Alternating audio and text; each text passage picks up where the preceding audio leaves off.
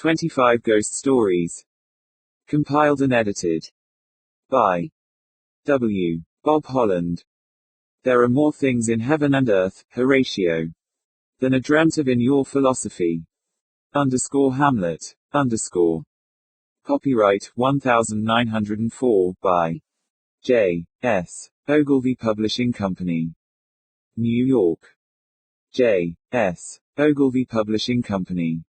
57 Rose Street. Preface. This collection of ghost stories owes its publication to an interest that I have long felt in the supernatural and in works of the imagination. As a child, I was deeply concerned in tales of spooks, haunted houses, wraiths and specters, and stories of weird experiences. Clanking chains, ghostly sights and gruesome sounds always held me spellbound and breathless. Experiences in editorial offices taught me that I was not alone in liking stories of mystery. The desire to know something of that existence that is veiled by death is equally potent in old age and in youth. And men, women and children like to be thrilled and to have a creepy feeling along the spinal column as the result of reading of a visitor from beyond the grave. This volume contains the most famous of the weird stories of Edgar Allan Poe, that master of this form of literature. The Black Cat contains all the needed element of mystery and supernatural, and yet the feline acts in a natural manner all of the time, and the story is quite possibly true. It is only in the manner of its telling that the tale becomes one that fittingly finds its place in this collection. Guy de Maupassant, the clever Frenchman, is also represented by two effective bits of work, and other less widely known writers have also contributed stories that are worth reading, and when once read will be remembered. There is not a story among the 25 that is not worthy of close reading. There has recently been a revival in interest in ghost stories. Many of the high-class magazines have within a few months printed stories with supernatural incidents, and writers whose names are known to all who read have turned their attention to this form of literature. Whether or not the reader believe in ghosts, he cannot fail to be interested in this little book. Without venturing to express a positive opinion either way, I will only say with Hamlet, there are more things in heaven and earth, Horatio, than are dreamt of in your philosophy. W. Bob Holland. 25 Ghost Stories. The Black Cat. By Edgar Allan Poe. For the most wild, yet most homely narrative which I am about to pen, I neither expect nor solicit belief. Mad indeed would I be to expect it. In a case where my very senses reject their own evidence. Yet, mad am I not, and very surely do I not dream. But tomorrow I die, and today I would unburden my soul. My immediate purpose is to place before the world plainly, succinctly and without comment a series of mere household events. In the consequences these events have terrified, have tortured, have destroyed me. Yet I will not attempt to expound them. To me they have presented little but horror, to many they will seem less terrible than barracks. Hereafter, perhaps, some intellect may be found which will reduce my phantasm to the commonplace, some intellect more calm, more logical, and far less excitable than my own, which will perceive in the circumstances I detail, with or nothing more than an ordinary succession of very natural causes and effects. From my infancy I was noted for the docility and humanity of my disposition. My tenderness of heart was even so conspicuous as to make me the jest of my companions. I was especially fond of animals, and was indulged by my parents with a great variety of pets. With these I spent most of my time, and never was so happy as when feeding and caressing them. This peculiarity of character grew with my growth, and in my manhood I derived from it one of my principal sources of pleasure. 2. Those who have cherished an affection for a faithful and sagacious dog I need hardly be at the trouble of explaining the nature or the intensity of the gratification thus derivable. There is something in the unselfish and self-sacrificing love of a brute which goes directly to the heart of him who has had frequent occasion to test the paltry friendship and gossamer fidelity of mere man. I married early, and was happy to find in my wife a disposition not uncongenial with my own. Observing my partiality for domestic pets, she lost no opportunity of procuring those of the most agreeable kind. We had birds, goldfish, a fine dog, rabbits, a small monkey and a cat. This latter was a remarkably large and beautiful animal, entirely black, and sagacious to an astonishing degree. In speaking of his intelligence, my wife, who at heart was not a little tinctured with superstition, made frequent allusion to the ancient popular notion, which regarded all black cats as witches in disguise. Not that she was ever serious upon this point, and I mention the matter at all for no better reason than that it happens, just now, to be remembered. Pluto, this was the cat's name, was my favorite pet and playmate. I alone fed him, and he attended me wherever I went about the house. It was even with difficulty that I could prevent him from following me through the streets. Our friendship lasted, in this manner, for several years, during which my general temperament and character, through the instrumentality of the fiend intemperance, had, I blush to confess it, experienced a radical alteration for the worse. I grew, day by day, more moody, more irritable, more regardless of the feelings of others. I suffered myself, to use intemperate language to my wife. At length I even offered her personal violence. My pets, of course, were made to feel the change in my disposition. I not only neglected them, but ill-used them. For Pluto, however, I still retained sufficient regard to restrain me from maltreating him, as I made no scruple of maltreating the rabbits, the monkey, or even the dog, when by accident or through affection they came in my way. But my disease grew upon me, for what disease is like alcohol, and at length even Pluto, who was now becoming old, and consequently somewhat peevish, even Pluto began to experience the effects of my ill temper.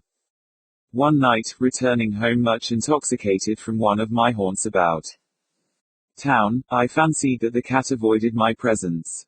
I seized him, when, in his fright at my violence, he inflicted a slight wound upon my hand with his teeth. The fury of a demon instantly possessed me. I knew myself no longer. My original soul seemed, at once, to take its flight from my body, and a more than fiendish malevolence, gin-nurtured, thrilled every fiber of my frame. I took from my waistcoat pocket a penknife, opened it, grasped the poor beast by the throat, and deliberately cut one of its eyes from the socket. I blush, I burn, I shudder while I pen the damnable atrocity. When reason returned with the morning, when I had slept off the fumes of the night's debauch, I experienced a sentiment half of horror, half of remorse for the crime of which I had been guilty, but it was, at best, a feeble and equivocal feeling, and the soul remained untouched. I again plunged into excess, and soon drowned in wine all memory of the deed. In the meantime the cat slowly recovered. Illustration, one night, returning home much intoxicated. The socket of the lost I presented, it is true, a frightful appearance, but he no longer appeared to suffer any pain. He went about the house as usual, but, as might be expected, fled in extreme terror at my approach. I had so much of my old heart left as to be at first grieved by this evident dislike on the part of a creature which had once so loved me. But this feeling soon gave place to irritation. And then came, as if to my final and irrevocable overthrow, the spirit of perverseness. Of this spirit philosophy takes no account.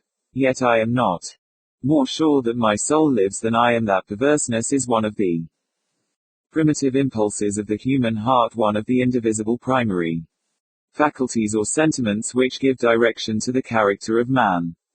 Who has not, hundreds of times, found himself committing a vile or silly action, for no other reason than because he knows he should not? Have we not a perpetual inclination, in the teeth of our best judgment, to violate that which is law, merely because we understand it to be such? This spirit of perverseness, I say, came to my final overthrow. It was this unfathomable longing of the soul to vex itself, to offer violence to its own nature, to do wrong for the wrong's sake only, that urged me to continue and finally to consummate the injury I had inflicted upon the unoffending brute. One morning, in cold blood, I slipped a noose about its neck, and hung it to the limb of a tree, hung it with the tears streaming from my eyes and the bitterest remorse at my heart, hung it because I knew that it had loved me, and because I felt it had given me no offense, hung it because I knew that in so doing I was committing a sin, a deadly sin that would so jeopardize my immortal soul as to place it, if such a thing were possible, even beyond the reach of the infinite mercy of the most merciful and most terrible God. On the night of the day on which this cruel deed was done, I was aroused from sleep by the cry of fire. The curtains of my bed were in flames. The whole house was blazing. It was with great difficulty that my wife, a servant, and myself made our escape from the conflagration. The destruction was complete. My entire worldly wealth was swallowed up, and I resigned myself thenceforward to despair. I am above the weakness of seeking to establish a sequence of cause and effect between the disaster and the atrocity. But I am detailing a chain of facts, and wish not to leave even a possible link imperfect. On the day succeeding the fire I visited the ruins. The walls, with one exception, had fallen in. This exception was found in a compartment wall, not very thick, which stood about the middle of the house, and against which had rested the head of my bed. The plastering had here, in great measure, resisted the action of the fire, a fact which I attributed to its having been recently spread. About this wall a dense crowd were collected, and many persons seemed to be examining a particular portion of it with very minute and eager attention. The words strange, singular, and other similar expressions excited my curiosity. I approached and saw, as if graven in bas relief upon the white surface, the figure of a gigantic cat. The impression was given with an accuracy truly marvelous. There was a rope about the animal's neck. When I first beheld this apparition, for I could scarcely regard it as less, my wonder and my terror were extreme. But at length reflection came to my aid. The cat, I remembered, had been hung in a garden adjacent to the house. Upon the alarm of fire, this garden had been immediately filled by the crowd, by someone of whom the animal must have been cut from the tree and thrown through an open window into my chamber. This had probably been done with the view of arousing me from sleep. The falling of other walls had compressed the victim of my cruelty into the substance of the freshly spread plaster, the lime of which, with the flames, and the ammonia from the carcass, had then accomplished the portraiture as I saw it. Although I thus readily accounted to my reason, if not altogether to my conscience, for the illustration, because I knew that it had loved me. Startling fact just detailed, it did not the less fail to make a deep impression upon my fancy. For months I could not rid myself of the phantasm of the cat, and, during this period, there came back into my spirit a half sentiment that seemed, but was not, remorse. I went so far as to regret the loss of the animal, and to look about me, among the vile haunts which I now habitually frequented, for another pet of the same species and of somewhat similar appearance, with which to supply its place. One night, as I sat, half stupefied, in a den of more than infamy, my attention was suddenly drawn to some black object, reposing upon the head of one of the immense hogsheads of gin, or of rum, which constituted the chief furniture of the apartment. I had been looking steadily at the top of this hogshead for some minutes, and what now caused me surprise was the fact that I had not sooner perceived the object thereupon. I approached it and touched it with my hand. It was a black cat, a very large one, fully as large as Pluto, and closely resembling him in every respect, but only Pluto had not a white hair upon any portion of his body, but this cat had a large, although indefinite, splotch of white, covering nearly the whole region of the breast. Upon my touching him, he immediately arose, purred loudly, rubbed against my hand, and appeared delighted with my notice. This, then, was the very creature of which I was in search. I at once offered to purchase it of the landlord, but this person made no claim to it, knew nothing of it, had never seen it before. I continued my caresses, and when I prepared to go home, the animal evinced a disposition to accompany me. I permitted it to do so, occasionally stooping and patting it as I proceeded. When it reached the house, it domesticated itself at once, and became immediately a great favorite with my wife. For my own part, I soon found a dislike to it arising within me. This was just the reverse of what I had anticipated, but I know not how or why it was its evident fondness for myself rather disgusted and annoyed me. By slow degrees these feelings of disgust and annoyance rose into the bitterness of hatred. I avoided the creature, a certain sense of shame, and the remembrance of my former deed of cruelty, preventing me from physically abusing it. I did not, for some weeks, strike, or otherwise violently ill-use it, but gradually, very gradually, I came to look upon it with unutterable loathing, and to flee silently from its odious presence, as from the breath of a pestilence. What added, no doubt, to my hatred of the beast, was the discovery, on the morning after I brought it home, that, like Pluto, it also had been deprived of one of its eyes. This circumstance, however, only endeared it to my wife, who, as I have already said, possessed, in a high degree, that humanity of feeling which had once been my distinguishing trait, and the source of many of my simplest and purest pleasures. With my aversion to this cat, however, its partiality for myself seemed to increase. It followed my footsteps with a pertinacity which it would be difficult to make the reader comprehend. Whenever I sat, it would crouch beneath my chair or spring upon my knees, covering me with its loathsome caresses. If I arose to walk, it would get between my feet, and thus nearly throw me down, or, fastening its long and sharp claws in my dress, clamber, in this manner, to my breast. At such times, although I longed to destroy it with a blow, I was yet withheld from so doing, partly by a memory of my former crime, but chiefly, let me confess it, at once by absolute dread of the beast. This dread was not exactly a dread of physical evil, and yet I should be at a loss how otherwise to define it. I am almost ashamed to own, yes, even in this felon's cell, I am almost ashamed to own that the terror and horror with which the animal inspired me had been heightened by one of the merest chimeras it would be possible to conceive.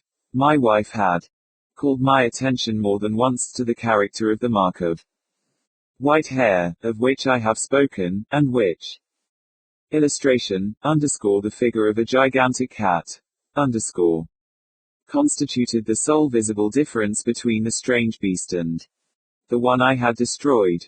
The reader will remember that this mark, although large, had been originally very indefinite, but, by slow degrees nearly imperceptible, and which for a long time my reason struggled to reject as fanciful, it had, at length, assumed a rigorous distinctness of outline. It was now the representation of an object that I shudder to name, and for this, above all, I loathed and dreaded, and would have rid myself of the monster had I dared. It was now, I say, the image of a hideous, of a ghastly thing of the gallows.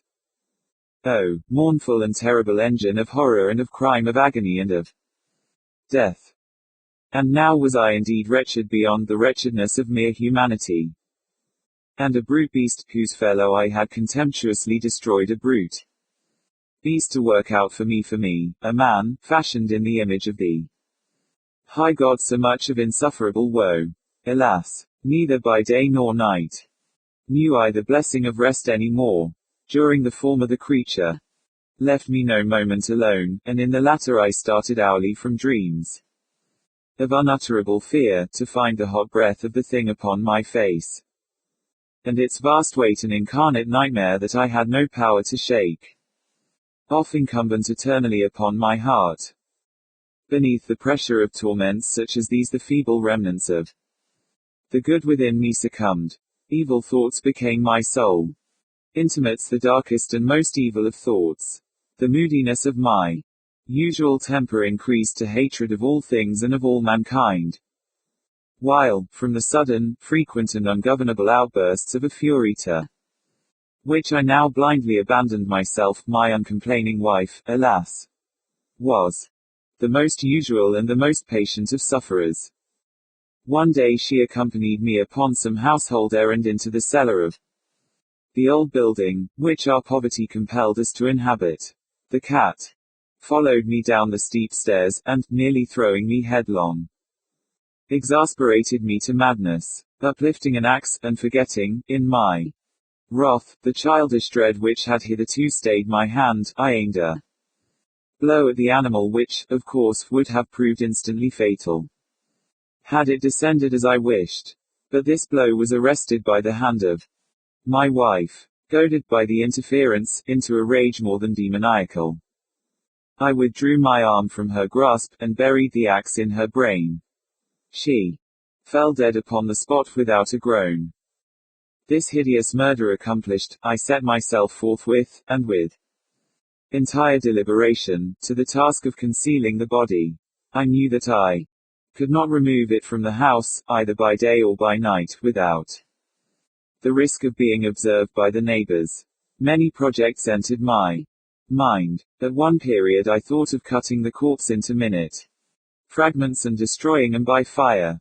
At another I resolved to dig a grave for it in the floor of the cellar. Again, I deliberated about casting it into the well in the yard, about packing it in a box, as if merchandise, with the usual arrangements, and so getting a porter to take it from the house. Finally I hit upon what I considered a far better expedient than either of these. I determined to wall it up in the cellar, as the monks of the Middle Ages are recorded to have walled up their victims. For a purpose such as this the cellar was well adapted. Its walls were loosely constructed, and had lately been plastered throughout with a rough plaster, which the dampness of the atmosphere had prevented from hardening. Moreover, in one of the walls was a projection, caused by a false chimney, or fireplace, that had been filled up, and made to resemble the rest of the cellar. I made no doubt that I could readily displace the bricks at this point, insert the corpse, and wall the whole up as before, so that no eye could detect anything suspicious. And in this calculation I was not deceived. By means of a crowbar I easily dislodged the bricks, and, having carefully deposited the body against the inner wall, I propped it in that position, while, with little trouble, I relaid the whole structure as it originally stood. Having illustration, underscore an extraordinary cat, underscore procured mortar, sand and hair with every possible precaution, I prepared a plaster which could not be distinguished from the old, and with this I very carefully went over the new brickwork. When I had finished I felt satisfied that all was right. The wall did not present the slightest appearance of having been disturbed. The rubbish on the floor was picked up with the minutest care. I looked around triumphantly, and said to myself, here, at least then, my labor has not been in vain. My next step was to look for the beast which had been the cause of so much wretchedness, for I had at length firmly resolved to put it to death. Had I been able to meet with it at the moment, there could have been no doubt of its fate, but it appeared that the crafty animal had been alarmed at the violence of my previous anger and forbore to present itself in my present mood. It is impossible to describe or to imagine the deep, the blissful sense of relief which the absence of the detested creature occasioned in my bosom. It did not make its appearance during the night, and thus, for one night at least since its introduction into the house, I soundly and tranquilly slept. I slept, even with the burden of murder upon my soul. The second and the third day passed, and still my tormentor came not. Once again I breathed as a free man. The monster, in terror, had fled the premises forever. I should behold it no more. My happiness was supreme. The guilt of my dark deed disturbed me but little. Some few inquiries had been made, but these had been readily answered. Even a search had been instituted, but, of course, nothing was to be discovered. I looked upon my future felicity as secured. Upon the fourth day of the assassination, a party of the police came very unexpectedly into the house and proceeded again to make a rigorous investigation of the premises. Secure, however, in the inscrutability of my place of concealment, I felt no embarrassment whatever. The officers bade me accompany them in the search. They left no nook or corner unexplored. At length, for the third or fourth time, they descended into the cellar. I quivered not in a muscle. My heart beat as calmly as that of one who slumbers in innocence. I walked the cellar from end to end. I folded my arms upon my bosom and roamed easily to and fro. The police were thoroughly satisfied and prepared to depart. The glee at my heart was too strong to be restrained. I burned to say but one word, by way of triumph, and to render doubly sure their assurance of my guiltlessness. Gentlemen, I said at last, as the party ascended the steps, I delight to have allayed your suspicions. I wish you all health and a little more courtesy. By the by, gentlemen, this is a very well constructed house. In the rabid desire to say something easily, I scarcely knew what I uttered at all. I may say an excellently well constructed house. These walls, are you going, gentlemen, these walls are solidly put together, and here through the mere frenzy of bravado. I rapped heavily, with a cane which I held in my hand, upon that very portion of the brickwork behind which stood the corpse of the wife of my bosom. But may God shield and deliver me from the fangs of the arch-fiend. No sooner had the reverberation of my blows sunk into silence than I was answered by a voice from within the tomb, by a cry, at first muffled and broken, like the sobbing of a child, and then quickly swelling into one long, loud and continuous scream, utterly anomalous and inhuman. A howl, a wailing shriek, half of horror and half of triumph, such as might have arisen only out of hell, conjointly from the throats of the damned in their agony and of the demons that exult in the damnation. Of my own thoughts it is folly to speak. Swooning, I staggered to the opposite wall. For an instant the party upon the stairs remained motionless through extremity of terror and of awe. In the next, a dozen stout arms were toiling at the wall.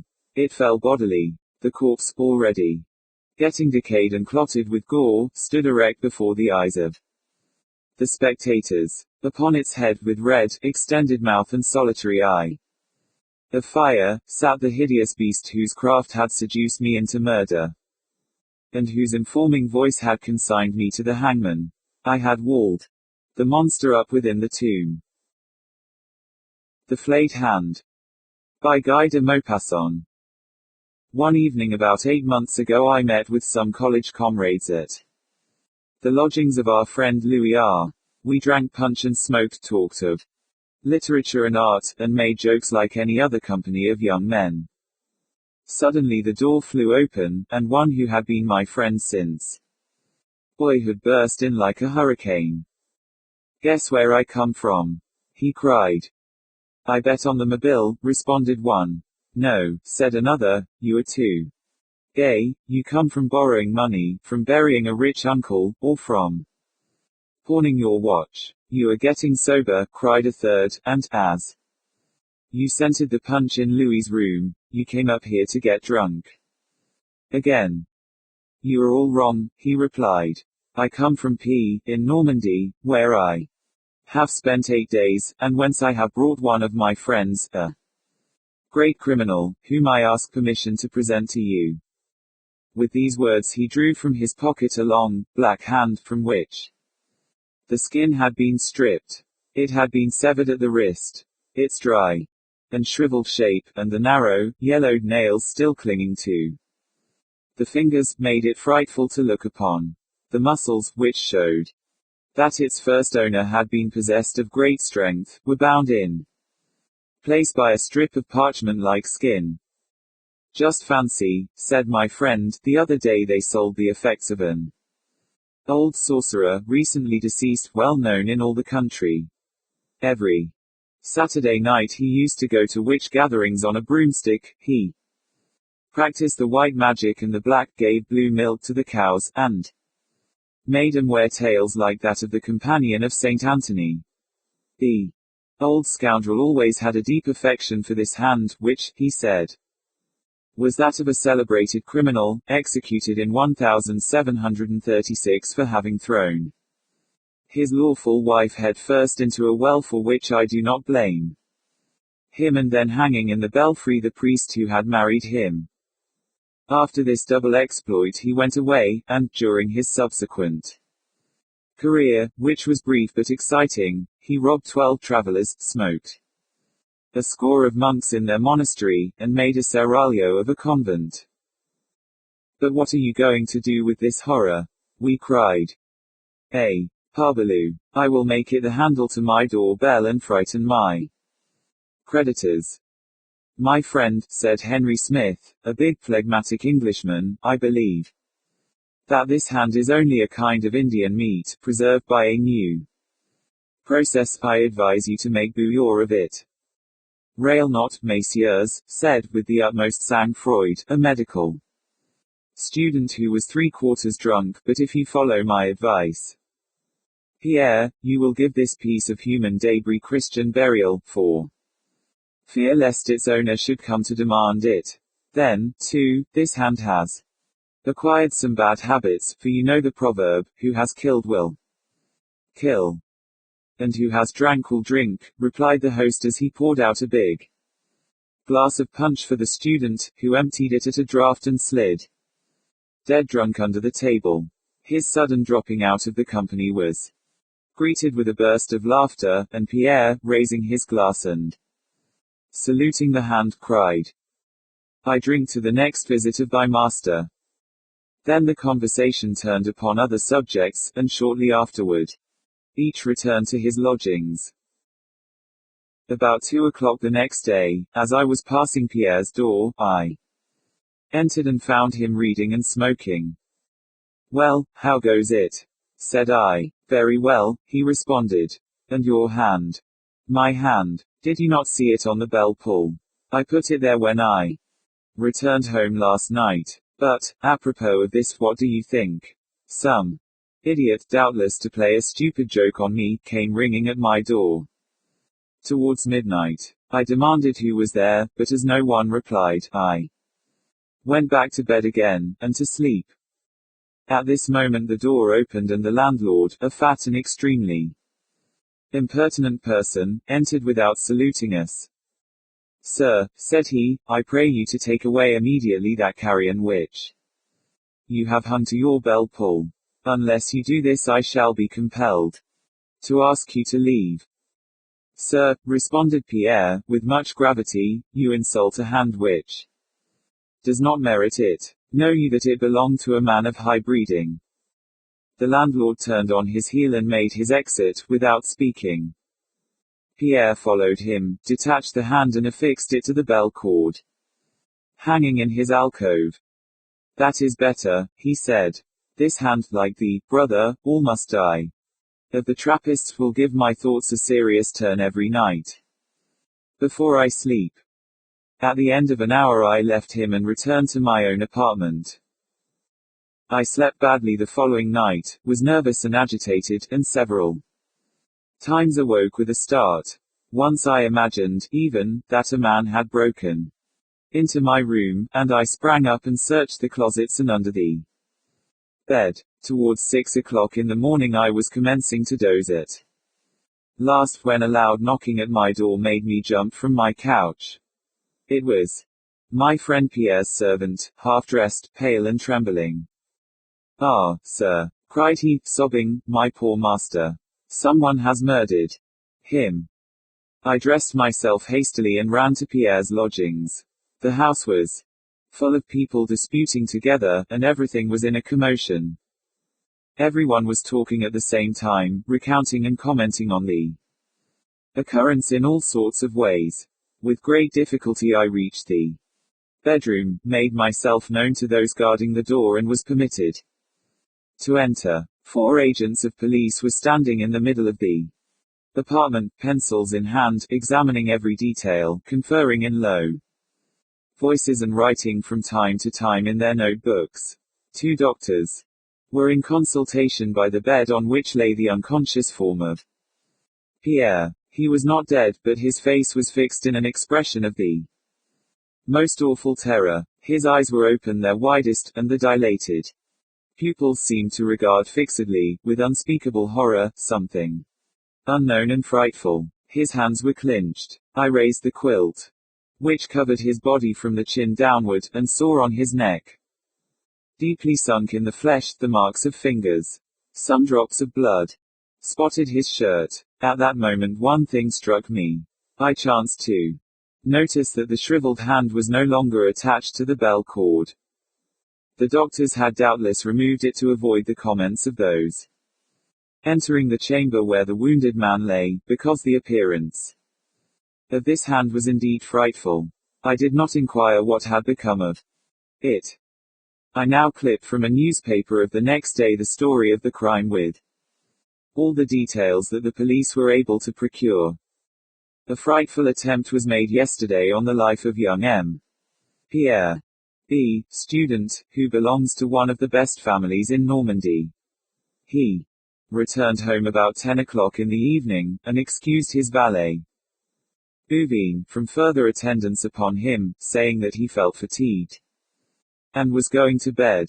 Towards midnight Bouvin was suddenly awakened by the furious ringing of his master's bell. He was afraid, and lighted a lamp and waited. The bell was silent about a minute, then rang again, with such vehemence that the domestic, mad with fright, flew from his room to awaken the concierge, who ran to summon the police, and, at the end of about 15 minutes, 2 policemen forced open the door. A horrible sight met their eyes. The furniture was overturned, giving evidence of a fearful struggle between the victim and his assailant.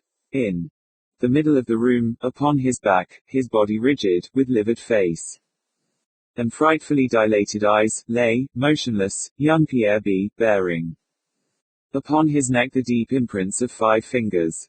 Dr. Bourdin was called immediately, and his report says that the aggressor must have been possessed of prodigious strength and have had an extraordinarily thin and sinewy hand, because the fingers left in the flesh of the victim 5 holes like those from a pistol ball, and had penetrated until they almost met. There is no clue to the motive of the crime or to its perpetrator. The police are making a thorough investigation.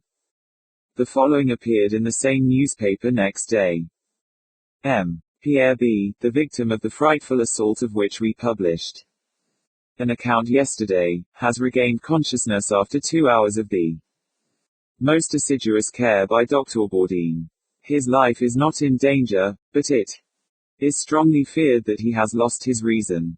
No trace has been found of his assailant. My poor friend was indeed insane. For 7 months I visited him daily at the hospital where we had placed him, but he did not recover the light of reason. In his delirium strange words escaped him, and, like all madmen, he had one fixed idea. He believed himself continually pursued by a spectre. One day they came for me in haste, saying he was worse, and when I arrived I found him dying. For 2 hours he remained very calm, then, suddenly, rising from his bed in spite of our efforts, he cried, waving his arms as if a prey to the most awful terror, "Take it away! Take it away! It strangles me! Help! Help!" Twice he made the circuit of the room, uttering horrible screams, then fell face downward, dead.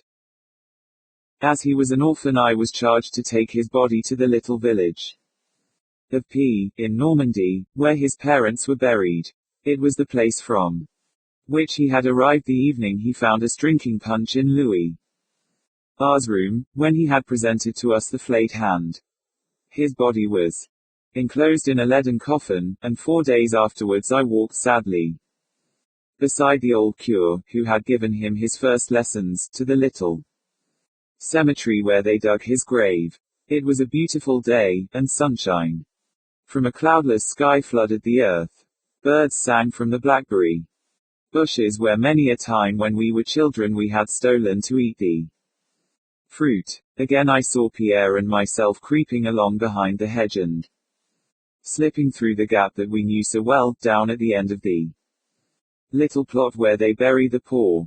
Again we would return to the house, with cheeks and lips black with the juice of the berries we had eaten. I looked at the bushes, they were covered with fruit. Mechanically I picked some and bore it to my mouth. The curé had opened his breviary, and was muttering his prayers in a low voice. I heard at the end of the walk the spades of the grave diggers who were opening the tomb. Suddenly, they called out, the curé closed his book, and we went to see what they wished of us. They had found a coffin. In digging, a stroke of the pickaxe had started the cover, and we perceived within a skeleton of unusual stature, lying on its back, its hollow eyes seeming yet to menace and defy us. I was troubled, I know not why, and almost afraid. "Hold!" cried one of the men, "look there. One of the rascal's hands has been severed at the wrist. Ah, here it is." And he picked up from beside the body a huge withered hand, and held it out to us. "See," cried the other, laughing, "see how he glares at you, as if he would spring at your throat to make you give him back his hand." "Go," said the curé, "leave the dead in peace, and close the coffin. We will make poor Pierre's grave elsewhere." The next day all was finished, and I returned to Paris, after having left 50 francs with the old curé for masses to be said for the repose of the soul of him whose sepulchre we had troubled. The Vengeance of a Tree, by Eleanor F. Lewis.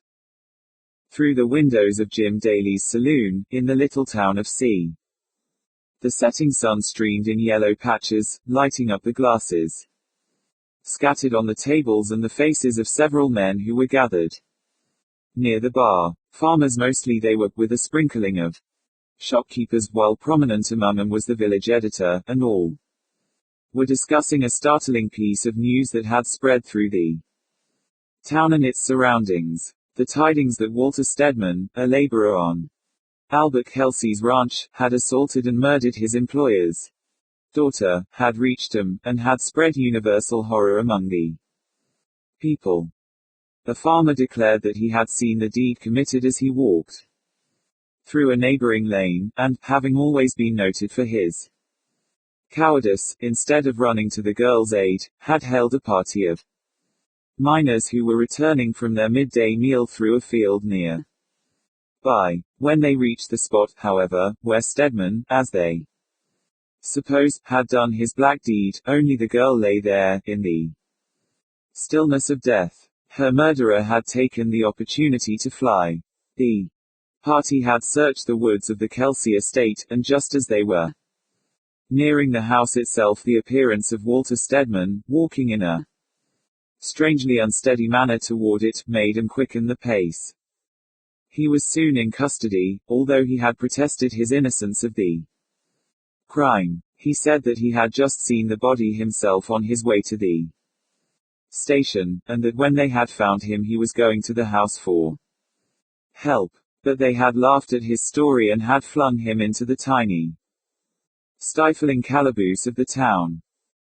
What were the proofs? Walter Stedman, a young fellow of about 26, had come from the city to the quiet town, just when times were at their hardest, in search of work. The most of the men living in the town were honest fellows, doing their work faithfully, when they could get it, and when they had socially asked Stedman to have a drink with them, he had refused in rather a scornful manner. That infernal city chap, he was called, and their hate and envy increased in strength when Albert Kelsey had employed him in preference to any of themselves. As time went on, the story of Stedman's admiration for Margaret Kelsey had gone afloat, with the added information that his employer's daughter had repulsed him, saying that she would not marry a common laborer. So Stedman, when this news reached his employer's ears, was discharged, and this, then, was his revenge. For them, these proofs were sufficient to pronounce him guilty. Yet that afternoon, as Stedman, crouched on the floor of the calaboose, grew hopeless in the knowledge that no one would believe his story, and that his undeserved punishment would be swift and sure, a tramp, boarding a freight car several miles from the town, sped away from the spot where his crime had been committed, and knew that forever its shadow would follow him. From the tiny window of his prison, Walter Stedman could see the red glow of the heavens that betokened the setting of the sun. So the red sun of his life was soon to set, a life that had been innocent of all crime, and that now was to be ended for a deed that he had never committed. Most prominent of all the visions that swept through his mind was that of Margaret Kelsey, lying as he had first found her, fresh from the hands of her murderer. But there was another of a more tender nature. How long he and Margaret had tried to keep the secret, until Walter could be promoted to a higher position, so that he could ask for her hand with no fear of the father's antagonism. Then came the remembrance of an afternoon meeting between the two in the woods of the Kelsey estate, how, just as they were parting, Walter had heard footsteps near them, and, glancing sharply around, saw an evil, scowling, murderous face peering through the brush. He had started toward it, but the owner of the countenance had taken himself hurriedly off. The gossiping townspeople had misconstrued this romance, and when Albert Kelsey had heard of this clandestine meeting from the man who was later on to appear as a leader of the mob, and that he had discharged Stedman, they had believed that the young man had formally proposed and had been rejected. But justice had gone wrong, as it had done innumerable times before, and will again. An innocent man was to be hanged, even without the comfort of a trial, while the man who was guilty was free to wander where he would. That autumn night the darkness came quickly, and only the stars did the best to light the scene. A body of men, all masked, and having as a leader one who had ever since Stedman's arrival in town, cherished a secret hatred of the young man, dragged Stedman from the calaboose and tramped through the town, defying all, defying even God himself. Along the highway, and into Farmer Brown's crosscut, they went, vigilantly guarding the prisoner, who, with the lanterns lighting up his haggard face, walked among them with the lagging step of utter hopelessness. "That's a good tree," their leader said presently, stopping and pointing out a spreading oak, when the slip knot was adjusted and Stedman had stepped on the box. He added, "If you've got anything to say, you'd better say it now." "I am innocent, I swear before God," the doomed man answered. "I never took the life of Margaret Kelsey." "Give us your proof," jeered the leader, and when Stedman kept a despairing silence, he laughed shortly. "Ready, men." He gave the order. The box was kicked aside, and then only a writhing body swung to and fro in the gloom. In front of the men stood their leader, watching the contortions of the body with silent glee. "I'll tell you a secret, boys," he said suddenly. "I was after that poor murdered girl myself. little chance I had, but by he had just as little. A pause then, he's shunted this earth. Cut him down, you fellows. It's no use, son. I'll give up the blasted thing as a bad job. There's something queer about that there tree. Do you see how its branches balance it? We have cut the trunk nearly in two, but it won't come down. There's plenty of others around, we'll take one of them. If I'd a long rope with me I'd get that tree down, and yet the way the thing stands it would be risking a fellow's life to climb it. It's got the devil in it. Sure. So old Farmer Brown shouldered his axe and made for another tree, his son following. They had sawed and chopped and sawed, and yet the tall white oak, with its branches jutting out almost as regularly as if done by the work of a machine, stood straight and firm. Farmer Brown, well known for his weak, cowardly spirit, who in beholding the murder of Albert Kelsey's daughter, had in his fright mistaken the criminal, now in his superstition let the oak stand, because its well-balanced position saved it from falling, when other trees would have been down. And so this tree, the same one to which an innocent man had been hanged, was left for other work.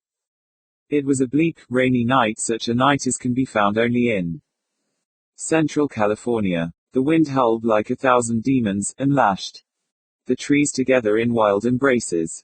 Now and then the weird hoot of an owl came softly from the distance in the lulls of the storm, while the barking of coyotes woke the echoes of the hills into sounds like fiendish laughter.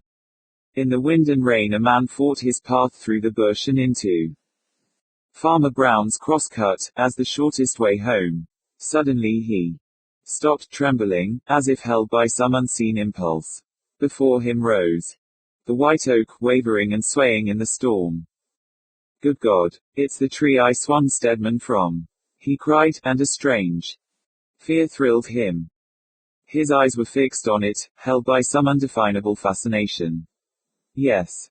There on one of the longest branches a small piece of rope still dangled. And then, to the murderer's excited vision, this rope seemed to lengthen, to form at the end into a slipknot, a knot that encircled a purple neck, while below it wreathed and swayed the body of a man. Damn him, he muttered, starting toward the hanging form, as if about to help the rope in its work of strangulation. Will he forever follow me? And yet he deserved it, the black-hearted villain. He took her life. He never finished the sentence. The white oak, towering above him in its strength, seemed to grow like a frenzied, living creature.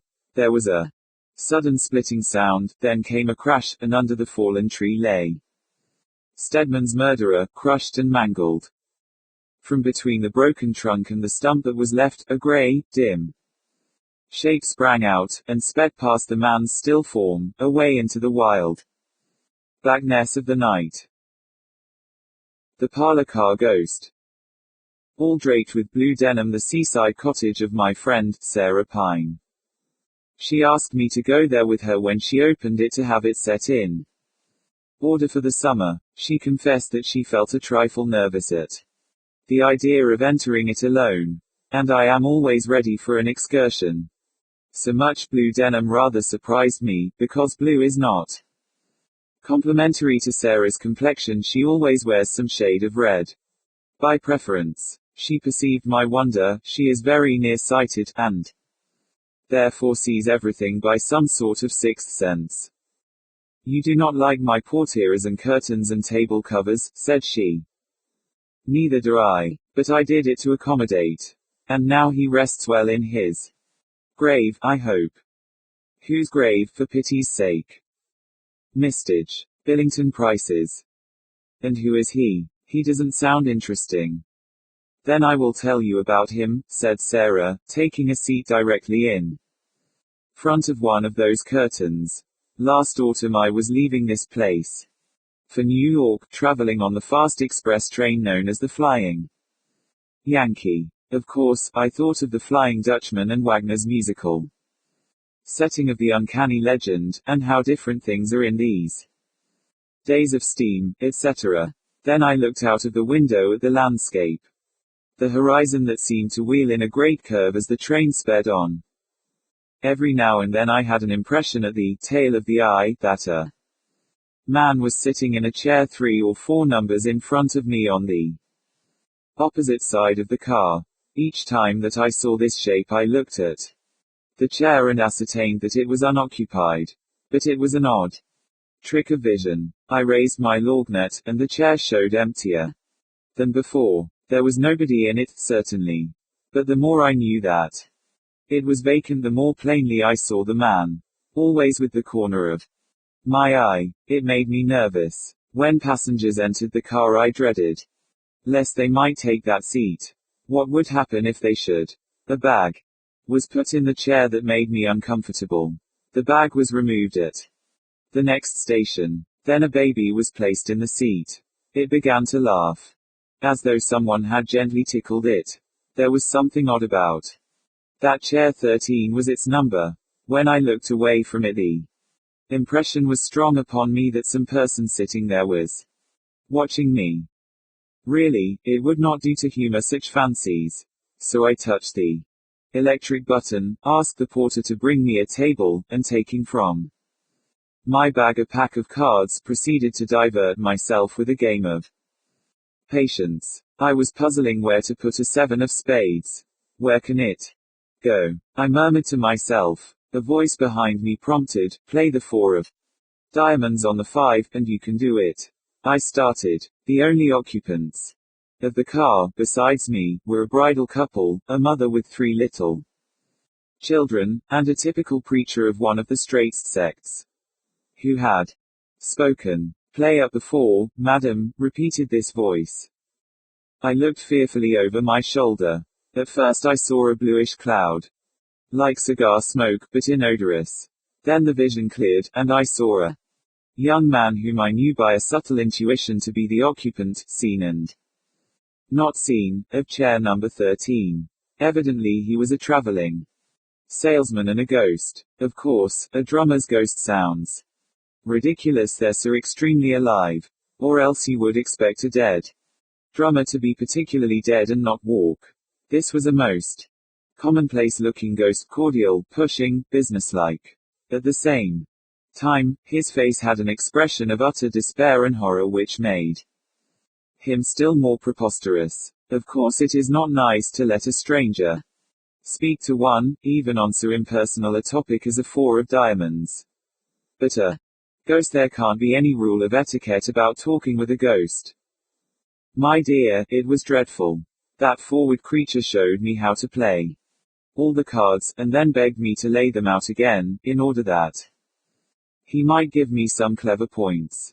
I was too much amazed and disturbed to speak. I could only place the cards at his suggestion. This I did so as not to appear to be listening to the empty air, and be supposed to be a crazy woman. Presently the ghost spoke again, and told me his story. Madam, he said, I have been riding back and forth on this car ever since February 22, 189. 7 months and 11 days. All this time I have not exchanged a word with anyone. For a drummer, that is pretty hard, you may believe. You know the story of the Flying Dutchman. Well, that is very nearly my case. A curse is upon me and will not be removed until some kind soul. But I'm getting ahead of my text. That day, there were 4 of us, traveling for different houses. One of the boys was in wool, one in baking powder, one in boots and shoes, and myself in cotton goods. We met on the road, took seats together and fell into talking shop. Those fellows told big lies about the sales, Washington's birthday. Though it was the baking powder man raised the amount of the bills of goods which he had sold better than a whole can of his stuff could have done. I admitted the straight truth, that I had not yet been able to make a sale. And then I swore, not in a light-minded, chipper style of verbal trimmings, but a great, round, heaven-defying oath that I would sell a case of blue denims on that trip if it took me forever. We became dry with talk, and when the train stopped at Rivermouth, we went out to have some beer. It is good there, you know. Pardon me, I forgot that I was speaking to a lady. Well, we had to run to get aboard. I missed my footing, fell under the wheels, and the next thing that I knew they were holding an inquest over my remains, while I, disemboweled, was sitting on a corner of the undertaker's table, wondering which of the coroner's jury was likely to want a case of blue denims. Then I remembered my wicked oath, and understood that I was a soul doomed to wander until I could succeed in selling that bill of goods. I spoke once or twice, offering the denims under value, but nobody noticed me. Verdict: accidental death, negligence of deceased, railroad corporation not to blame, deceased got out for beer at his own risk. The other drummers took charge of the remains, and wrote a beautiful letter to my relatives about my social qualities and my impressive conversation. I wish it had been less impressive that time. I might have lied about my sales, or I might have said that I hoped for better luck. But after that oath there was nothing for it. Back and forth, on this road, in chair number 13, to all eternity. Nobody suspects my presence. They sit on my knees. I'm playing in luck when it is a nice baby, as it was this afternoon. They pile wraps, bags, even railway literature on me. They play cards under my nose, and what duffers some of them are. You, madam, are the first person who has perceived me, and therefore I ventured to speak to you, meaning no offense. I can see that you are sorry for me. Now, if you recall the story of the Flying Dutchman, he was saved by the charity of a good woman. In fact, Santa married him. Now I'm not asking anything of that size. I see that you wear a wedding ring, and no doubt you make some man's happiness. I wasn't a marrying man myself, and, naturally, am not a marrying ghost. And that has nothing to do with the matter anyway. But if you could, I don't suppose you would have any use for them, but if you were disposed to do a turn of good, solid, Christian charity, I should be everlastingly grateful, and you may have that case of denims at $72.50. And that quality is quoted today at $80. Does it go, madam? The speech of the poor ghost was not very eloquent, but his eyes had an intense eager glare, which was terrible. Something pity, fear, I do not know what compelled me. I decided to do without that white and gold evening cloak. Instead, I gave $72.50 to the ghost and took from him a receipt for the sum, signed J.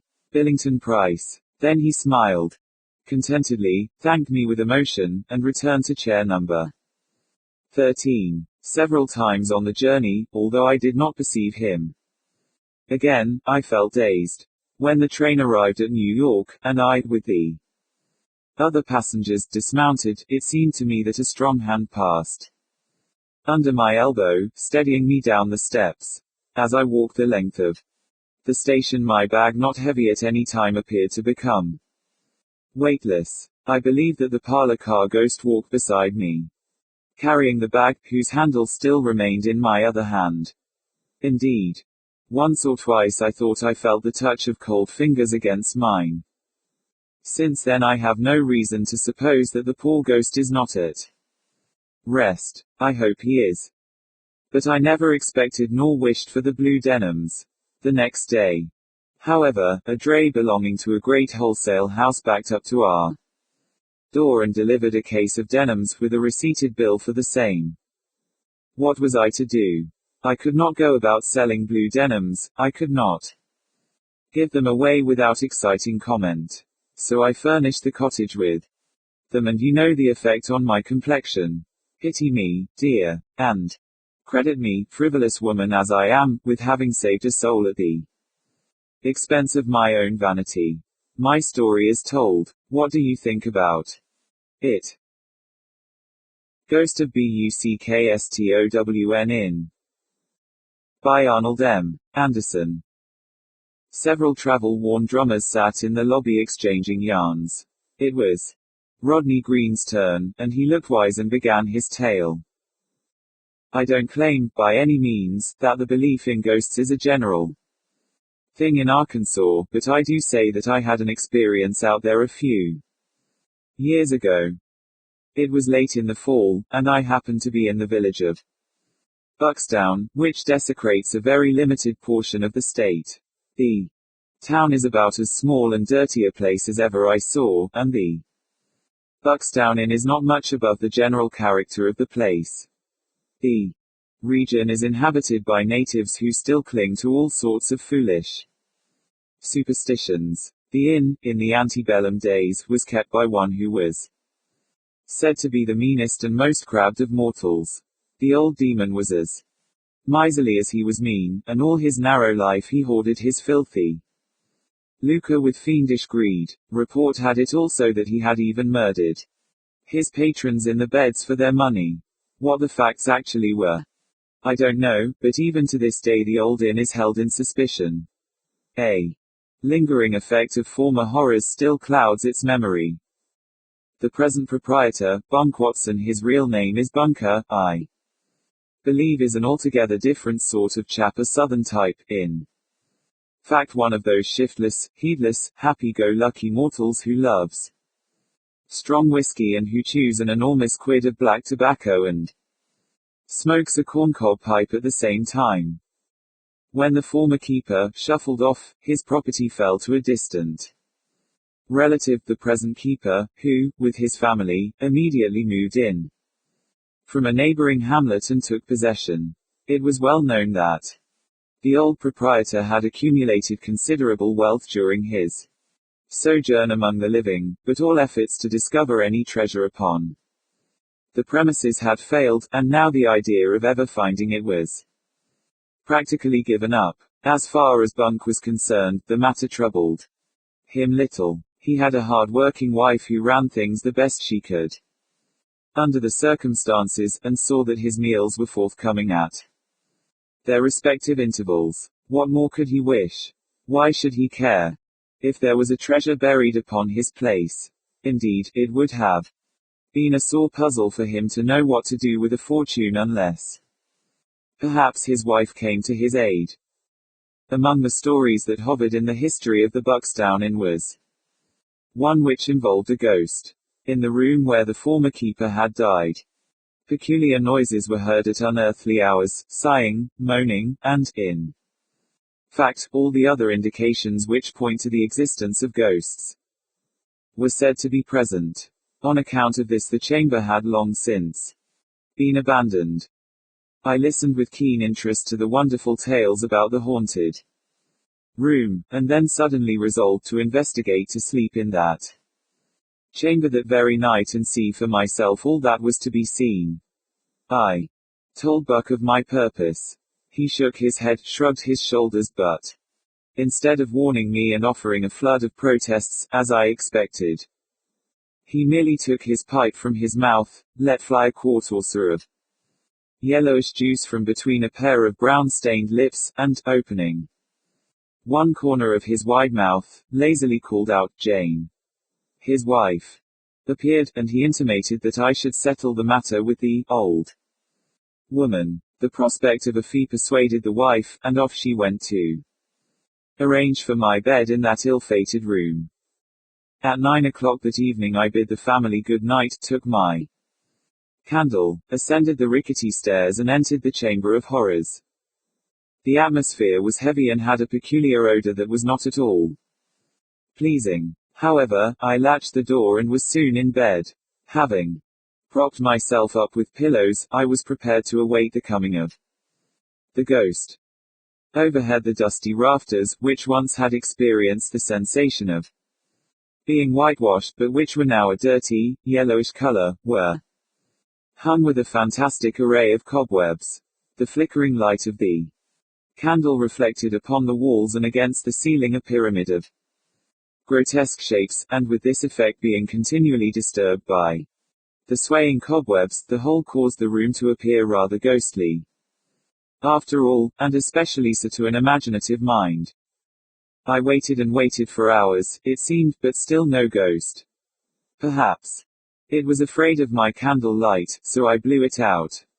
No sooner had I done this and settled back in bed again than a white hand appeared through the door, then a whole figure. At last the ghost had come, a whitened, sheeted ghost. It had come right through the door, although it was locked, and now it advanced toward the bed. Raising its long, white arm, it pointed a bony finger at me, and then commanded, "Come with me."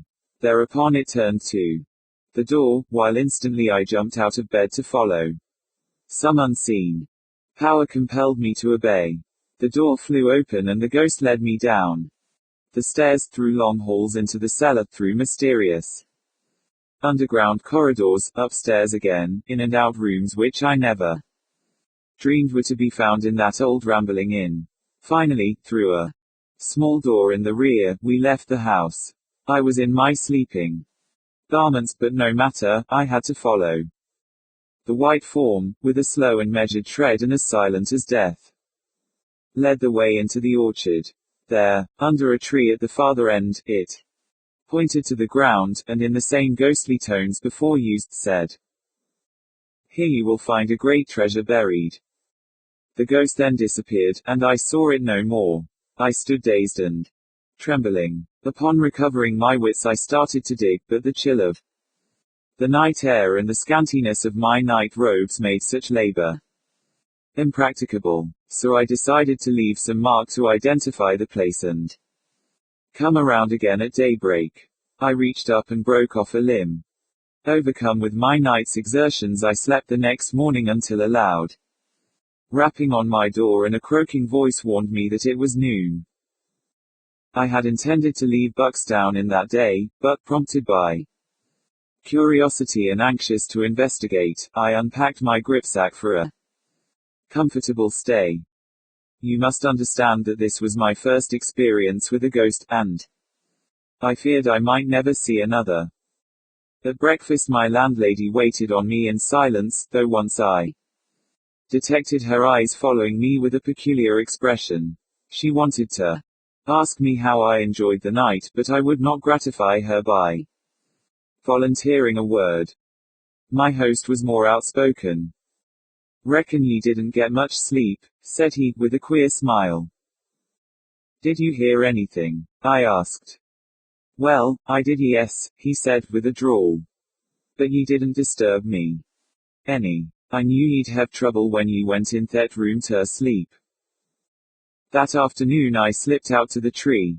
But to my amazement I found that the twig I had broken from the branches was gone. Finally I found, under the lower trunk of an apple tree, an open place from which a small branch had evidently been wrested. But on looking further, I discovered that every apple tree in the orchard had been similarly disfigured. "More mysterious than ever," I said, "but tonight shall decide." That night I pleaded weariness, which no one seemed inclined to question, and sought my couch earlier. "Go and try it again?" asked my host. "Yes, and I'll stay all winter, but what I'll get even with that ghost," I said. That night I kept the candle burning until midnight, when I blew it out. Instantly the room was flooded with a soft light, and at the foot of the bed stood my ghost, the identical ghost of last night. Again the bony finger beckoned and a sepulchral voice whispered, "Follow me." I sprang from the bed, but the figure darted ahead of me. It flew through the doorway and down the stairs, and I after it. At the foot of the staircase an unseen hand reached forward and caught my foot, and I fell sprawling headlong.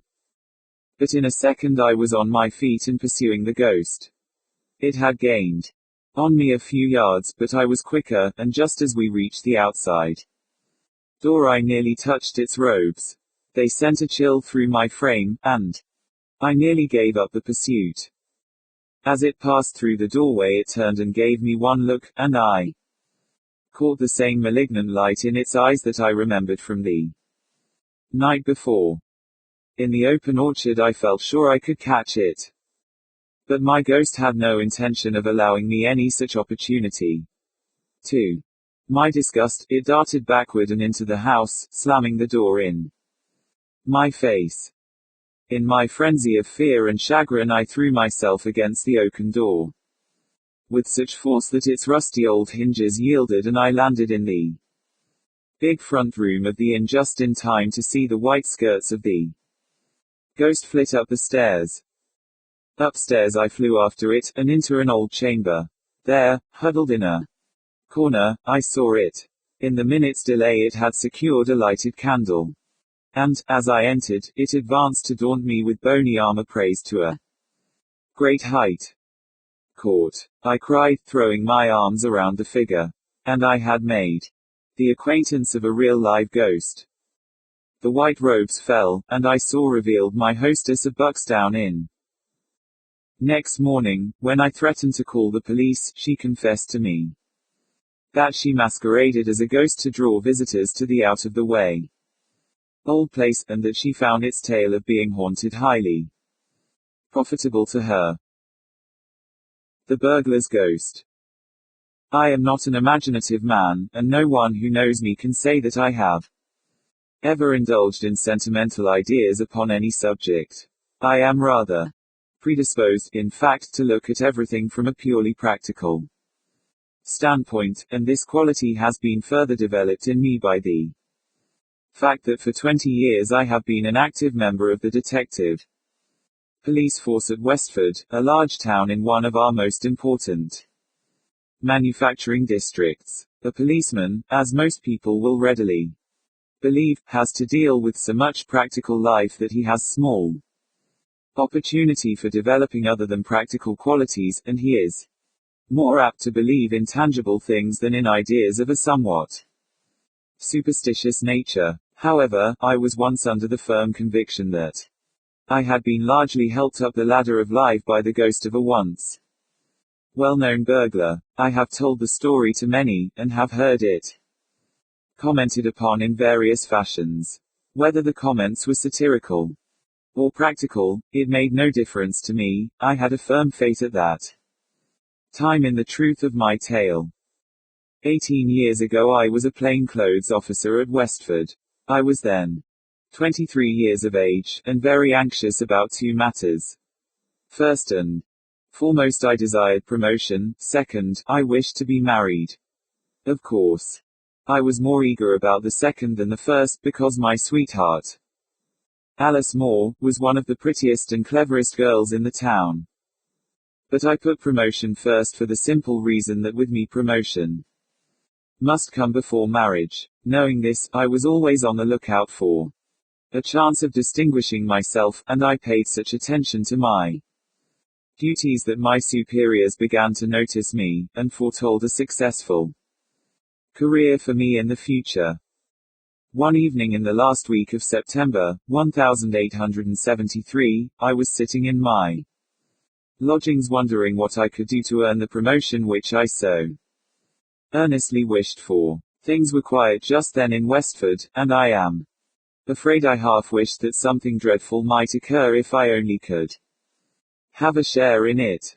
I was pursuing this train of thought when I suddenly heard a voice say, "Good evening, officer." I turned sharply around. It was almost dusk and my lamp was not lighted. For all that, I could see clearly enough a man who was sitting by a chest of drawers that stood between the door and the window. His chair stood between the drawers and the door, and I concluded that he had quietly entered my room and seated himself before addressing me. "Good evening," I replied. "I didn't hear you come in." He laughed when I said that, a low, chuckling, rather sly laugh. "No," he said, "I dessay not, officer. I'm a very quiet sort of person. You might say, in fact, noiseless." "Just so." I looked at him narrowly, feeling considerably surprised and astonished at his presence. He was a thickly built man, with a square face and heavy chin. His nose was small, but aggressive, his eyes were little and overshadowed by heavy eyebrows. I could see them twinkle when he spoke. As for his dress, it was in keeping with his face. He wore a rough suit of woolen or frieze, a thick, gaily colored belcher neckerchief encircled his bull-like throat, and in his big hands he continually twirled and twisted a fur cap, made apparently out of the skin of some favorite dog. As he sat there smiling at me and saying nothing, it made me feel uncomfortable. "What do you want with me?" I asked. "Just a little matter o' business," he answered. "You should have gone to the office," I said. "We're not supposed to do business at home." "Right you are, governor," he replied, "but I wanted to see you." "It's you that's got to do my job. If I'd seen the superintendent, he might put somebody else onto it. That wouldn't suited me. You see, officer, you're young, and naturally eager-like for promotion. Eh? What is it you want?" I inquired again. "Ain't you eager to be promoted?" he reiterated. "Ain't you now, officer?" I saw no reason why I should conceal the fact, even from this strange visitor. I admitted that I was eager for promotion. "Ah," he said with a satisfied smile, "I'm glad o' that. It'll make you all the keener. Now, officer, you listen to me. I'm a-goin' to put you onto a nice little job. I dessay you'll be a sergeant before long. You will. You'll be complimented and praised for your clever conduct in this here affair. Mark my words if you ain't." "Out with it," I said, fancying I saw through the man's meaning. "You're going to split on some of your pals, I suppose, and you'll want a reward." He shook his head. "A reward," he said, "wouldn't be no use to me at all. No, not if it was £1,000. No, it ain't nothing to do with reward. But now, officer, did you ever hear of Light-Toe Jim?" Light-Toe Jim. I should have been a poor detective if I had not. Why, the man known under that sobriquet was one of the cleverest burglars and thieves in England, and had enjoyed such a famous career that his name was a household word. At that moment there was an additional interest attached to him. He had been convicted of burglary at the Northminster Assizes in 1871, and sentenced to 10 years penal servitude. After serving nearly 2 years of his time, he had escaped from Portland, getting away in such clever fashion that he had never been heard of since. Where he was no one could say, but lately there had been a strong suspicion among the police that Light-Toe Jim was at his old tricks again. "Light-Toe Jim," I repeated. "I should think so. Why, what do you know about him?" He smiled and nodded his head. "Light-Toe Jim," said he, "is in Westford at this identical moment.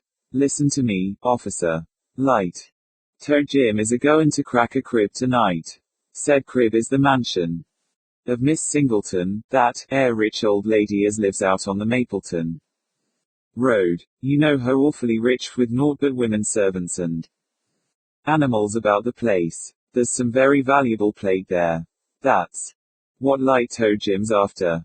He'll get in through the scullery window about 1 a.m., then he'll pass through the back and front kitchens and into the butler's pantry, only it's a butleresque 'cause there ain't no men at all, and there he'll set to work on the safe. Some of his late pals in Portland give him the tip about this job." "How did you come to hear of it?" I asked. "Never mind, governor. You wouldn't understand. Now, I wants you to be up there tonight and to nab Light-Toe Jim red-handed, so to speak. It'll mean promotion for you, and it'll suit me down to the ground. You wants to be about and to watch him enter. Then follow him and dog him. And be armed, officer, for Jim'll fight like a tiger if you don't draw his teeth first." "Now, look here, my man," said I, "this is all very well, but it's all irregular. You must just tell me who you are and how you come to be in Light-Toe Jim's secrets, and I'll put it down in black and white." I turned away from him to get my writing materials. I was not half a minute with my back to him, but when I turned round he was gone. The door was shut, but I had heard no sound from it either opening or shutting. Quick as thought I darted to it, tore it wide open, and looked down the narrow staircase. There was no one there. I ran hastily downstairs into the passage, and found my landlady, Mrs. Marina, standing at the open door with a female friend. "Mrs. Marina," I said, breaking in upon the conversation, "which way did that man go who came downstairs just now?" Mrs. Marina looked at me strangely. "There ain't been no man come downstairs, Mr. Parker," said she, "leastways, not this good 3/4 of an hour, which me and Mrs. Higgins, as AVE, come out to take an airing, her having been iron and all this blessed day, has been standin' all the time and ain't never seen a soul." "Nonsense," I said. "A man came down from my room just now, the man you sent up 20 minutes since." Mrs. Marina looked at me with an expression betokening the most profound astonishment. Mrs. Higgins sighed deeply. "Mr. Parker," said Mrs. Marina, "sorry am I to say it, sir, but you're either intoxicated or else you're a sickening for brain fever, sir. There ain't no person entered this door, in or out, for nigh onto an hour, as me and Mrs. Higgins will take our Bible oaths on." I went upstairs and looked in the rooms on either side of mine. The man was not there. I looked under my bed, and of course he was not there. He must have gone downstairs. But then the women must have seen him. There was only one door to the house. I gave it up in despair and began to smoke my pipe. By the time I had drawn the last whiff, I decided that if anyone was intoxicated, it was probably Mrs. Marina and Mrs. Higgins, and that my strange visitor had departed by the door. I was not going to believe that he had anything supernatural about him.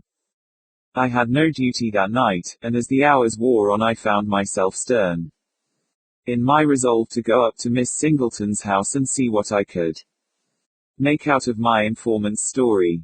It was my opinion that my late visitor was a whilom pal of Light-Toe Jim, and that having become aware of the latter's plot, he had, for some reason of his own, decided to split on his old chum. Thieves' disagreement is an honest man's opportunity. And I determined to solve the truth of the story told me. Lest it should come to nothing, I decided not to report the matter to my chief. If I could really capture Light-Toe Jim, my success would be all the more brilliant by being suddenly sprung upon the authorities. I made my plan of action rapidly. I took a revolver with me and went up to Miss Singleton's house. Fortunately, I knew the housekeeper there, a middle-aged, strong-minded woman, not easily frightened, which was a good thing. To her I communicated such information as I considered necessary. She consented to conceal me in the room where the safe stood. There was a cupboard close by the safe from which I could command a full view of the burglar's operations and pounce upon him at the right moment. If only my information was to be relied upon, there was every chance of my capturing the famous burglar. Soon after midnight, when the house was all quiet, I went to the pantry and got into the cupboard, locking myself in. There were two openings in the panel, through either of which I was able to command a full view of the room. My position was somewhat cramped, but the time soon passed away. My mind was principally occupied in wondering if I was really about to have a chance of distinguishing myself. Somehow, there was an air of unreality about the events of the evening which puzzled me. Suddenly I heard a sound which put me on the alert at once. It was nothing more than the creaking of a board or opening of a door would make in a quiet house, but it sounded intensified to my expectant ears. I drew myself up against the door of the cupboard and placed my eye to the opening in the panel. I had oiled the key of the door, and kept my fingers upon it in readiness to spring upon the burglar at the proper moment. After what seemed some time I saw the gleam of light through the keyhole of the door opening into the pantry. Then it opened, and a man carrying a small lantern came gently into the room. At first I could see Nothing of his face, but when my eyes grew accustomed to the hazy light, I saw that I had been rightly informed, and that the burglar was indeed no other than the famous light-toed Jim. As I stood there watching him, I could not help admiring the cool fashion in which he went to work. He went over to the window and examined it. He tried the door of the cupboard in which I stood concealed. Then he locked the door of the pantry and turned his attention to the safe. He set his lamp on a chair before the lock and took from his pocket as neat and pretty a collection of tools as ever I saw. With these he went quietly and swiftly to work. Light-toed Jim was a somewhat slimly built fellow, with little muscular development about him, while I am a big man with plenty of bone and sinew. If matters had come to a fight between us, I could have done what I pleased with him, but I knew that Jim would not chance a fight. Somewhere about him I felt sure there was a revolver, which he would use on the least provocation. My plan, therefore, was to wait until his back was bent over the lock of the safe, then to open the cupboard door noiselessly and fall bodily upon him, pinning him to the ground beneath me. Before long the moment came. He was working steadily away at the lock, his whole attention concentrated on the job. The slight noise of his drill was sufficient to drown the faint click of the key in the cupboard door. I turned it quickly and tumbled right upon him, driving the tool out of his hands and tumbling him into a heap at the foot of the safe. He uttered an exclamation of rage and astonishment as he went down, and immediately began to wriggle under me like an eel. As I kept him down with one hand, I tried to pull out the handcuffs with the other.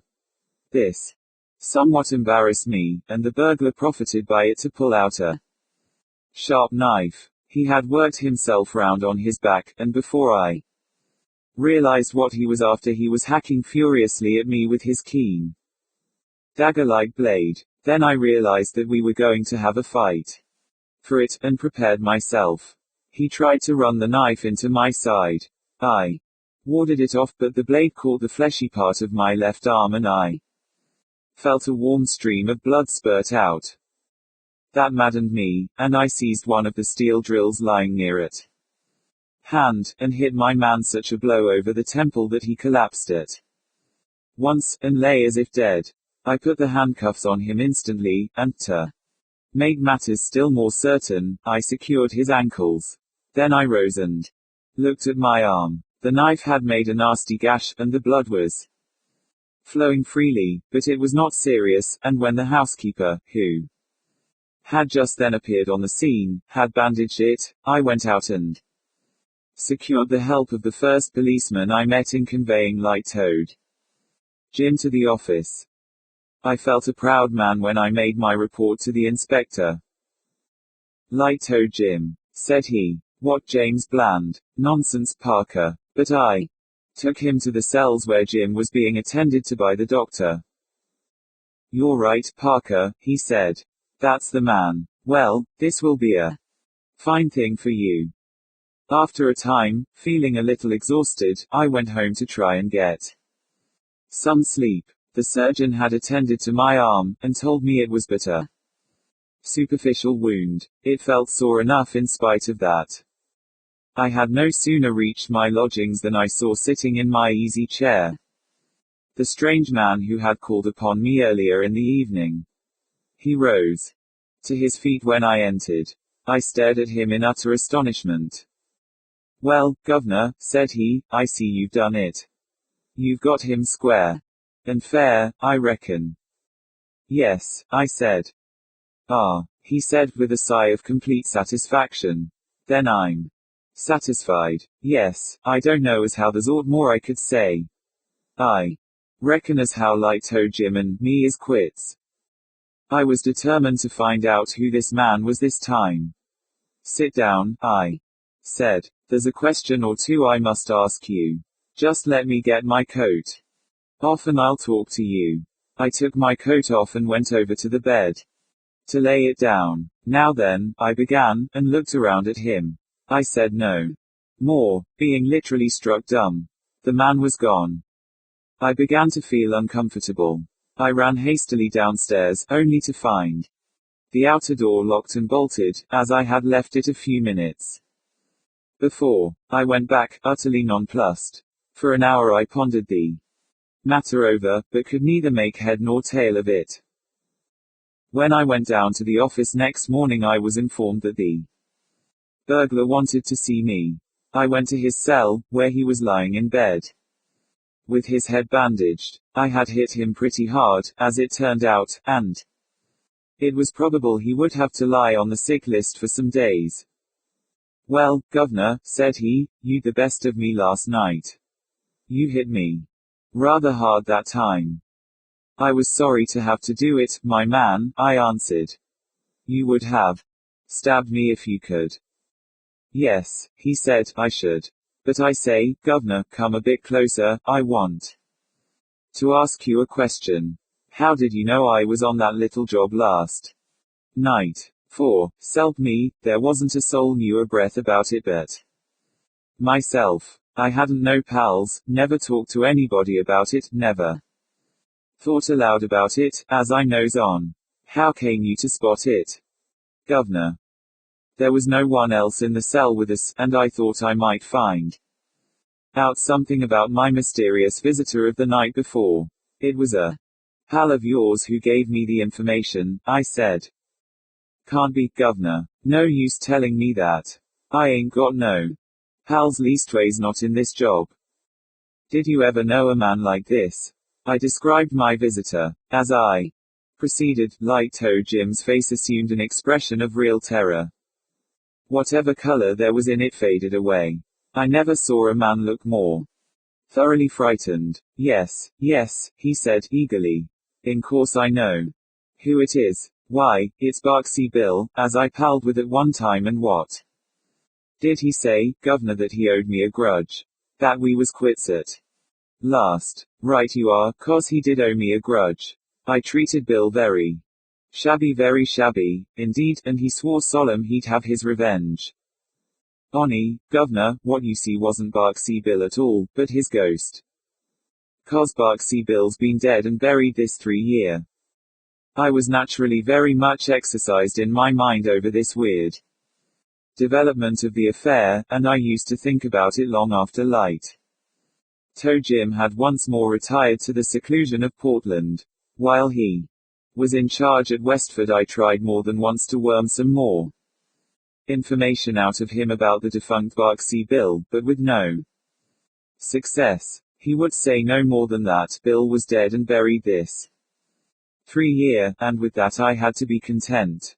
Gradually I came to have a firm belief that I had indeed been visited by Barksy Bill's ghost. And I often told the story to brother officers, and sometimes got well laughed at. That, however, mattered little to me. I felt sure that any man who had gone through the same experience would have had the same beliefs. Of course I got my promotion and was soon afterward married. Things went well with me, and I was lifted from one step to another.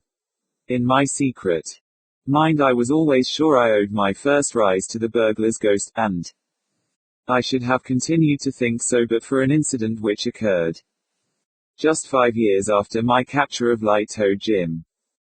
I had occasion to travel to Sheffield from Westford, and had to change trains at Leeds. The carriage I stepped into was occupied by a solitary individual, who turned his face to me as I sat down. Though dressed in more respectable fashion, I immediately recognized the man who had visited me so mysteriously at my lodgings. My first feeling was one of fear, and I dare say my face showed it, for the man laughed. "Hello, governor," said he, "I see you knew me as soon as you come in. You owes a deal to me, governor, now, don't you, eh?" "Look here, my man," I said, "I've been taking you for a ghost these 5 years past. Now just tell me how you got in and out of my room that night, will you?" He laughed long and loud at that. "A ghost," said he. "Well, if that ain't a good un, why, easy enough, governor. I was a lodging for a day or 2 in the same house. It's easy enough when you know how to open a door very quiet and to slip out, too. But I followed you sharp, and looked for you. Governor, but you looked down, and I had gone up. You should come up to the attics, and there you'd found me. So you took me for a ghost. Well, I'm blowed. I told him what light-toed Jim had said in the cell. Said he, I dessay, governor. You see, de was this way it weren't Jim's fault as I wasn't dead. He tried to murder me, governor, he did. And left me a-lying for dead. So I says to myself when I comes round that I'd pay him out sooner or later. But after that I quit the profession. Jim's nasty conduct having made me sick of it. So I went in for honest work at my old trade, which was draining and pipe repairing. I was on a job o' that sort in Westford, near Miss Singleton's house, when I see light-toed Jim. I had a hiddy what he was up to, haven't heard o' the plate, and I watches him 1 or 2 nights, and gets a notion how he was going to work the job. Then, o' course, you being a officer and close at hand, I splits on him, and that's all. But you had got the time and details correct. Why, o' course, governor. I was an old hand, served many years at Portland, and I knew just how Jim would work it, after seeing his preliminary observations. But a ghost. Ha, ha, ha. Why, governor, you must ha been a very green young officer in 'em days. Perhaps I was. At any rate I learned a lesson from the ci devant Berksea Bill, namely, that in searching a house it is always advisable to look up as well as down. A phantom toe. I am not a superstitious man, far from it, but despite all my efforts to the contrary, I could not help thinking, directly I had taken a survey of my chamber, that I should never quit it without going through a strange adventure. There was something in its immense size, heaviness and gloom that seemed to annihilate at one blow all my resolute skepticism as regards supernatural visitations. It appeared to me totally impossible to go into that room and disbelieve in ghosts. The fact is, I had incautiously partaken at supper of that favorite Dutch dish, sauerkraut, and I suppose it had disagreed with me and put strange fancies into my head. Be this as it may, I only know that after parting with my friend for the night, I gradually worked myself up into such a state of fidgetiness that at last I wasn't sure whether I hadn't become a ghost myself. Supposing, ruminated I, supposing the landlord himself should be a practical robber and should have taken the lock and bolt from off this door for the purpose of entering here in the dead of the night, abstracting all my property, and perhaps murdering me. I thought the dog had a very cutthroat air about him. Now, I had never had any such idea until that moment, for my host was a fat, all Dutchman, a fat, stupid-looking fellow, who I don't believe had sense enough to understand what a robbery or murder meant, but somehow or other, whenever we have anything really to annoy us, and it certainly was not pleasant to go to bed in a strange place without being able to fasten one's door, we are sure to aggravate it by myriads of chimeras of our own brain. So, on the present occasion, in the midst of 1,000 disagreeable reveries, some of the most wild absurdity, I jumped very gloomily into bed, having first put out my candle, for total darkness was far preferable to its flickering, ghostly light, which transformed rather than revealed objects, and soon fell asleep, perfectly tired out with my day's riding. How long I lay asleep I don't know, but I suddenly awoke from a disagreeable dream of cutthroats, ghosts and long, winding passages in a haunted inn. An indescribable feeling, such as I never before experienced, hung upon me.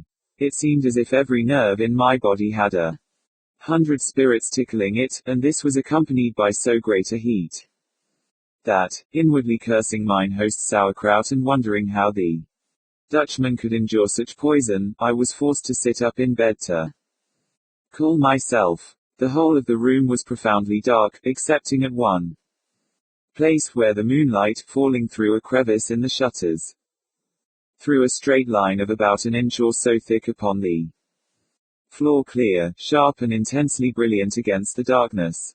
I leave you to conceive my horror when, upon looking at this said line of light, I saw there a naked human toe, nothing more. For the first instant I thought the vision must be some effect of moonlight, then that I was only half awake and could not see distinctly. So I rubbed my eyes 2 or 3 times and looked again. Still there was the accursed thing, plain, distinct, immovable, marble-like in its fixedness and rigidity, but in everything else horribly human. I am not an easily frightened man. No one who has traveled so much and seen so much and been exposed to so many dangers as I can be, but there was something so mysterious and unusual in the appearance of this single toe that for a short time I could not think what to be it, so I did nothing but stare at it in a state of utter bewilderment. At length, however, as the toe did not vanish under my steady gaze, I thought I might as well change my tactics, and remembering that all midnight invaders, be they thieves, ghosts or devils, dislike nothing so much as a good noise, I shouted out in a loud voice, "Who's there?" The toe immediately disappeared in the darkness. Almost simultaneously with my words I leaped out of bed and rushed toward the place where I had beheld the strange appearance. The next instant I ran against something and felt an iron grip round my body.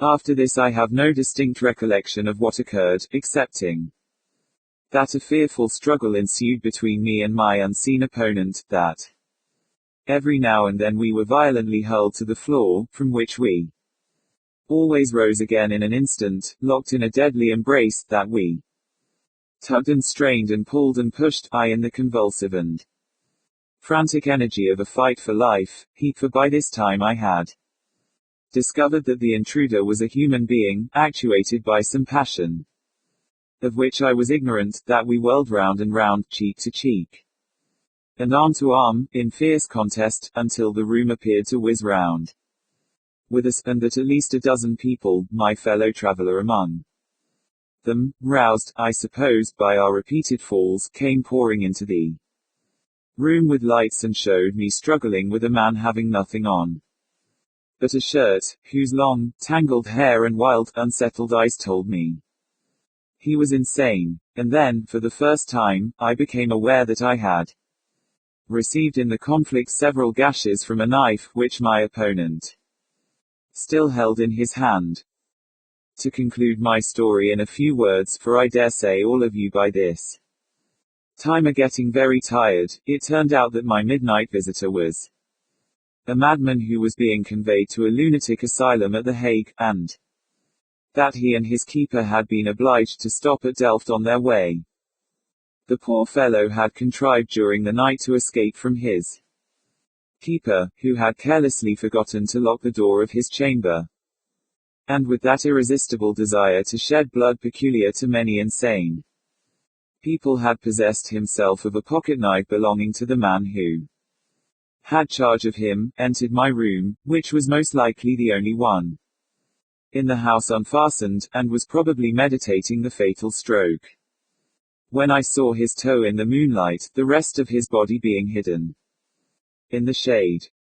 After this terrible freak of his he was watched with much greater strictness, but I ought to observe, as some excuse for the keeper's negligence, that this was the first act of violence he had ever attempted. Mrs. Davenport's Ghost, by Frederick F. Schrader. Dear readers, do you agree with Hamlet? Do you believe that there is more between heaven and earth than we dream of in our philosophy? Does it seem possible to you that Eliphas Levi conjured up the shade of Apollonius of Chiana, the prophet of the Magi, in a London hotel, and that the great sage William Crookes drank his tea at breakfast several days a week, for months in succession, in the society of the materialized spirit of a young lady, attired in white linen, with a feather turban on her head. Do not laugh. Panic would seize you in the presence even of a turbaned spirit, and the grotesque spectacle would but intensify your terror. As for me, I did not laugh last night on reading an account in a New York newspaper of a criminal trial that will probably terminate in the death penalty of the accused. It is a sad case. I shudder as I transcribe the records of the trial. From the testimony of the hotel waiter, who heard the conversation of the two Confederates through a keyhole, and of 40 thoroughly credible witnesses, who testified to the same facts. What would be my feelings if I had seen the beautiful victim with the gaping wound in her breast, into which she dipped her finger to mark the brow of her murderer? About 3 o'clock on the afternoon of February 3, Professor Davenport and Miss Ida Souchot, a very pale and delicate young girl, who had submitted to the tests of Professor Davenport for a number of years, were finishing the dinner in their room in the second story of a New York hotel. Professor Benjamin Davenport was a celebrity, but it was said that he owed his fame to somewhat questionable means. The leading spiritualists did not repose the confidence in him that manifestly marked their regard for William Crookes or Daniel Douglas Home. Greedy and unscrupulous mediums, the author of Spiritualism in America thinks, are to blame for the most bitter attacks to which our cause has been exposed. When the materializations do not take place as quickly as circumstances require, they resort to trickery and fraud to extricate themselves from a dilemma. Professor Benjamin Davenport belonged to these versatile mediums. Aside from this, queer stories were afloat about him.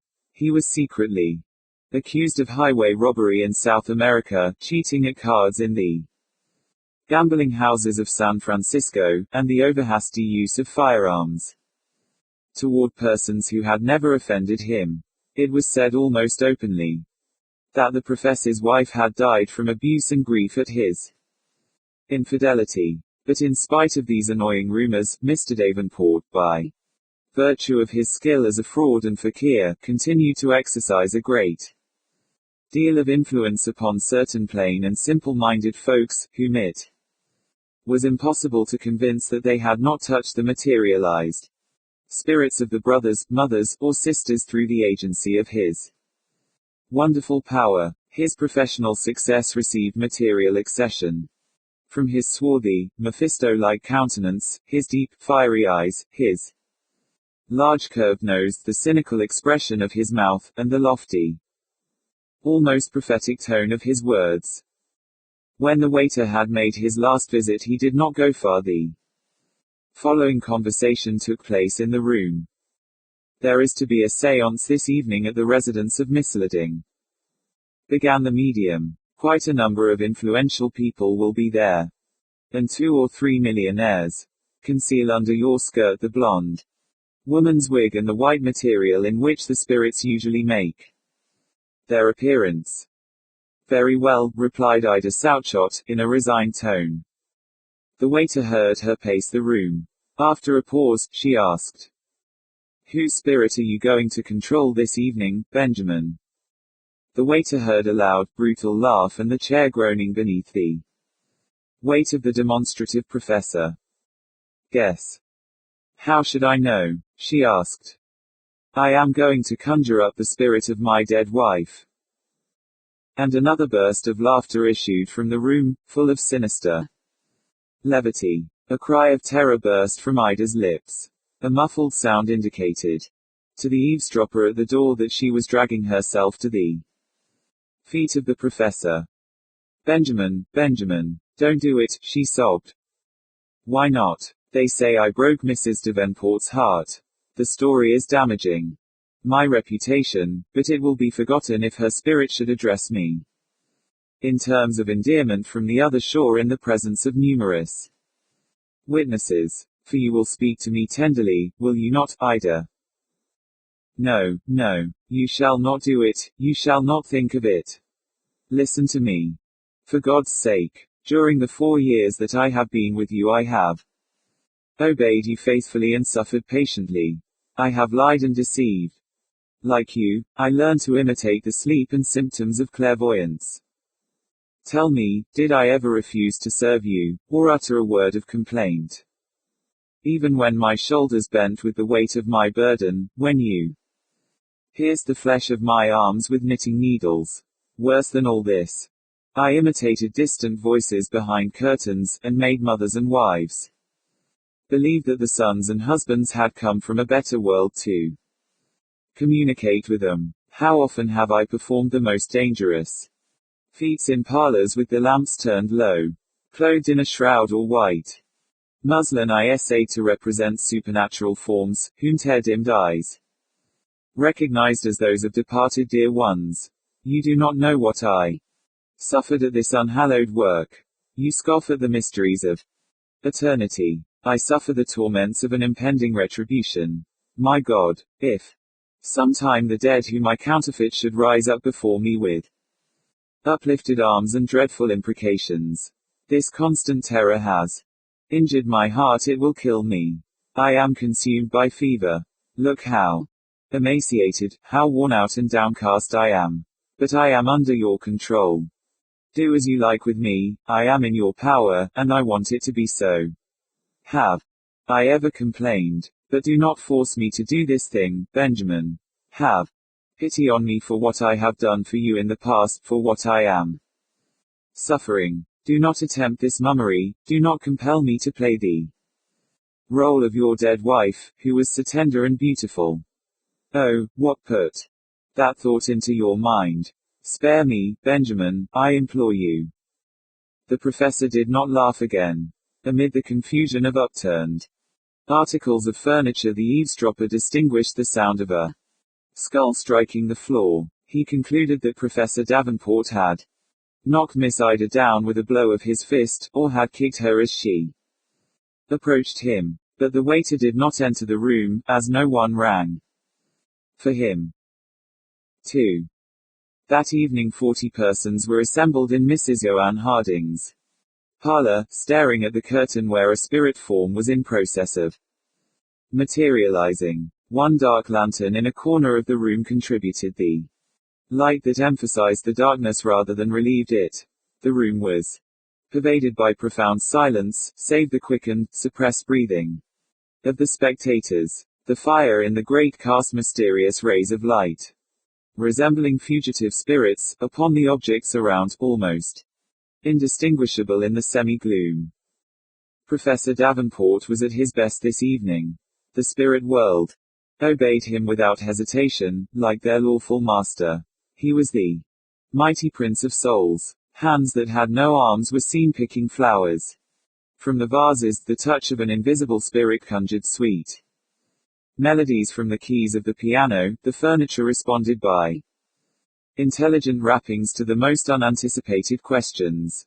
The professor himself elevated his form in symbolical distortions from the floor to an altitude of 3 feet, indicated by misleading, and remained suspended in the air for a quarter of an hour, holding live coals in his hands. 3.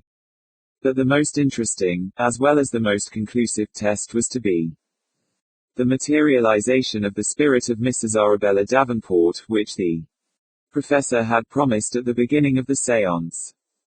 The hour has come, exclaimed the medium. And while the hearts of all throbbed with anxious suspense, and the eyes distended with painful expectancy of the promised materialization, Benjamin Davenport stood before the curtain. In the twilight, the tall man with the disheveled hair and demon look was really terrible and handsome. Appear, Arabella, he exclaimed, in a commanding voice, with gestures of the Nazarene at the sepulchre of Lazarus. All are waiting. Suddenly a cry burst from behind the curtain, a piercing, shuddering, horrible shriek, the shriek of an expiring soul. The spectators trembled. Misleading almost fainted. The medium himself appeared surprised. But Benjamin recovered his composure on seeing the curtain move and admit the spirit. The apparition was that of a young woman with long blonde tresses. She was beautiful and pale, clad in some light, whitish material. Her breast was bare, and on the left side appeared a bleeding wound, in which trembled a knife. The spectators arose and retreated, pushing the chairs to the wall. Those who chanced to look at the medium noticed that a deathly pallor had overspread his face, and that he was cowering and trembling. But the young woman, Mrs. Arabella, the real one, whom he so well remembered, she had come in response to his summons, and advanced in a direct line toward Benjamin, who in terror covered his eyes to shut out the ghastly sight, and with a cry fled behind the furniture. But she dipped the finger of her thin hand into the blood from her wound and traced it across the brow of the unconscious medium, the while repeating, in a slow, monotonous tone that sounded like the echo of a wail, again and again, "You are my murderer! You are my murderer!" And while he was rolling and tossing in deadly terror on the floor, they turned up the lights. The spirit had vanished, but in the communicating room, behind the curtain, they found the body of poor Miss Ida Southchott with horribly distorted features. A physician who was present pronounced it heart stroke. And that is the reason that Professor Benjamin Davenport appeared alone in a New York courtroom to answer to the charge of having murdered his wife 4 years ago in San Francisco. The Phantom Woman. He took an all-possessing, burning fancy to her from the first. She was neither young nor pretty, so far as he could see, but she was wrapped round with mystery. That was the key of it all. She was noticeable in spite of herself. Her face at the window, sunset after sunset, her eyes gazing out mournfully through the dusty panes, hypnotized the lawyer. He saw her through the twilight night after night, and he grew at length to wait through the days in a feverish waiting for dusk, and that one look at an unknown woman. She was always at the same window on the ground floor, sitting doing nothing. She looked beyond, so the infatuated solicitor fancied, at him. Once he even thought that he detected the ghost of a friendly smile on her lips. Their eyes always met with a mute desire to make acquaintance. This romance went on for a couple of months. Gilbert Dent assured himself that nothing in this life can possibly remain stationary, and he cudgeled his brain for a respectable manner of introducing himself to his idol. He had hardly arrived at this point when he received a shock. There came an evening when she was not at the window. Next morning he walked down Wood Lane on his way to the office. He always went by train, but he felt a strong disinclination to go through another day without a sight of her. His heart began to beat like a schoolgirl's as he drew near the house. If she should be at the window. He was almost disposed to take his courage in his hand and call on her. And yes, even tell her in a quick burst that she had mysteriously become all the world to him. He could see nothing ridiculous in this. Of course, the possibility of her being married, or having family ties of any sort, had simply never occurred to him. However, she was not at the window. What was more, there was a sinister silence, a sort of breathlessness about the whole place. It was a very hot morning in late August. He looked a long time, but no face came, and no movement stirred the house. He went his way, walking like a man who has been heavily knocked on the brow and sees stars still. That afternoon he left the office early, and in less than an hour stood at the gate again. The window was blank. He pushed the gate back, it hung on one hinge, and walked up the drive to the door. There were 5 steps leading up to it. At the foot he wheeled aside sharply to the window. He had a sick dread of looking through the small panes, why he could not have told. When at last he found courage to look, he saw that there was a small round table set just under the window, a work table to all appearance. One of those things with lots of little compartments all round and a lid in the middle which shut over a well-like cavity for holding pieces of needlework. He remembered that his mother had won 30 years before. Round the edge of the table was gripped a small, delicate hand. Gilbert Dent's eyes ran from this bloodless hand and slim wrist to a shoulder. Under a coarse stuff bodice to a rather wasted throat, which was bare. And flung back. So this was the end before the beginning. He saw her. She was dead. Twisted on the floor with a ghastly face turned up toward the ceiling. And stiff fingers caught in desperation round the work table. He stumbled away along the path and into the lane. For a long time he could not realize the horror of this thing. The influence of the decayed house hung over him. Nothing seemed real. It was quite dark when he moved away from the gate, and went in the direction of the nearest police station. That she was dead, this woman, whose very name he did not know, although she influenced him so powerfully, he was certain, one look at the face would have told anyone that she was murdered. He more than suspected. He had seen no blood about, there had been no mark on the long, bare throat, and yet the word rushed in his ears, murder. Later on he went back with a police officer. They broke into the house and entered the room. It was in utter darkness, of course, by now. Dent, his fingers trembling, struck a match. It flared round the walls and lighted them for a moment before he let it fall on the dusty floor. The policeman began to light his lantern and turned it stolidly on the window. He had no reason for delay. He was eager to get to the bottom of the business. His professional zeal was whetted. This promised to be a mystery with a spice in it. He turned the light full on the window. He gave a strange choked cry. Half of rage, half of apprehension. Then he went up to Gilbert Dent, who stood in the middle of the room with his hands before his eyes, and took his shoulder and shook it none too gently. "There ain't nobody," he said. Dent looked wildly at the window. The recess was empty except for the work table. The woman was gone. They searched the house. They minutely inspected the garden. Everything was normal. Everything told the same mournful tale of desertion, of death, of long empty years. But they found no woman, nor trace of one. "This house," said the policeman, looking suspiciously into the lawyer's face, "has been empty for longer than I can remember. Nobody'll live in it. They do say something about foul play a good many years ago. I don't know about that. All I do know is that the landlord can't get it off his hands." It was doubtful if Gilbert Dent heard one word of what the man was saying. He was too stunned to do anything but creep home when he was allowed to go and let himself stealthily into his own house with a latchkey. He was afraid even of himself. He did not go to bed that night. As for the mystery of the woman, the matter was allowed to drop. It ended officially. There was a shrug and a grin at the police station. The impression there was that the lawyer had been drinking, that the dead woman in the empty room was a gruesome freak of his tipsy brain.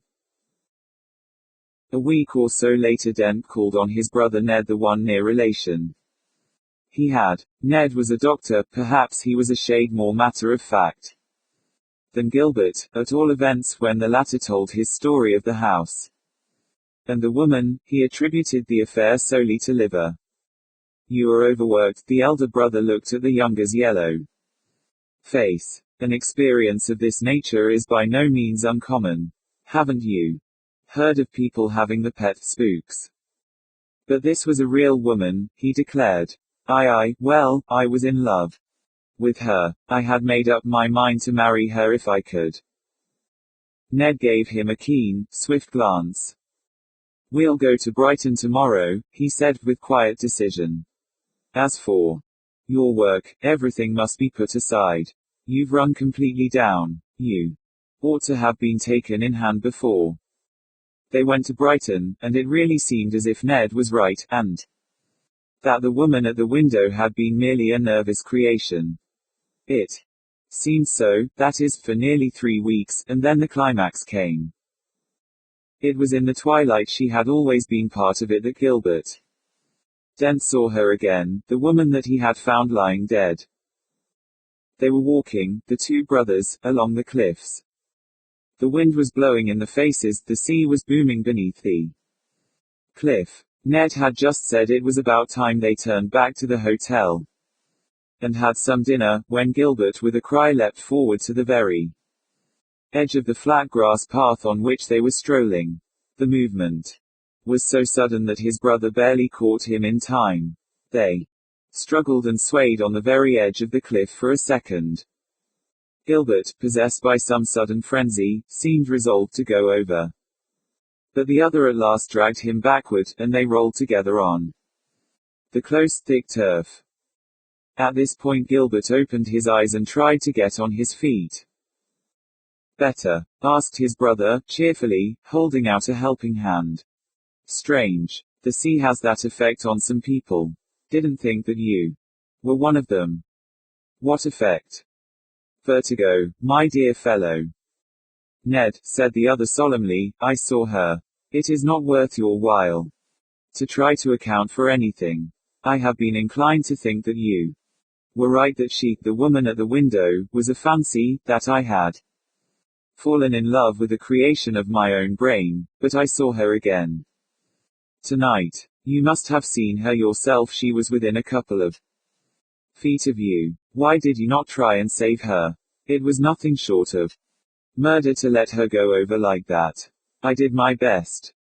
"You certainly did, to kill us both," said Ned, grimly. Gilbert gave him a wild look. After luncheon Ned persuaded him to rest, watched him fall asleep, and then went out. In the porch of the hotel he was met by a waiter on his return, who told him that Gilbert had left about a quarter of an hour after he had himself gone out. Directly he heard this he feared the worst, having, as is usual in such cases, a very hazy idea of what the worst might be. Of course he must follow without a moment's delay, but a reference to the timetable told him that there was not another train for an hour, and that was slow. It was already getting dusk when he arrived there. He felt certain that Gilbert would go there. He got to the end of the lane and walked up it slowly, examining every house. There would be no difficulty in recognizing the one he wanted. Gilbert had described it in detail more than once. He stood outside the loosely hanging gate at last, and stared through the darkness at the shabby stucco front and rank garden. He went down a flight of steps to the back door, and finding it unfastened, stepped into a stone passage. It was one of the problems of the place that he should have avoided the main entrance door with a half-admitted dread, and that, only half-admitting still, he was afraid to mount the long flight of stone stairs leading from the servants' quarters. However, he pulled himself together and went up to the room. It was quite dark inside. He heard something scuttle across the floor. He felt the grit and dust of years under his feet. He struck a match just as Gilbert had done and looked first at the recess in which the window was built. The match flared round the room for a moment and gave him a flash picture of his surroundings. He saw the stripes of gaudy paper moving almost imperceptibly, like tentacles of some sea monster. From the wall, he saw a creature. It looked like a rat scurry across the floor from the window to the great mantelpiece of hard white marble. If he had seen nothing more than this, he saw in detail all that the first match had flashed at him. He saw his brother lying on the floor, a ghastly coincidence. His hand was caught round the edge of the work table as hers had been. The other hand was clenched across his breast. There was a look of great agony on his face. A dead face, of course. This was the end of the affair. He was lying dead by the window where the woman had sat every night at dusk and smiled at him. The second match went out. The brother of the dead man struck a third. He looked again and closely. Then he staggered to his feet and gave a cry. It rang through the empty rooms and echoed without wearying down the long, stone passages in the basement. Gilbert's head was thrown back, his chin peaked to the ceiling.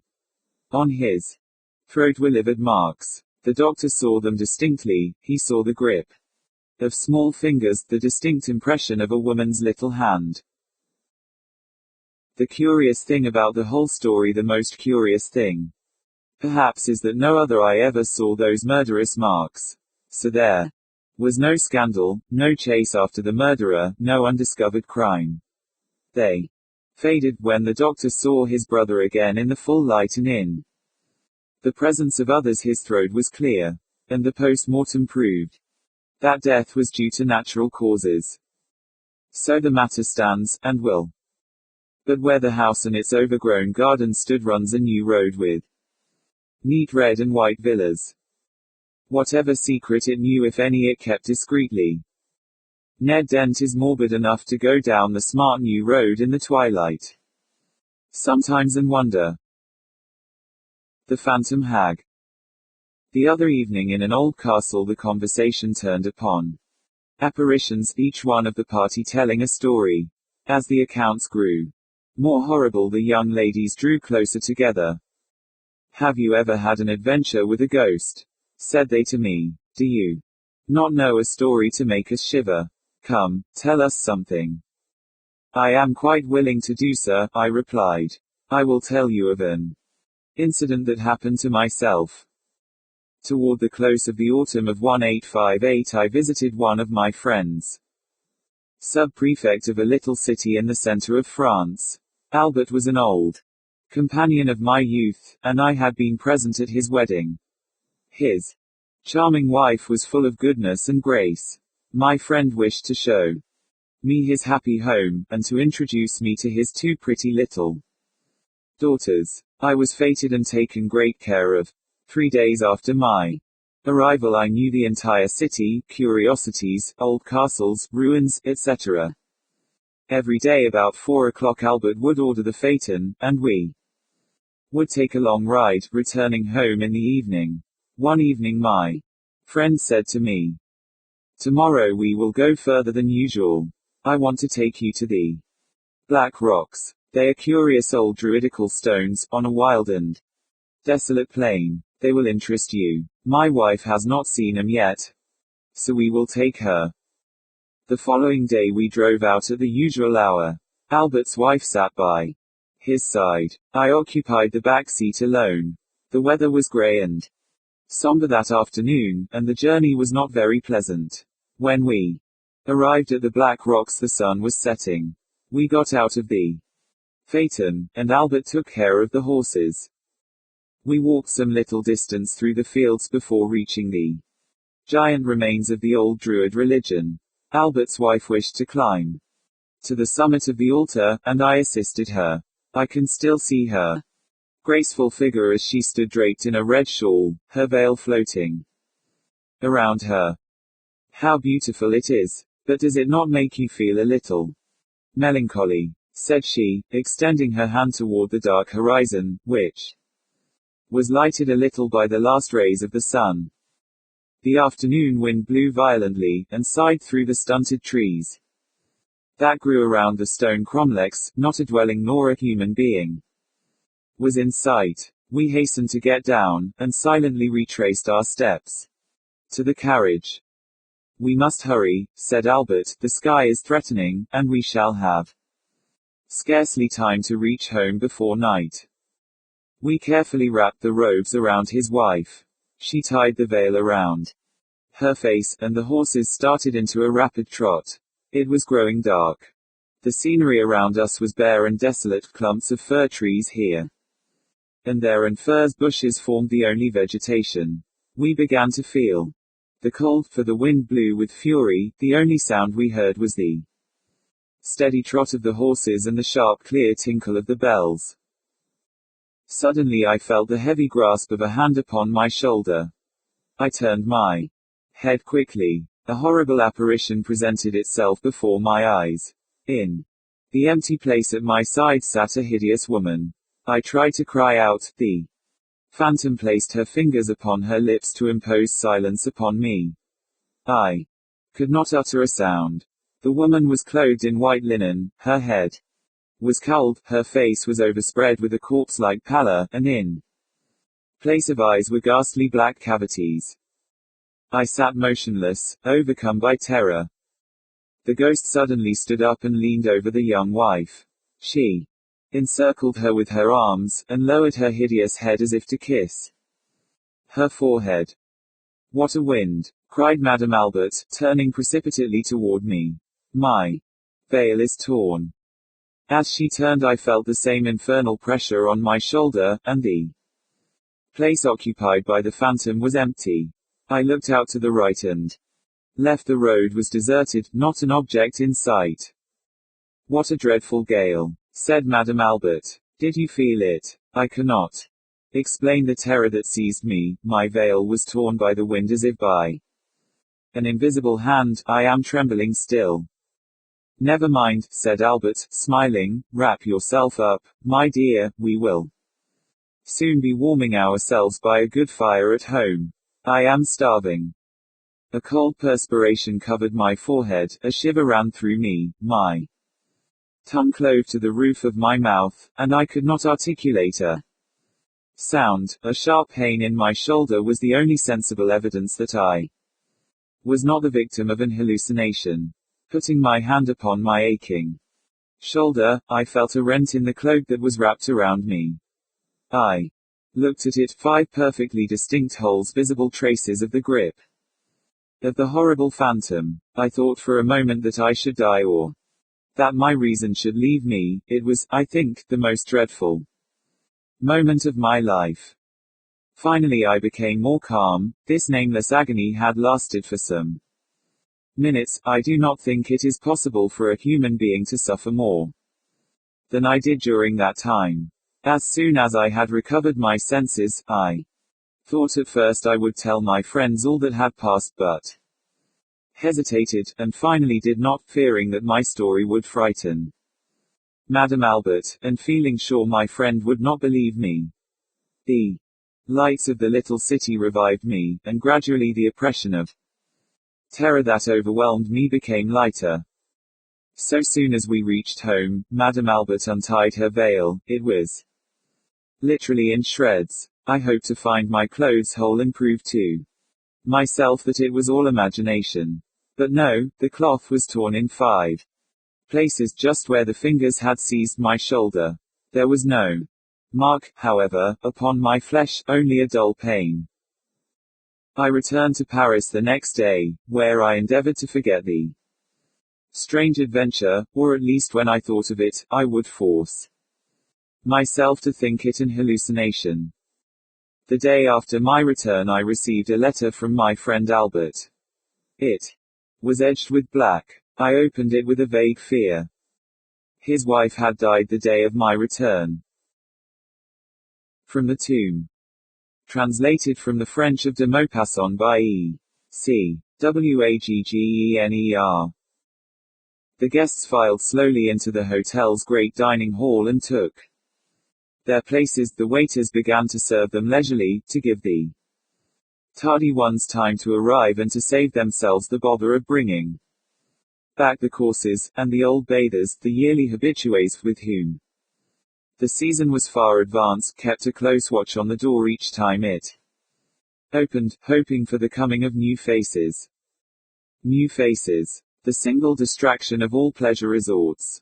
We go to dinner chiefly to canvass the daily arrivals, to wonder who they are, what they do and what they think. A restless desire seems to have taken possession of us, a longing for pleasant adventures, for friendly acquaintances, perhaps, for possible lovers. In this elbow-to-elbow life, our unknown neighbors become of paramount importance. Curiosity is piqued, sympathy on the alert, and the social instinct doubly active. We have hatreds for a week, friendships for a month, and view all men with the special eyes of watering-place intimacy. Sometimes during an hour's chat after dinner, under the trees of the park, where ripples a healing spring, we discover men of superior intellect and surprising merit, and a month later have wholly forgotten these new friends, so charming at first sight. There, too, more specially than elsewhere, serious and lasting ties are formed. We see each other every day, we learn to know each other very soon, and in the affection that springs up so rapidly between us there is mingled much of the sweet abandon of old and tried intimates.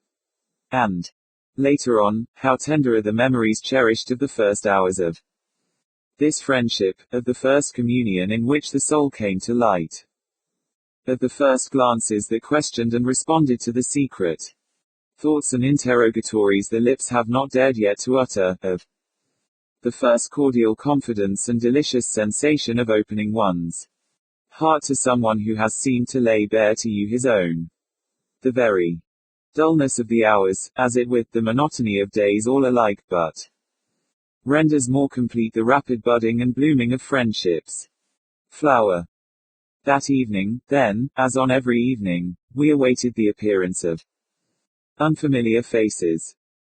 There came only two, but very peculiar ones, those of a man and a woman, father and daughter. They seemed to have stepped from the pages of some weird legend, and yet there was an attraction about them, albeit an unpleasant one, that made me set them down at once as the victims of some fatality.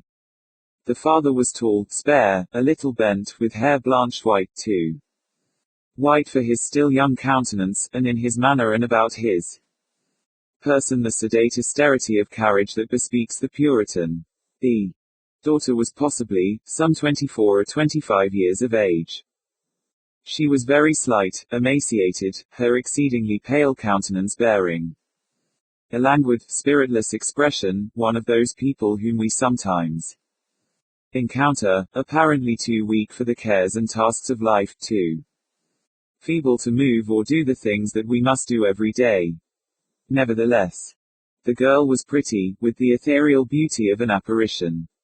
It was she, undoubtedly, who came for the benefit of the waters. They chanced to be placed at table immediately opposite to me, and I was not long in noticing that the father, too, had a strange affection. Something wrong about the nerves, it seemed. Whenever he was going to reach for anything, his hand, with a jerky twitch, described a sort of fluttering zigzag, before he was able to grasp what he was after. Soon, the motion disturbed me so much, I kept my head turned in order not to see it. But not before I had also observed that the young girl kept her glove on her left hand while she ate. Dinner ended, I went out as usual for a turn in the grounds belonging to the establishment. A sort of park, I might say, stretching clear to the little station of Auvergne, Châtel-Guyon, nestling in a gorge at the foot of the high mountain, from which flowed the sparkling, bubbling springs, hot from the furnace of an ancient volcano. Beyond us there, the domes, small extinct craters of which Châtel-Guyon is the starting point, raised the serrated heads above the long chain, while beyond the domes came two distinct regions, one of them, needle-like peaks, the other a bold, precipitous mountains. It was very warm that evening, and I contented myself with pacing to and fro under the rustling trees, gazing at the mountains and listening to the strains of the band pouring from the casino, situated on a knoll that overlooked the grounds. Presently, I perceived the father and daughter coming toward me with slow steps. I bowed to them in that pleasant continental fashion with which one always salutes his hotel companions. The gentleman halted at once. "Pardon me, sir," said he, "but may I ask if you can direct us to a short walk, easy and pretty, if possible?" "Certainly," I answered, and offered to lead them myself to the valley, through which the swift river flows, a deep, narrow cleft between two great declivities, rocky and wooded. They accepted, and as we walked, we naturally discussed the virtue of the mineral waters. They had, as I had surmised, come there on his daughter's account. "She has a strange malady," said he, "the seat of which her physicians cannot determine. She suffers from the most inexplicable nervous symptoms. Sometimes they declare her ill of a heart disease, sometimes of a liver complaint, again of a spinal trouble. At present they attribute it to the stomach, that great motor and regulator of the body, this protean disease of 1,000 forms, 1,000 modes of attack. It is why we are here. I, myself, think it is her nerves. In any case, it is sad. This reminded me of his own jerking hand. It may be hereditary, said I, your own nerves are a little disturbed. Are they not? Mine, he answered tranquilly. Not at all, I have always possessed the calmest nerves. Then, suddenly, as if bethinking himself, for this, touching his hand, is not nerves but the result of a shock, a terrible shock that I suffered once. Fancy it, sir, this child of mine has been buried alive. I could find nothing to say, I was dumb with surprise. Yes, he continued, buried alive, but hear the story, it is not long. For some time past Juliet had seemed affected with a disordered action of the heart. We were finally certain that the trouble was organic and feared the worst. One day it came, she was brought in lifeless dead. She had fallen dead while walking in the garden. Physicians came in haste, but nothing could be done. She was gone for 2 days and nights.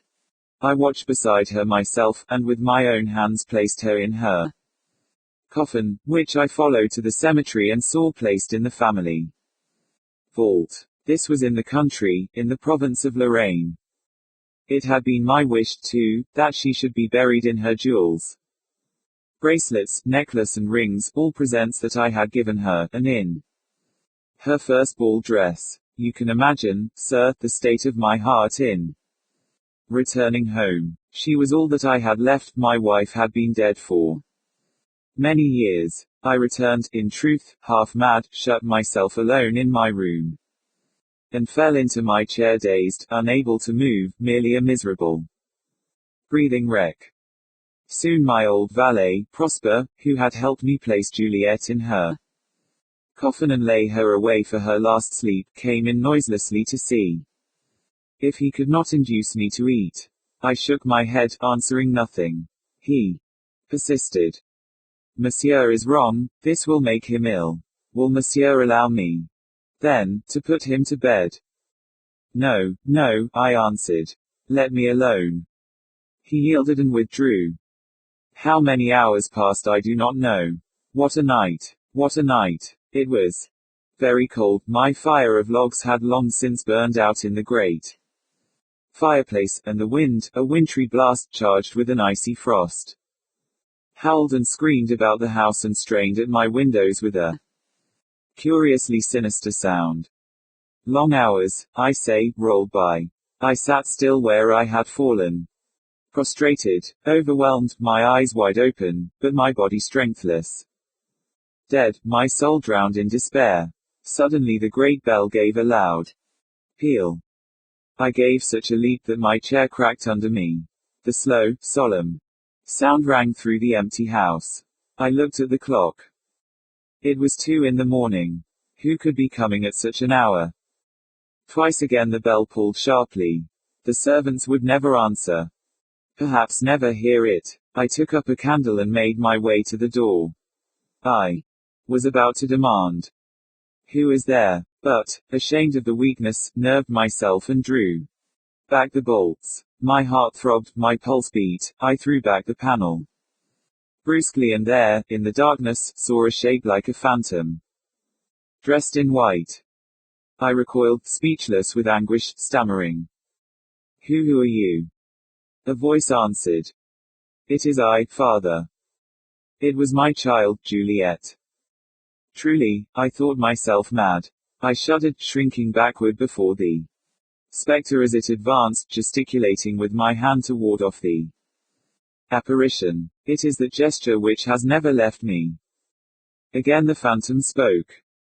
"Father, father, see, I am not dead. Someone came to rob me of my jewels. They cut off my finger that the flowing blood revived me.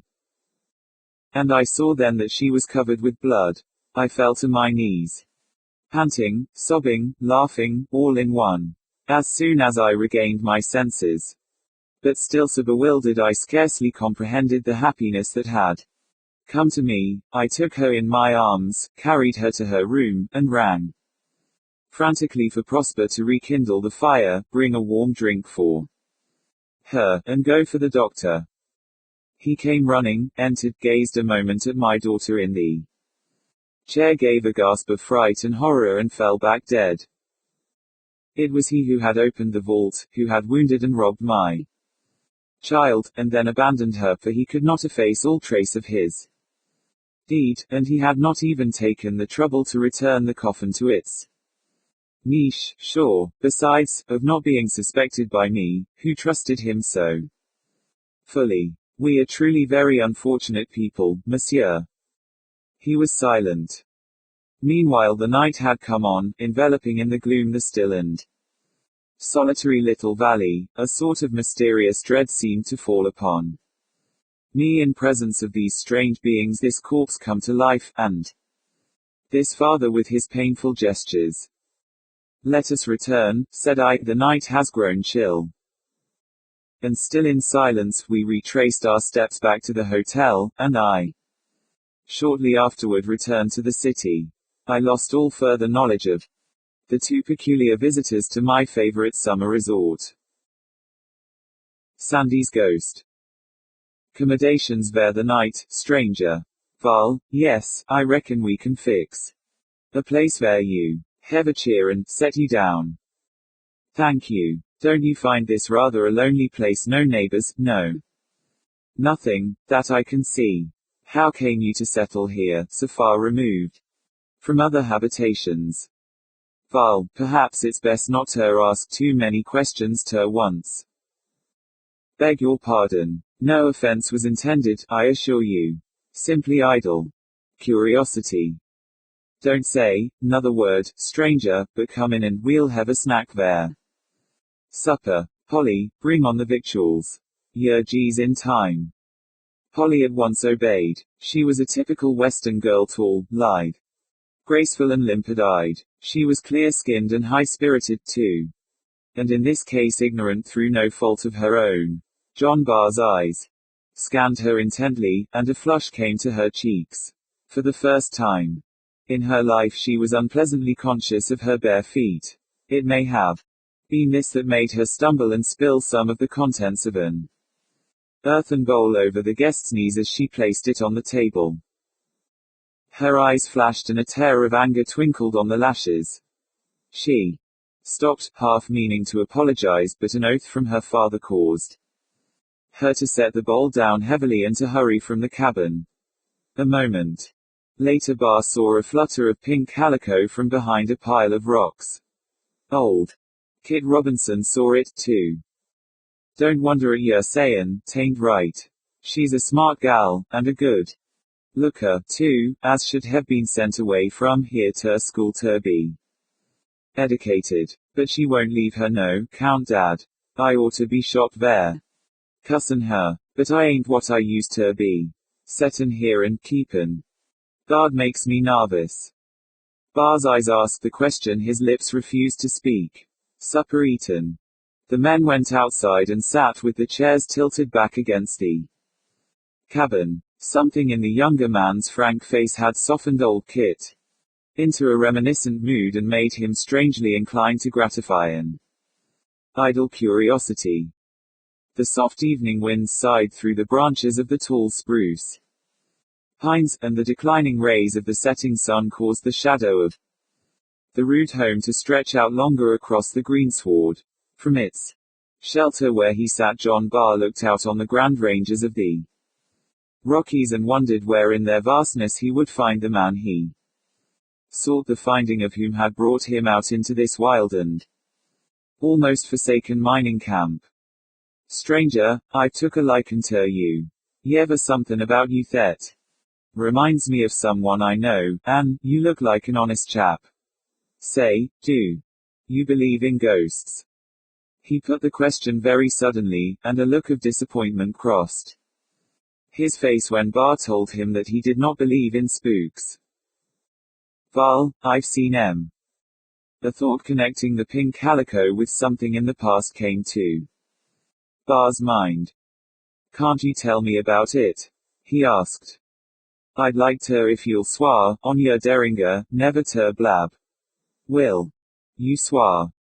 The solitary guest started to smile, but the smile faded at the thought of unshed tears in Polly's eyes. It might make it easier for her if he humored the old man. I'll swear, he said. And he did. Do you see an old spruce at the turn of the trail and the cliff G's above? Val, that's the spot I'm watchin' and guard until the owner comes to claim it. I'm quick to burn powder and a pretty sure shot. I know a man when I sees him, and I ain't easy fooled. Val, to begin with, I had a partner once, and he was a man, sure 'nough. He was from the state of New York. I never axed him as to how so fine a gent come to be diggin' and shovelin' in the Rockies, though to myself I said thar was some good reason. He had light hair, and we called him Sandy. Bare short, and he was about as gritty as sand. We was as unlike as any two fellas you ever saw.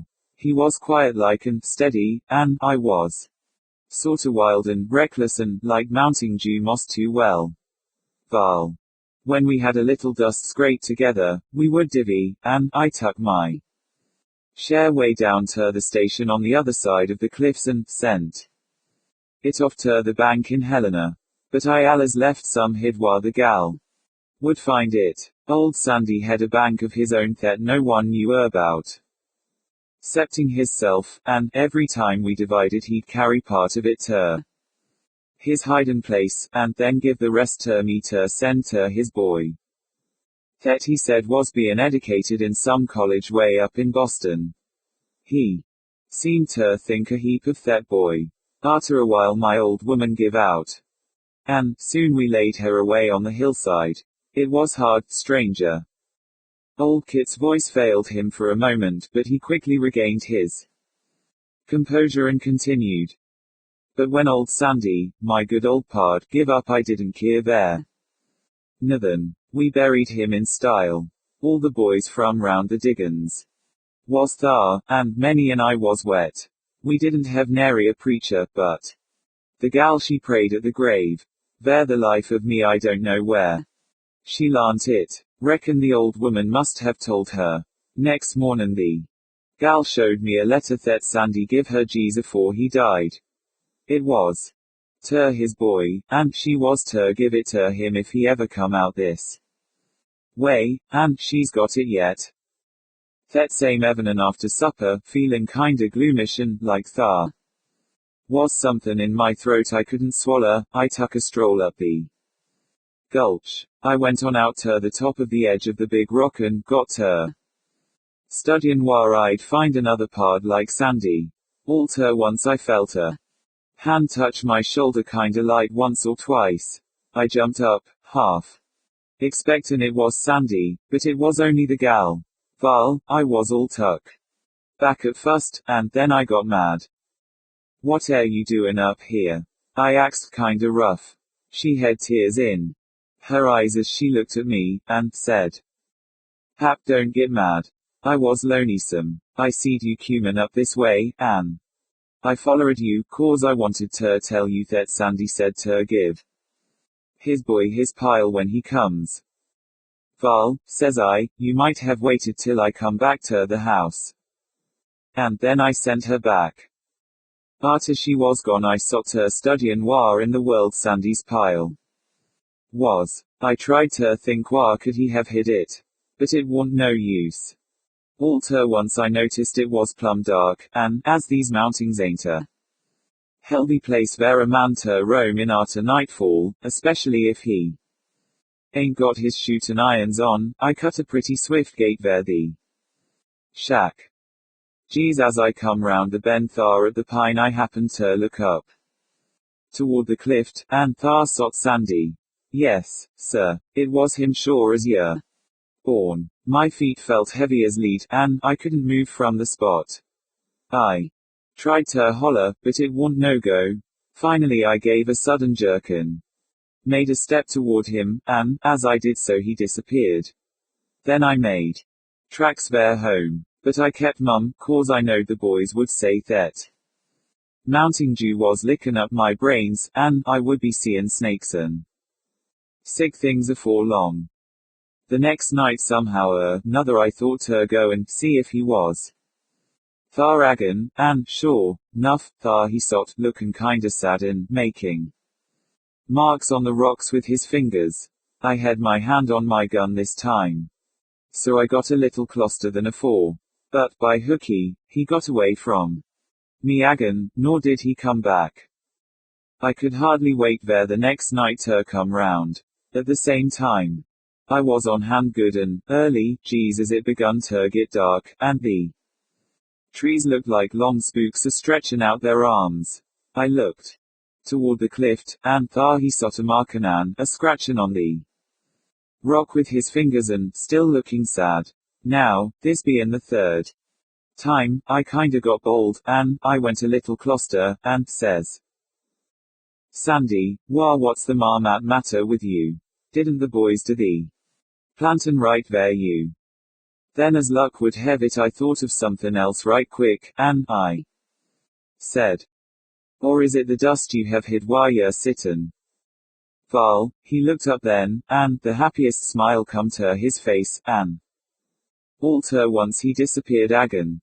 And, since then I have sot here and guarded the place till the right one comes along to claim it. Let's see. What did you say your name was? Pardon me. I thought I had told you. My name is John Willett Barr. Polly, oh, Polly. Come higher, gal. What was Sandy's full name? I plumb forget.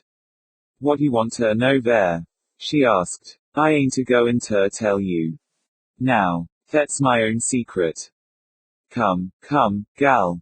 Tell me to once, or it won't be healthy there you. Val, then, she answered stubbornly, it's John Willett Barr. At her reply the younger man's face grew deathly pale, and he started up from his chair, but Kit thrust him back into his seat, saying, "Bring me the letter, Polly." "What are you goin' to do with it, Pa?" she inquired cautiously. "I promised old Sandy on my oath to keep it till the right one comes. Long to claim it, and I mean to keep my word. The right one is here. Gal, thar he sits, so trot that letter out, and don't parley long with me if you knows when you're well off." Polly stared at the younger man in utter bewilderment for a moment. Then, turning slowly, she stepped quietly into the cabin after the precious document. An unusual gleam of joy lighted up her face and a suppressed excitement shone in her eyes. Under her breath she said, "Somehow or other I felt he was the right one." Too truly, John Barr realized in that painful moment that he whom he sought was now dead to him, that the father from whom he had been parted so many years was sleeping that long, dreamless sleep in the clay mound on the hillside, which marked his last resting place. As he turned to look at the face of old, honest Kit, who had been his father's friend during those long years of forced exile, a happy smile lit up the old miner's rugged features as he pointed with his finger to the rock cliff near the old spruce vine, and said, in an exultant, trembling voice, "Thar he be, stranger geez as I have seen him many a night yer dad my pard poor old Sandy." With an eager voice John Barr sprang forward, and the mountains echoed and re-echoed the plaintive cry of "Father! Father!" But his outstretched arms clasped only emptiness and the darkening shadows of the rapidly approaching night. The Ghosts of Red Creek. By S.T. To the northward of Mississippi City and its neighbor, Hansborough, there extends a tract of pine forest for miles with but few habitations. Scattered through it, Black and Red Creeks with the numerous branches drain this region into the Pascagoula River to the eastward. With the swamps of Pascagoula as a refuge, and the luxuriant and unfrequented bottoms of Red and Black Creeks to browse upon, there are few choicer spots for deer. Knowing this fact, a small party of Gentleman on the day before a crisp, cold Christmas, started from Hansborough in a large four-wheeled wagon for a 30-mile drive into this wilderness of pine and a week's sport after the deer. The guide was Jim Carruthers, a true woodsman, and the driver and general factotum, a jolly Negro named Jack Lyons, than whom no one could make a better hoe cake and cook a venison steak. His laugh could be heard a quarter of a mile, and his good nature was as expansive as the range of the laughter. The usual experiences of a hunting camp were heartily enjoyed during the first days of this life out of doors, but its cream did not rise until about the fifth night, when, from familiar intercourse, Jack Lyons became loquacious, and after the day's 20 or 25-mile walk, would spin yarns in front of the campfire, which brought forgetfulness of fatigue. The night before New Year's was intensely cold. The cold north wind of the afternoon had subsided at sunset, and only a gust now and again touched the musical leaves of the pines, making them vibrant with that mournful score of nature's operas which even maestros have failed to catch. In front of two new and white tents, two sportsmen reclined at length within reach of the warmth of the fire, while opposite them rested at ease the guide and the worthy Jack Lyons. Wearied with the day's chase, four stanch hounds, Ringwood, Rose, Jet and Boxer, were dreaming of future quarry. The firelight brought out in bright relief the trunks of the tall pines, like cathedral columns, and sparkling through the leafy dome overhead. The scintillating stars glistened with a diamond brightness. A silence, which added its influence to the scene, rested about the borders of the creek below, and gave more effect to the story of the veteran teamster than perhaps it otherwise would have had. "If de deer run down de creek," said old Jack, smacking his lips over a carefully prepared brewing of the real Campbellton punch, "we say bound to see fun tomorrow, for dey'll take us down thar by de old gibbets place. In daylight deer's no place like it, but after nightfall, you bet you wouldn't catch dis nigger thar." Old Jack was naturally asked why he didn't care about visiting the gibbets place at night, asking to be excused until he filled his pipe. The silence was unbroken until his return. He piled on more pine knots and commenced. "You know, gemmen, dat when de gunboats was in de sound, we folks had to travel way back higher on des roads out in de range of deer big guns. I was gauged by Mr. Harrison in hauling salt from de factory at Mississippi City, on de beach over to Mobile, and I had been making a trip every week or so. Dis back country road was never thought of by de Federals, and we had good times long de way, no shells and no shootin'. De night, gemmen, I speakin' of was a Friday, dat yous all knows is unlucky. Well, you see, I hitched up Betsy and Rose in de lead, and ol' Fox and Blossom at de pole, and takes in de biggest load of salt dat team ever carried. I starts out and crosses de Biloxi River at Hinsboro. Jesus, de moon was goin' down. Yes, boss, des roads weren't no better den now, and de rain had made 'em mighty rough when yer come to de holes. I sat in de seat whistlin', de cows is in de pea patch, and a thinkin' of Sarah Jameson, what was afterwards my wife, when I felt her off for wheel go, kasoosh, in a hole up to de hub. I'd made 17 miles out of Hinsboro. I did some cussin', and den went to defense, about 20 yards off, and took out a rail to prise up the wheel. Den I saw I was at Mr. Gibbet's place. I says to myself, I'll go up to the house and get old Mr. Gibbet to give me a turn. I had done gone by dar 2 weeks afore, and seed der old man. Now, gemmen, yer listen to me, for what I's tellin' yer is as sure as Ginny'll blow de horn on de last day. I walked up to de house and, dar I saw a bright light inside. It showed out through de windows, and I saw shadows of Miss Gibbet and Mrs. Gibbet on de window curtain. Sure. Honeys, sure. De front do, was shet, and I steps up onto de gallery. And knocks with the butt end of my whip. I didn't knock loud, neither. God bless us all, gemmen, de lights went out like dat, and I hears set up a laugh, ha ha ha ha. How dat set my knees a shakin'. I opens de do, and there was no sign of anybody. I struck a match and all the furniture was moved out, and the old red curtain dat I thought I seed was in rags. The whole family was gone, for sure. I didn't know exactly what to think about them strange voices, but I started back to the wagon, when it lightened, and Brescod, dar in the front yard was 6 graves G's made.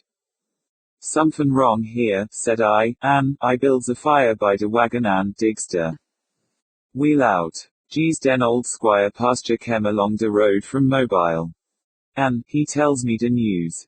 Old man Gibbet cut the throats of his wife and 4 chillens and shoot hisself in the head out in jealousy of his wife.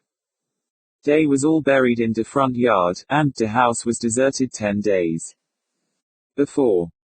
Gemmen, when I hear dat, dem mules make the quickest time to Mobile ever seed, and yous can tell me dar's no ghosts, but yo, don, catch me roun' that log house of gibbets, Septon sons an hour high.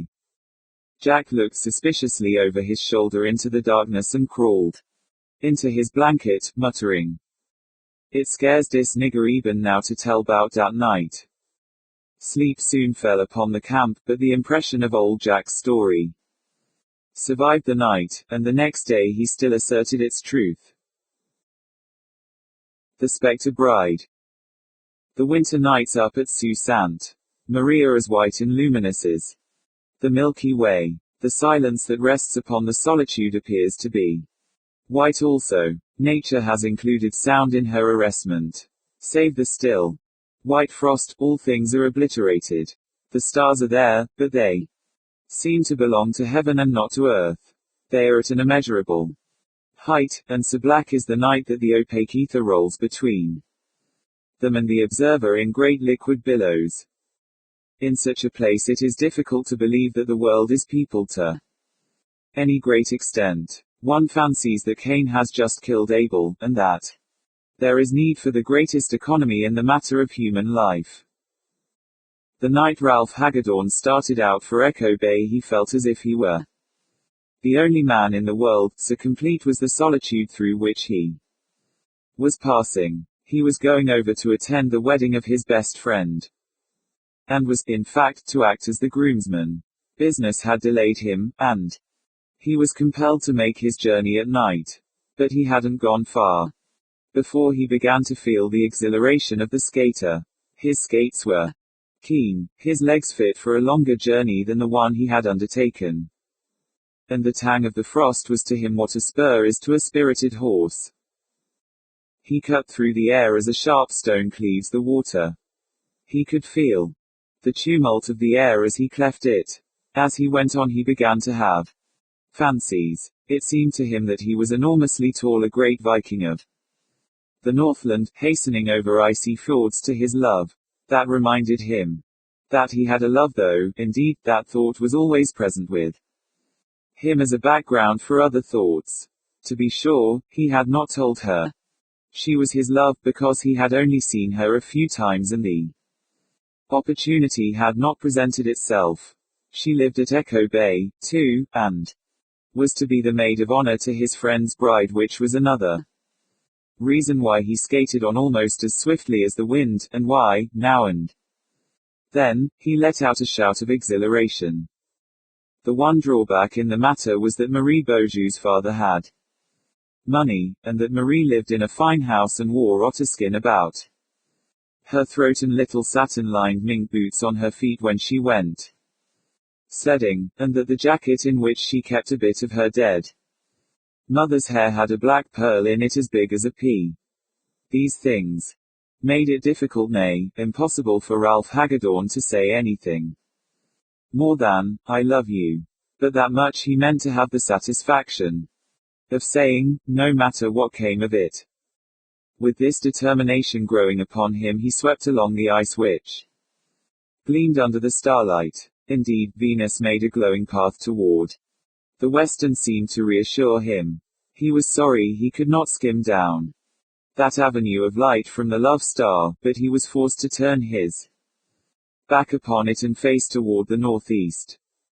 It came to him with a shock that he was not alone. His eyelashes were a good deal frosted and his eyeballs blurred with the cold, and at first he thought it an illusion.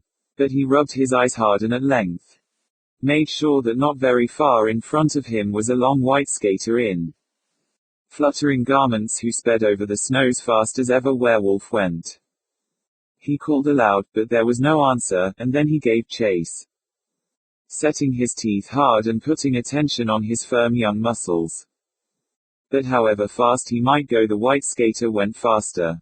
After a time, he became convinced, as he chanced to glance for a second at the north star, that the white skater was leading him out of his direct path. For a moment he hesitated, wondering if he should not keep to his road, but the strange companion seemed to draw him on irresistibly, and so he followed. Of course it came to him more than once that this might be no earthly guide. Up in those latitudes men see strange things when the hoar-frost is on the earth. Hagedorn's father, who lived up there with the Lake Superior Indians and worked in the copper mines, had once welcomed a woman at his hut on a bitter night who was gone by morning, and who left wolf tracks in the snow. Yes, it was so, and John Fontenelle, the half-breed, could tell you about it any day if he were alive. Alack! The snow where the wolf tracks were is melted now. Well, Hagedorn followed the white skater all the night, and when the ice flushed red at dawn and arrows of lovely light shot up into the cold heavens, she was gone, and Hagedorn was at his destination. Then, as he took off his skates while the sun climbed arrogantly up to his place above all other things, Hagedorn chanced to glance lakeward, and he saw there was a great wind rift in the ice and that the waves showed blue as sapphires beside the gleaming ice. Had he swept along his intended path, watching the stars to guide him, his glance turned upward, all his body at magnificent momentum, he must certainly have gone into that cold grave. The white skater had been his guardian angel. Much impressed, he went up to his friend's house, expecting to find there the pleasant wedding furore. But someone met him quietly at the door, and his friend came downstairs to greet him with a solemn demeanor. "Is this your wedding face?" cried Hagedorn. "Why, really, if this is the way you are affected, the sooner I take warning the better." "There's no wedding today," said his friend. "No wedding? Why, you're not. Marie Beaujeu died last night." Marie died last night. She had been skating in the afternoon, and she came home chilled and wandering in her mind, as if the frost had got in it. Somehow, she got worse and worse and talked all the time of you. Of me. We wondered what it all meant. We didn't know you were lovers. I didn't know it myself, more's the pity. She said you were on the ice. She said you didn't know about the big breaking up, and she cried to us that the wind was offshore. Then she cried that you could come in by the old French creek if you only knew. I came in that way, interrupted Hagedorn. How did you come to do that? It's out of your way. Sir Hagedorn told him how it came to pass. And that day they watched beside the maiden, who had tapers at her head and feet, and over in the little church the bride who might have been at her wedding said prayers for her friend. Then they buried her in her bridesmaid's white, and Hagedorn was there before the altar with her, as he intended from the first. At midnight the day of the burial her friends were married in the gloom of the cold church, and they walked together through the snow to lay the bridal wreaths on her grave. 3 nights later Hagedorn started back again to his home. They wanted him to go by sunlight, but he had his way and went when Venus made her bright path on the ice. He hoped for the companionship of the white skater. But he did not have it. His only companion was the wind. The only voice he heard was the baying of a wolf on the north shore. The world was as white as if it had just been created and the sun had not yet colored nor man defiled it. How he caught the ghost. Yes, the house is a good one, said the agent, it's in a good neighborhood, and you're getting it at almost nothing, but I think it right to tell you all about it. You are orphans, you say, and with a mother dependent on you. That makes it all the more necessary that you should know. The fact is, the house is said to be haunted. The agent could not help smiling as he said it, and he was relieved to see an answering smile on the two faces before him. Ah, you don't believe in ghosts, he went on, nor do I, for that matter, but, somehow, the reputation of the house keeps me from having a tenant long at a time. The place ought to rent for twice as much as it does. If we succeed in driving out the ghost, you will not raise the rent? Asked the boy, with a merry twinkle in his eyes. Well, no, not this year, at any rate, laughed the agent.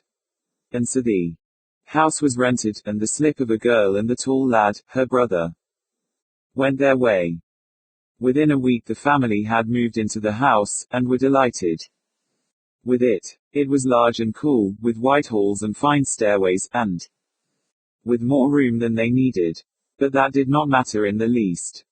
For they had always been cramped in small houses, suffering many discomforts, and they never could have afforded such a place as this if it had not been haunted.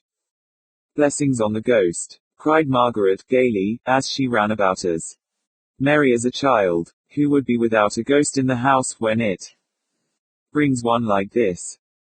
And it is so near your school, said the mother, and I used to worry so over the long walk, and David can come home to lunch now, and you don't know what a pleasure that will be. It seems to me, David gravely explained, that if I should meet the ghost I would treat him with the greatest politeness and encourage him to stay. We shall not miss the room he takes, shall we? I think it would be well to set aside that room over yours, Maggie, for his ghostship's own, for we shall not need that, you know. Besides, the door doesn't shut, and he can go in and out without breaking the lock. And then they all laughed and had a great deal of fun over the ghost, which was a great joke to them. They were very tired that night and slept soundly all night long. When they met the next morning there was more laughter about the ghost, which was shy about meeting strangers probably, and had made no effort to introduce himself. For the next 3 days they were all hard at work, trying to bring chaos into something like order, and then it was time for the school to open, and Margaret was to begin teaching, and David inserted an advertisement in the city papers for a maid-of-all-work, who might help their mother in their absence. For one whole day prospective colored servants presented themselves and announced, "Is dis de house whar dey wants a work lady? No, ma'am, I ain't gwine to work in dis house. Catch me workin' in no haunted house." After which they each and all departed, and others came in the stead. One was secured after a while, but no sooner had she talked across the fence with a neighbor's servant than she, too, departed. "Never mind, children," said Mrs. Scraig, wearily, "I would much rather do the work than be troubled in this way." So the maid-of-all-work was dismissed and the Craig family locked the doors and went to their rooms, worn out with the day's anxieties. They had been in the house 4 days, and there had been neither sight nor sound of the ghost. The very mention of it was enough to start 'em all to laughing, for they were thoroughly practical people, with a fondness for inquiring into anything that seemed mysterious to them and for understanding it thoroughly before they let it go. David was soon sleeping the sound sleep of healthy boyhood, and all was silent in the house, when Margaret stole softly into his room and laid her hand on his arm. He was not easy to waken, and several minutes had passed before he sat up in bed with an articulate murmur of surprise. "Hush," said Margaret, in a whisper, with her hand on his lips. "I want you to come into my room and listen to a sound that I have been hearing for some time." "Doors creaking," suggested David, as he began to dress. "Nothing of the kind," was all she said. They walked up the stairway, and along the upper hall to the door of the unused room. Something was wrong with the lock and the door would not stay fastened, as I have said. Something that was not fear thrilled their hearts as they pushed the door further ajar, and stood where they could see every foot of the vacant floor. One of their own boxes stood in the middle of the room. But aside from that, nothing was to be seen, and they looked at one another in silence. "Hold the lamp a minute, Maggie," David said, at last, and then he went all over the room, and looked more particularly at its emptiness, and even felt the walls. "Secret panels, you know," he said with a smile, but it was a very puzzled smile indeed. "I can't see what it could have been," Margaret said, as they went down the stairs. "No, I can't see, either, but I'm going to see," said David. "That was a chain, and chains don't drag around by themselves, you know. A ghost could not drag a chain, if he were to try." "The conventional ghost very often drags chains," said Margaret, as she closed the door of her room. And then she lay awake all night and listened for the conventional ghost that dragged a chain, but it seemed that the weight of the chain must have wearied him, for he was not heard again. The mother had slept through it all, and next morning they gave her a vivid account of the night's adventure. "Perhaps it was someone in the house," she said, in alarm.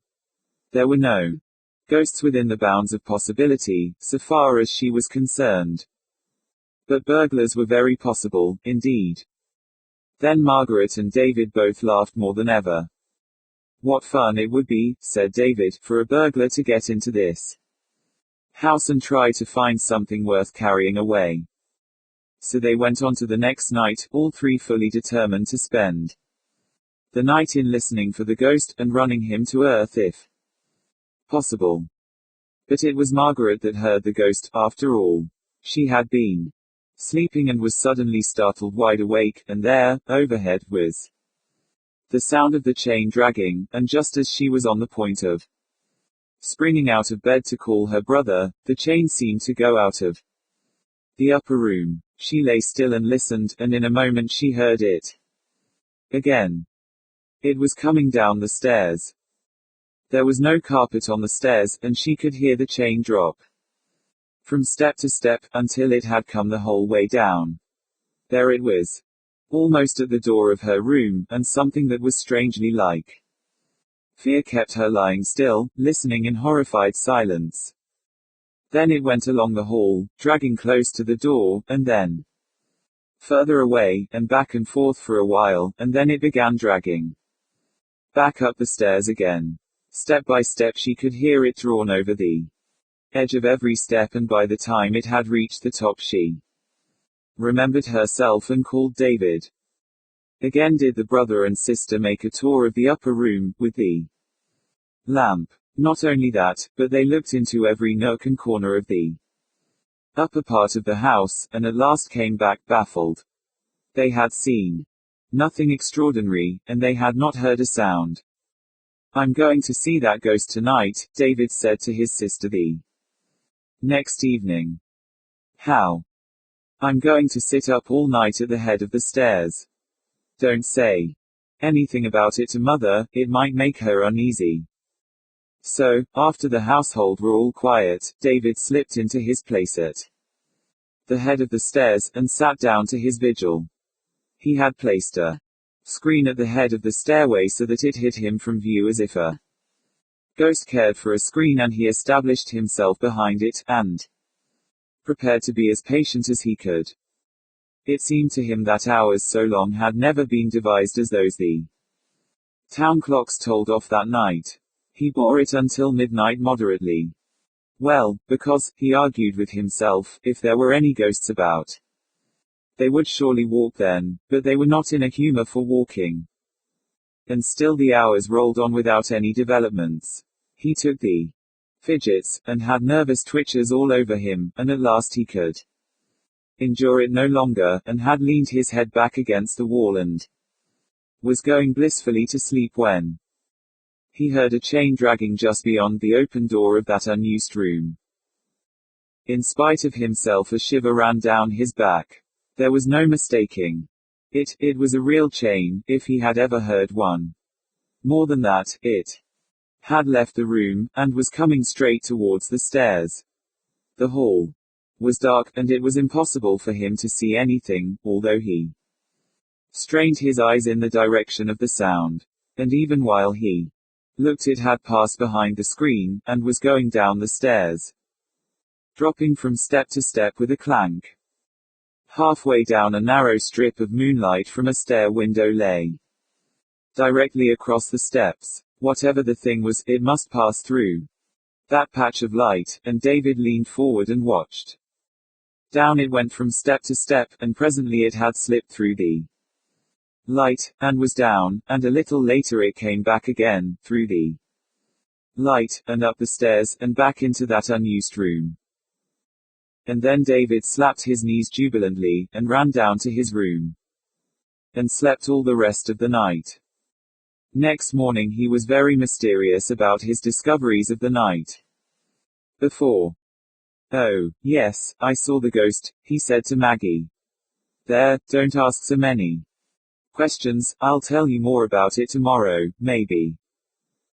And that was all the information she could get from him. It was very provoking. That day David made a purchase downtown and brought home a bulky bundle, which he hid in his own room and would not let his sister even peep at. "I'm going to try to catch a ghost tonight," he said, "and you know how it is, if I brag too much beforehand, I shall be sure to fail." He was working with something in the hall after the others had retired. But he did not sit up this time. He went to bed, and Margaret listened at his door and found that he was soon asleep.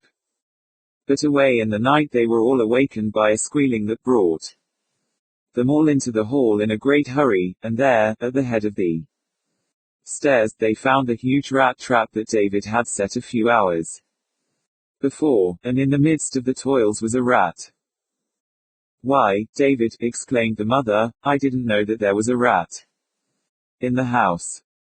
And then, all at once, she saw that there was a long chain hanging from a little iron collar around the creature's neck, and she and Margaret cried together. And this was the ghost. Such a funny ghost when they came to think of it, this poor rat, with a nest in some hole of the broken chimney. He had been someone's pet once perhaps, and now, the households he had broken up, the nights he had disturbed, the wild sensations he had created, it made his captors laugh to think that this innocent creature had been the cause of the whole trouble. "I'll get a cage for him, and take care of him for the rest of his life," said David. "We owe him so much that we can't afford to be ungrateful." The next morning he took the ghost in a cage and showed it to the agent, and gave him a vivid account of the capture. "So, you have a good house for about half price, all on account of that rat," exclaimed the agent, grimly. "Young man, but never mind, you deserve it. What are you working for now?" $6 a week. "If you ever want to change your place, suppose you come around here. I think you need a business that will give you a chance to grow." And the agent and David shook hands warmly over the cage of the ghost. Grand Dame's Ghost Story by C.D. I don't know whether you ever tell your children ghost stories or not. Some mothers don't, but our mother, though of German descent, was strong-minded on the ghost subject, and early taught all of her children to be fearless mentally as well as physically, and, though dearly fond of hearing ghost stories, especially if they were real true ghosts, we were sadly skeptical as to there being anything of the kind that could harm. We were quite learned in ghostly lore, knew all about doppelgangers, will-o'-the-wisp, blue lights, etc., and we could not have a greater treat for good behavior than for our mother to draw on her store of supernatural tales for our entertainment. The story I am about to relate she told us one stormy night when, gathered round her chair in her own cozy sanctum, before a cheerful fire, we ate nuts and apples, and listened while she recited an a true tale, told her by her grandmother, who herself witnessed the vision. It was a fearful night, the wind sobbed and wailed round the house like lost spirits mourning the doom, the rain beat upon the casements, and the trees, writhing in the torture of the fierce blast, groaned and swayed until the tops almost swept the earth. Bright flashes of lightning pierced even through the closed shutters and heavy curtains. And the thunder had a sullen, threatening roar that made your blood creep. It was a night to make one seek to shut out all sound, draw the curtains close, stir the fire and nestle deep in the armchair before it with feet upon the fender, and have something cheerful to think or talk about. But I was all alone, none in the house with me but the servants, and the servants' wing was detached from the main part of the building, for I do not care to have menials near me, and I had no loved ones near. It was just such a night that Nancy Black died. What a fearful night for the soul to leave its earthly home and go out into the vast, unknown future. I spoke aloud, as, rousing from a train of thought, I drew my heavy mantle closer round me, wheeled my armchair nearer the fire, and cuddled down in it, burying my feet in the foot cushion to warm them. For I felt strangely cold. I was in the library, it was my usual sitting room, for I seldom used the parlors. What was the use? My books were my friends, and I loved best to be with them. My children dead, or married and away, the cold, grand parlors always seemed gloomy and sad. The ghosts of departed pleasures haunted them, and I cared not to enter them. It was a long, wide room across the hall from the parlors, running the whole length of the house, and was lined with shelves from floor to ceiling. My husband's father had been a bibliomaniac, and my husband had a leaning that way also, and the shelves held many an old rare work that was worth its weight in gold. The fire, though burning brightly, did not illume one half the room, of which, sitting in the chimney corner, I commanded a full view, and had been looking at the shadows playing on the furniture and shelves, as the flame shot up, and after flickering a moment, would die out, leaving a gloom which would break away into fantastic shadows as the firelight would again shoot up. While watching the gleams of light and darkling shades, unconsciously, the wailing of the storm outside attracted my attention. There seemed to be odd noises of tapping on the windows, and sobs and sighs, as though someone was entreating entrance from the fierce tumult, and as I sat there, again I thought of Nancy Black, the old schoolgirl friend who had loved me so dearly, and the night when she went forth to meet the doom appointed her. Resting my head upon my hand, I sat gazing in the fire, thinking over her strange life, and still stranger death, and wondering what could have become of the money and jewels that I knew she had once possessed. While sitting thus, a queer sensation crept over me. It was not fear, but a feeling as though if I'd look up I'd see something frightful. A shiver, not like that of cold, ran from my head to my feet, and a sensation as though someone was breathing icy cold breath upon my forehead, the same feeling you would cause by holding a piece of ice to your cheek. It fluttered over my face and finally settled round my lips, as though the unseen one was caressing me, thrilling me with horror. But I am not fearful, nervous nor imaginative, and resolutely throwing off the dread that fell upon me, I turned round and looked up, and there, so close by my side that my hand, involuntarily thrown out, passed through her seeming form, stood Nancy Black. It was Nancy Black, and yet not. Nancy Black, her whole body had a semi-transparent appearance, just as your hand looks when you hold it between yourself and a strong light. Her clothing, apparently the same as worn in life, had a wavy, seething, flickering look, like flames have, and yet did not seem to burn. In the name of God, Nancy Black, what brought you here, and whence came you? I exclaimed. A hollow whisper followed. Thank you, my old friend, for speaking to me, and oh, how deeply I thank you for thinking of me tonight. I shall have rest.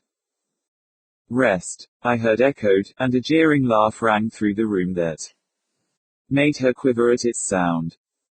I have been near you often, but always failed to find you in a condition when you would be en rapport before tonight. What I came for. I will tell you, whence I come, you need not know, suffice it to say that were I happy I would not be here on such an errand, nor on such a night. It is only when the elements are in a tumult, and the winds wail and moan, that we come forth. When you hear these sounds, it is souls of the lost you hear mourning the doomed tease, then they wander up and down, to and fro, their only release from their fearful home of torture and undying pain. I have come to tell you that you must go over to the old house, and in the back room I always kept locked, have the carpet taken up from toward the fireplace. You will see a plank with a knot hole in it. Remove that, and you will find what caused me to lose my soul. Have prayers said for me, for 'tis well to pray for the dead. The money and jewels give in charity, bury in holy ground the others you find, and pray for them and me. Ah, Jeanette, you thought your old friend, though strange and odd, pure and innocent. It is a bitter part of my punishment that I must change your thought of me.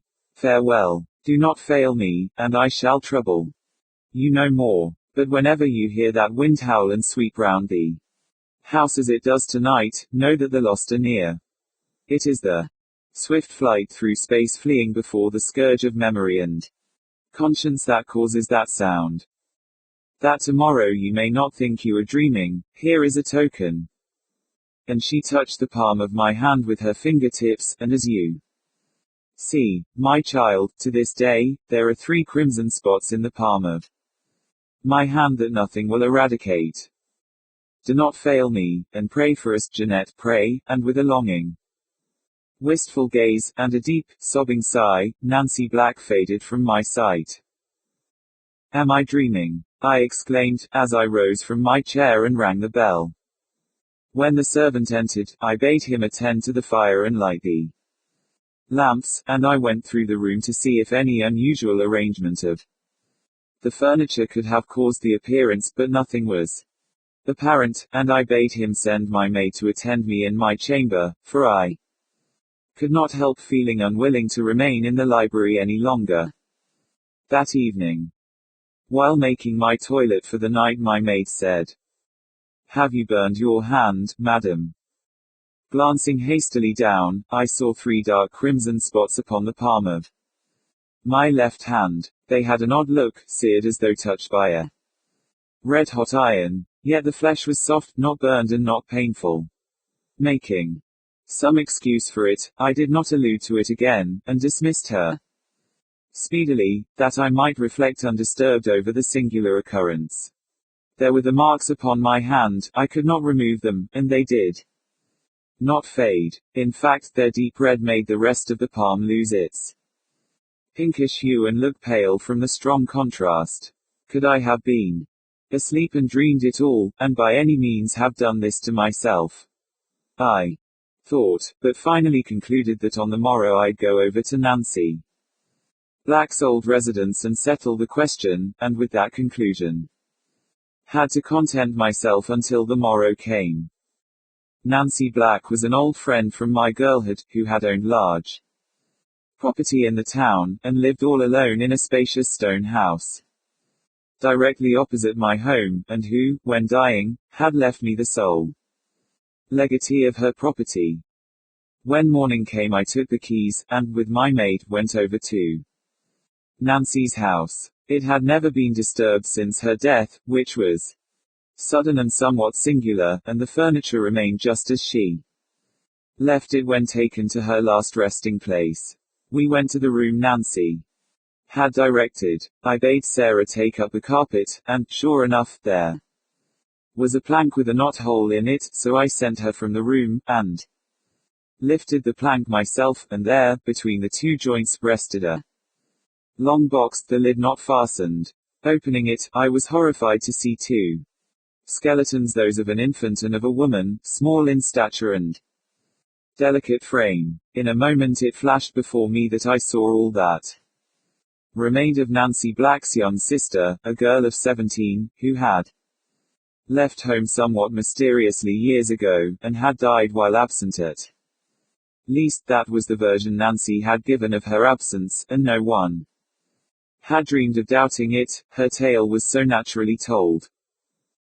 Left orphans when Lucy was only 2 years and Nancy 18, she had devoted her life to the care of this young girl, and when she found her sister had fallen, she, in her pride of name and position, had destroyed mother and child, that her shame might not be known, and had lived all those dreary years in that house with her fearful secret.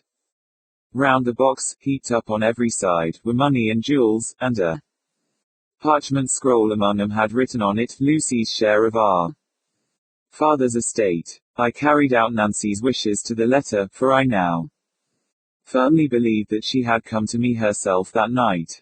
To avoid scandal resting on the dead, I took our clergyman into my confidence, and with his assistance had the remains buried quietly in consecrated ground. The money and jewels were given to the poor, and the old building I turned into a home for destitute females, and morning and night, as I kneel in prayer, I pray forgiveness to rest upon Nancy Black, and peace to her troubled soul. A Fight with a Ghost. By Q. E. D. No, I never believed much in ghosts, said the doctor. But I was always rather afraid of them. Have you ever seen one? Asked one of the other men. The doctor took his cigar out of his mouth and contemplated the ash for a moment or two before replying. I have had some rather startling experiences, he said, after a pause, during which the rest of us exchanged glances, for the doctor has seen many things and is not averse to talking about 'em in congenial company. Would you care about hearing one of them? It gives me the cold shivers now to speak of it. We nodded, and the doctor, taking a sip as an antidote to the shivers, began. You remember George Carson, who played for the varsity some years ago? Big chap, with a light moustache. Well, I saw a good deal of him before. He married while he was reading for the bar in town.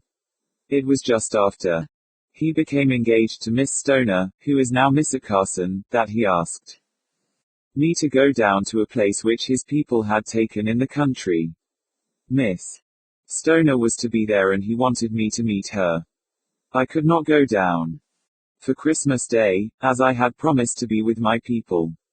But as I had been working a bit too hard, and wanted a few days' rest, I decided to run down for a few days about the New Year. Woodcote was a pleasant enough place to look at. There were 2 packs of hounds within easy distance, and it was not far enough from a station to cut you off completely from the morning papers. The Carsons had been lucky, I thought, in coming across such a good house at such a moderate figure, for, as George told me, the owner had been obliged to go abroad for his health, and was anxious not to leave the place empty all the winter. It was an old house with big gables and preposterous corners all over the place, and you couldn't walk 10 paces along any of the passages without tumbling up or down stairs. But it had been patched from time to time and, among other improvements, a big billiard room had been built out at the back. A country house in the winter without a billiard room, when the frost stops hunting, is just, well, not even a gilded prison. The party was a small one, besides George and his father. and mother, there were only a couple of Mrs. Carson, who, being somewhere in the early teens, didn't count, and Miss Stoner, who, of course, counted a good deal, and, lastly, myself. Miss Stoner ought to have been happy, for George Carson, besides being an excellent fellow all around, was by no means a bad match, being an only son with considerable expectations. But, somehow or other, she did not strike me as looking either very well or very happy. She gave me the impression of having something on her mind, which made her alternately nervous and listless. George, I fancied, noticed it, and was puzzled by it, for I caught him several times watching her with an anxious and inquiring look, but, as I was not there as a doctor, of course it was no business of mine, though I discovered the reason before I left Woodcote. The second night after my arrival we had been playing, I remember, a family pool. The rest had gone upstairs to bed. George and I adjourned to a sort of study, which he had arranged upstairs, for a final smoke and a chat before turning in.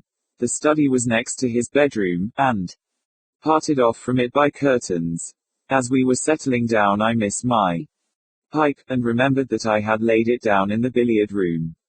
On principle I never smoke another man's pipe, so I lit a candle, the house being in darkness, and started away in search of my own. The house looked awfully weird by the flickering light of a solitary candle, and the stairs creaked in a particularly gruesome way behind me, just for all the world as though someone were following at my heels. I found my pipe where I had expected, in the billiard room, and came back in perhaps a little more hurry than was absolutely necessary. Which perhaps explains why I stumbled in the uncertain light over a couple of unforeseen stairs, and dropped my candle. Of course it went out, but after a little groping I found it. Having no matches with me I was obliged to feel my way along the banisters, for it was so dark that I could not see my hand in front of me. And as I slowly advanced, sliding my hand along the broad balustrade at my side, it suddenly slid over something cold and clammy, which was not balustrade at all, for stopping dead, and closing my fingers round it for an instant, I felt that I was holding another hand, a skinny, bony hand, which freed itself slowly from my grasp. And though I could hear nothing and see nothing, I was yet conscious that something was brushing past me and going up the stairs. "Hi, what's that? Who are you?" I called. There was no answer. I admit that I was in a regular funk. I must have shown it in my face. "What's the matter?" asked George, as I blundered into his study. "Oh, nothing," I answered, dropped my candle and lost the way. "But who were you talking to?" "I was only swearing at the candle," I replied. "Oh, I thought perhaps you had seen somebody," replied George. Somehow I did not like to tell him the truth, for fear he would laugh at my nervousness. But I determined to keep an eye on my liver, and take a couple of weeks' complete rest. That night I woke up several times with the feeling of that confounded hand under my own, a clammy hand, which reads as my fingers closed upon it.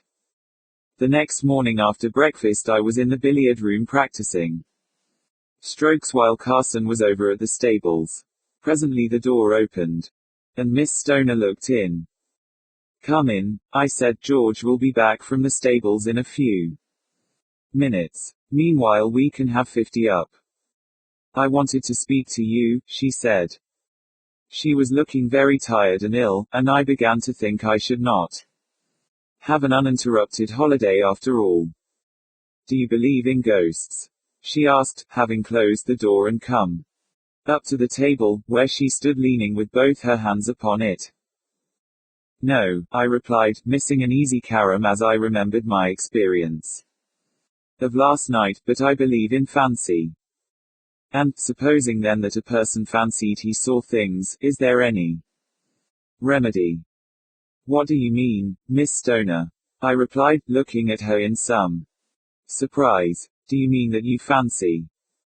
I stopped for Miss Stoner turned away, sat down on one of the easy chairs by the wall, and burst into tears. Oh, please help me, she sobbed, I believe I am going mad. I laid down my cue and went over to her. Look here, Miss Stoner, I said, taking her hand, which was hot and feverish. I am a doctor, and a friend of George. Now tell me all about it, and I'll do my best to set it right. She was in a more or less hysterical condition, and her words were freely punctuated by sobs. But gradually I managed to elicit from her that nearly every night since she came to Woodcote she had been awakened in some mysterious way, and had seen a horrible face looking at her from over the top of a screen which stood by the door of her bedroom.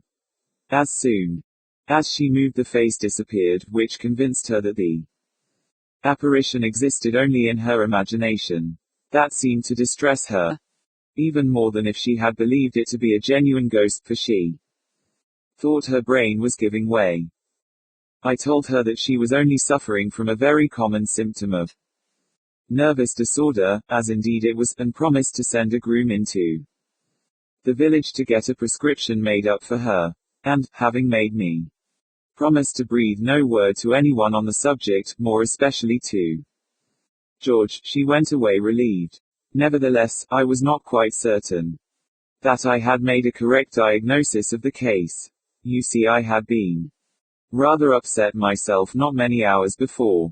George was longer than I expected at the stable, and I was just going to find him when at the door I met Miss Carson. Can you spare me one moment? She said, as I held open the door for her. I wanted to find you alone. Certainly, Miss Carson, with pleasure, an hour, if you wish, I replied. It is so convenient, you know, to have a doctor in the house, she said, with a nervous laugh. Now I want you to prescribe me a sleeping draught. My nerves are rather out of order, and I don't sleep as I should. Ah, I said, do you see faces and such like things when you wake? How do you know? She asked quickly. Oh, I inferred from the other symptoms. We doctors have to observe all kinds of little things. Well, of course, I know it is only fancy, but it is just as bad as if it were real. I assure you it is making me quite ill, and I didn't like to mention it to Mr. Carson or to George. They would think I was losing my head. I gave Miss Carson the same prescription as I had written for Miss Stoner, though by that time the conviction had grown upon me that there was something wrong which could not be cured by medicine. However, I decided to say nothing to George about the matter at present, for I could hardly utilize the confidence which had been placed in me by Miss Stoner and Miss Carson, and my own experience of the night before would scarcely have appeared convincing to him. But I determined that on the next day, which was Sunday, I would invent an excuse for staying at home from church and make some explorations in the house. There was obviously some mystery at work which wanted clearing up. We all sat up rather late that night. There seemed to be a general disinclination to go to bed. We stayed all together in the billiard room until nearly midnight, and then loitered about in the hall, talking in an aimless sort of fashion. But at last Miss Carson said good night, with a confidential nod to me, and Miss Stoner murmured, so many thanks, I got it, and they both went upstairs. George and I parted in the corridor above. Our rooms were opposite each other. I did not begin undressing at once, but sat down and tried to piece together some theory to account for the uncanniness of things. But the more I thought, the more perplexing it became. There was no doubt whatever that I had put my hand on something extremely alive and extremely unpleasant the night before. The bare recollection of it made me shudder. What living thing could possibly be creeping about the house in the dark? It was a man's hand. Of that I was certain from the size of it. George Carson was out of the question, for he was in his room all the time. Nor was it likely that Mr. Carson, Sr., would steal about his own house in his socks and refuse to answer when spoken to. The only other man in the house was an eminently respectable-looking butler, and his hand, as I had noted particularly when he poured out my wine at dinner, was plump and soft, whereas the mysterious hand on the balustrade was thin and bony. And then, what was the real explanation of the face which had appeared to the two ladies? Indigestion might have explained either singly. Extraordinary coincidences do sometimes occur. But it seemed too extraordinary that a couple of ladies, one old and one young, should suffer from the same indigestion in the same house, at the same time, and with the same symptoms. On the whole, I did not feel at all comfortable, and looked carefully in all the cupboards and recesses, as well as under the bed, before starting to undress. Then I went to the door, intending to lock it. Just as my hand was upon the key, I heard a soft step in the corridor outside, accompanied by a sound which was something between a sigh and a groan. Very faint, but quite unmistakable, and, under the circumstances, discomposing. It might, of course, be George. Anyhow, I decided to look and see. I turned the handle gently and opened the door. There was nothing to be seen in the corridor, but on the opposite side I could see a door open, and George's head peeping round the corner. "Hello," he said. "Hello," I replied. "Was that you walking up the passage?" he asked. "No," I answered, "I thought it might be you." "Then who the devil was it?" he said. "I'll swear I heard someone." There was silence for a few moments. I was wondering whether I had better tell him of the fright I had already had when he spoke again. "I say, just come here for a bit, old fellow, I want to speak to you." I stepped across the passage, and we went together into the little study which adjoined his bedroom. "Look here," he said, poking up the fire, which was burning low. "Doesn't it strike you that there is something very odd about this house?" "You mean?" "Well, I wouldn't say anything about it to the master or Miss Stoner, for fear of frightening 'em. All the same, scarcely a night passes but I hear curious footsteps on the stairs. You've heard 'em yourself, haven't you?" "Now you mention it," I said, "I confess I have. And, what is more," he continued, "I was sitting here 2 nights ago, half asleep, and it seems ridiculous, I know, but it's a fact. I suddenly saw a horrible face glaring at me from between those curtains behind you. It was gone in a moment, but I saw it as plainly as I see you." I moved my seat uneasily. "Did you look in your bedroom or in the passage?" I asked. "Yes, at once," he replied. "There was nothing to be seen, but twice again that night I heard footsteps passing. Good God!" He started up in his chair, staring straight over my shoulder. I turned quickly and saw the curtains which parted off the bedroom swing together. "What is it?" I asked breathlessly. I saw it again, the same face between the curtains. I tore the hangings aside, and rushed into the next room. It was empty. The lamp was burning upon a side table, and the door was open, just as George had left it. In the passage outside all was quiet.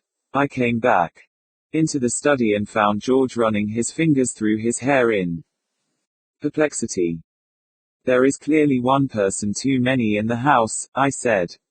"I think we ought to draw the place and find out who it is." "All right," said he, picking up the poker from the fireplace, "if it's anything made of flesh and blood this will be useful, and if not—" He stopped short, for at that instant the most awful shriek of horror rang through the house, a shriek of wild, uncontrollable terror, such as I had never heard before and I never hope to hear again. One moment we stood staring at each other, dumbfounded. The next George Carson had dashed out of the room and down the corridor to the stairs. I followed close behind him, for we both knew that none but a woman in mortal fear would shriek like that, and that woman was Miss Stoner. Down the stairs we tumbled pell-mell in the darkness. But before I reached the landing below, where Miss Stoner's room was, I felt, as I had felt the evening before, something brushed swiftly past me. As I ran the first turned and caught at it in the dark. But my hand gripped only empty air.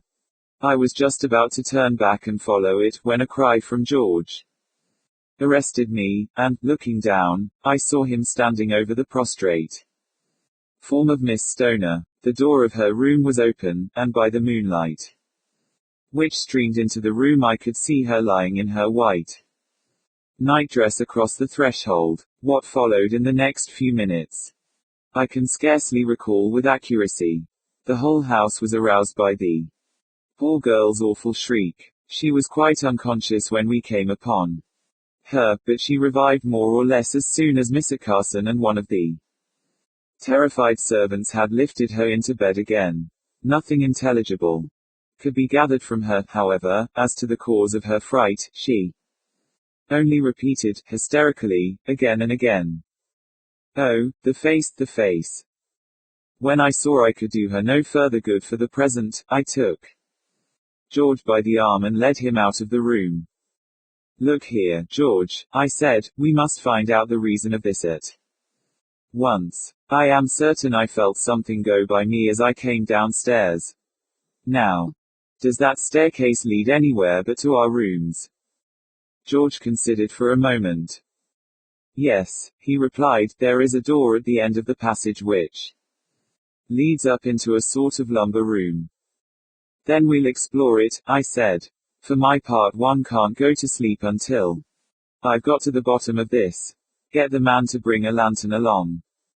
The butler looked as though he didn't half like the enterprise, and, to tell the truth, no more did I. It was the uncanniest job I ever undertook. However, we started, the three of us. First of all we searched the rooms on the floor above, where George and I slept. Everything was just as we had left it. Then I pushed open the door at the end of the corridor. A crazy-looking staircase led up into darkness. We went cautiously up, I first with a candle, then George, and last of all the butler with a lantern. At the top we stepped into a big, rather low room, with beams across the ceiling, and a rough, uneven floor. Our lights threw strange shadows into the corners, and more than once I started at what looked like a crouching human figure. We searched every corner. There was nothing to be seen but a few old boxes, a roll or two of matting, and some broken chairs.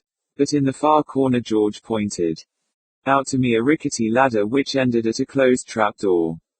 Just then, I distinctly heard the curious, half-groaning, half-sighing sound which had already puzzled me in the corridor below. We stood still and looked at one another. We all heard the sound. "Whatever it is, it's up there," I said. "The question is, who is going up?" George put his candle down upon the floor and stepped upon the ladder. It cracked beneath his weight. He stopped. "Come down, it won't bear you," I said. "I shall have to go." I don't know that I was ever in such a queer funk as I was while I slowly mounted that ladder, and pushed open the trapdoor. I had formed no clear idea of what I expected to find there. Certainly I was not prepared for what happened, for no sooner was the trapdoor fully open than there literally fell upon me from the darkness above a thing in human shape, which kicked and spat and tore at me as I stood clinging to the ladder. It lasted but a moment or so, but in that moment I lived a lifetime of terror. The ladder swayed and cracked beneath me, and I fell to the floor with the thing gripping my throat like a vice.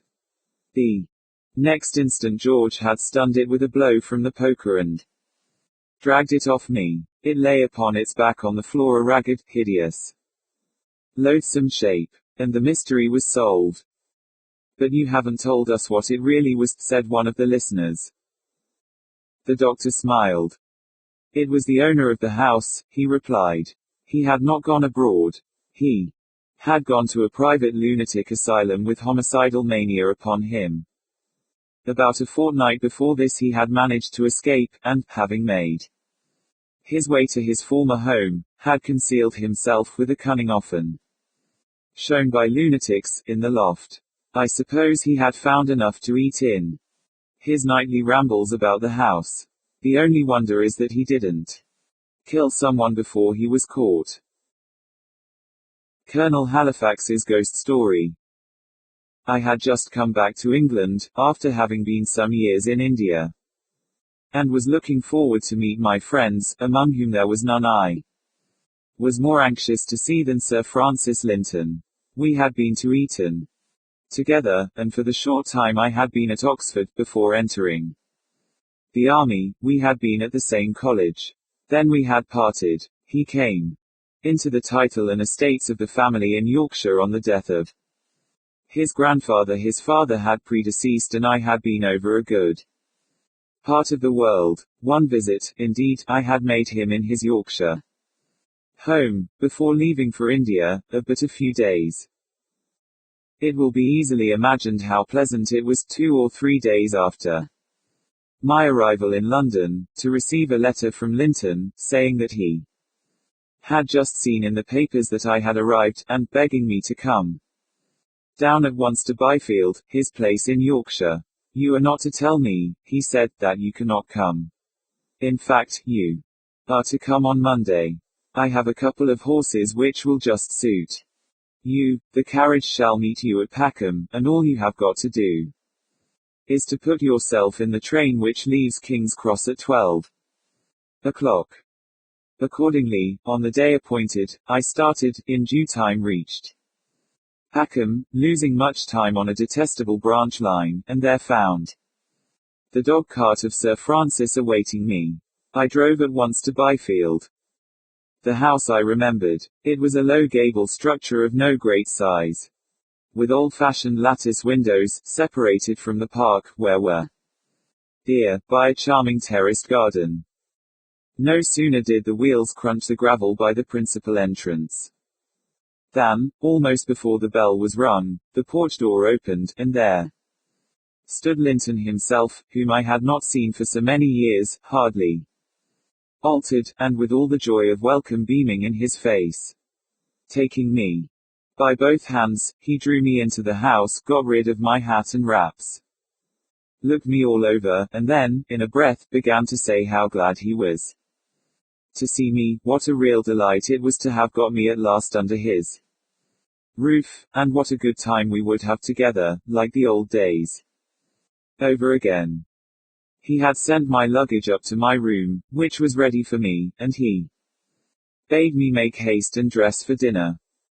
So saying, he took me through a panelled hall, up an old oak staircase, and showed me my room, which, hurried as I was, I observed was hung with tapestry, and had a large 4-post bed, with velvet curtains opposite the window. They had gone in to dinner when I came down, despite all the haste I made in dressing, but a place had been kept for me next Lady Linton. Besides my hosts, there were the 2 daughters, Colonel Linton, a brother of Sir Francis, the chaplain, and some others, whom I do not remember distinctly. After dinner there was some music in the hall, and a game of whist in the drawing room, and after the ladies had gone upstairs, Linton and I retired to the smoking room, where we sat up talking the better part of the night. I think it must have been near 3 when I retired. Once in bed I slept so soundly that my servant's entrance the next morning failed to arouse me, and it was past 9 when I awoke. After breakfast and the disposal of the newspapers, Linton retired to his letters, and I asked Lady Linton if one of her daughters might show me the house. Elizabeth, the eldest, was summoned, and seemed in no way to dislike the task. The house was, as already intimated, by no means large. It occupied 3 sides of a square, the entrance and one end of the stables making the 4th side. The interior was full of interest. Passages, rooms, galleries, as well as hall, were panelled in dark wood and hung with pictures. I was shown everything on the ground. Illustration, losing much time on a detestable branch line. Floor, and then on the first floor. Then my guide proposed that we should ascend a narrow, twisting staircase that led to a gallery. We did as proposed, and entered a handsome long room or passage leading to a small chamber at one end, in which my guide told me her father kept books and papers. I asked if anyone slept in this gallery, as I noticed a bed and fireplace, and rods by means of which curtains might be drawn, enclosing one portion where were bed and fireplace, so as to convert it into a very cozy chamber. She answered, no, the place was not really used, except as a playroom.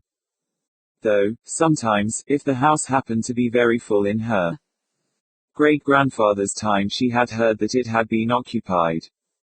By the time we had been over the house, and I had also been shown the garden and the stables, and introduced to the dogs, it was nearly 1:00. We were to have an early luncheon, and to drive afterwards to see the ruins of one of the grand old Yorkshire abbeys. This was a pleasant expedition, and we got back just in time for tea. After which there was some reading aloud. The evening passed much in the same way as the preceding one, except that Linton, who had some business, did not go down into the smoking room, and I took the opportunity of retiring early in order to write a letter for the Indian mail, something having been said as to the prospect of hunting the next day. I had finished my letter, which was a long one, together with 2 or 3 others, and had just got into bed, when I heard a step overhead, as of someone walking along the gallery, which I now knew ran immediately above my room. It was a slow, heavy, measured tread which I could hear getting gradually louder and nearer, and then as gradually fading away, as it retreated into the distance. I was startled for a moment, having been told that the gallery was unused, but the next instant it occurred to me that I had been told it communicated with a chamber where Sir Francis kept books and papers. I knew he had some writing to do, and I thought no more on the matter. I was down the next morning at breakfast in good time. How late you were last night, I said to Linton, in the middle of breakfast. I heard you overhead after 1:00. Linton replied rather shortly, indeed you did not, for I was in bed last night before 12. There was someone certainly moving overhead last night, I answered. For I heard his steps as distinctly as I ever heard anything in my life, going down the gallery. Upon which Colonel Linton remarked that he had often fancied he had heard steps on the staircase when he knew that no one was about. He was apparently disposed to say more, when his brother interrupted him, somewhat curtly, as I fancied, and asked me if I should feel inclined, after breakfast, to have a horse and go out and look for the hounds. They met a considerable way off, but if they did not find in the coverts they would first draw, a thing not improbable, they would come our way, and we might fall in with them about 1:00 and have a run.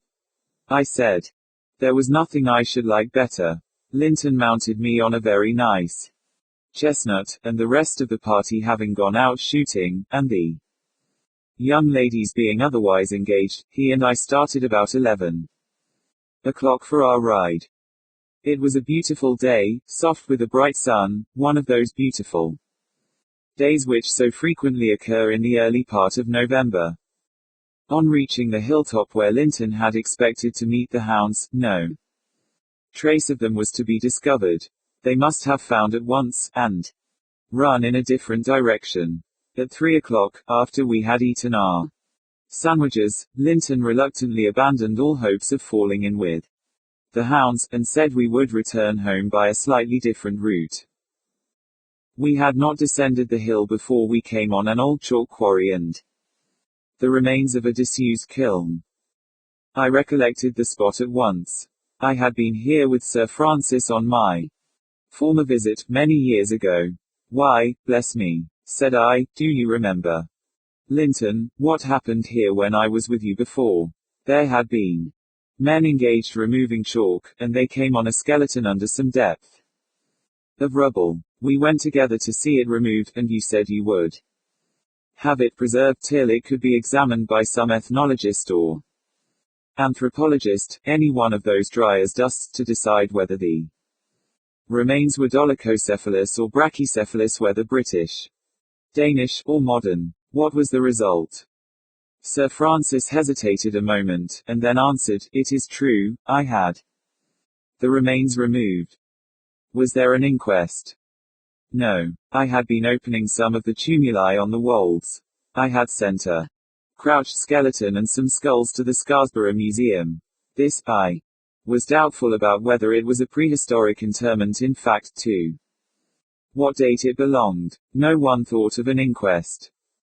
On reaching the house, one of the grooms who took the horses, in answer to a question from Linton, said that Colonel and Mrs. Hampshire had arrived about an hour ago, and that, one of the horses being lame, the carriage in which they had driven over from Castle Frampton was to put up for the night. In the drawing room we found Lady Linton pouring out tea for her husband's sister and her husband, who, as we came in, exclaimed, "We have come to beg a night's lodging." It appeared that they had been on a visit in the neighborhood, and had been obliged to leave at a moment's notice in consequence of a sudden death in the house where they were staying, and that, in the impossibility of getting a fly, their hosts had sent him over to Byfield. We thought, Mrs. Hampshire went on to say, that as we were coming here the end of next week, you would not mind having us a little sooner. Or that, if the house were quite full, you would be willing to put us up anywhere till Monday, and let us come back later. Lady Linton interposed with the remark that it was all settled, and then, turning to her husband, added, "But I want to speak to you for a moment." They both left the room together. Linton came back almost immediately, and, making an excuse to show me on a map in the hall the point to which we had ridden, said, as soon as we were alone, with a look of considerable annoyance, "I am afraid we must ask you to change your room. Shall you mind very much? I think we can make you quite comfortable upstairs in the gallery, which is the only room available. Lady Linton has had a good fire lit, the place is really not cold, and it will be only for a night or two. Your servant has been told to put your things together, but Lady Linton did not like to give orders to have them actually moved before my speaking to you. I assured him that I did not mind in the very least, that I should be quite as comfortable upstairs, but that I did mind very much the making such a fuss about a matter of that sort with an old friend like myself. Certainly nothing could look more comfortable than my new lodging when I went upstairs to dress. There was a bright fire in the large grate, an armchair had been drawn up beside it, and all my books and writing things had been put in, with a reading lamp in the central position, and the heavy tapestry curtains were drawn, converting this part of the gallery into a room to itself. Indeed, I felt somewhat inclined to congratulate myself on the change. The spiral staircase had been one reason against this place having been given to the Hampshires. No lady's long dress trunk could have mounted it. Sir Francis was necessarily a good deal occupied in the evening with his sister and her husband, whom he had not seen for some time. Colonel Hampshire had also just heard that he was likely to be ordered to Egypt. And when Linton and he retired to the smoking room, instead of going there, I went upstairs to my own room to finish a book in which I was interested. I did not, however, sit up long, and very soon went to bed.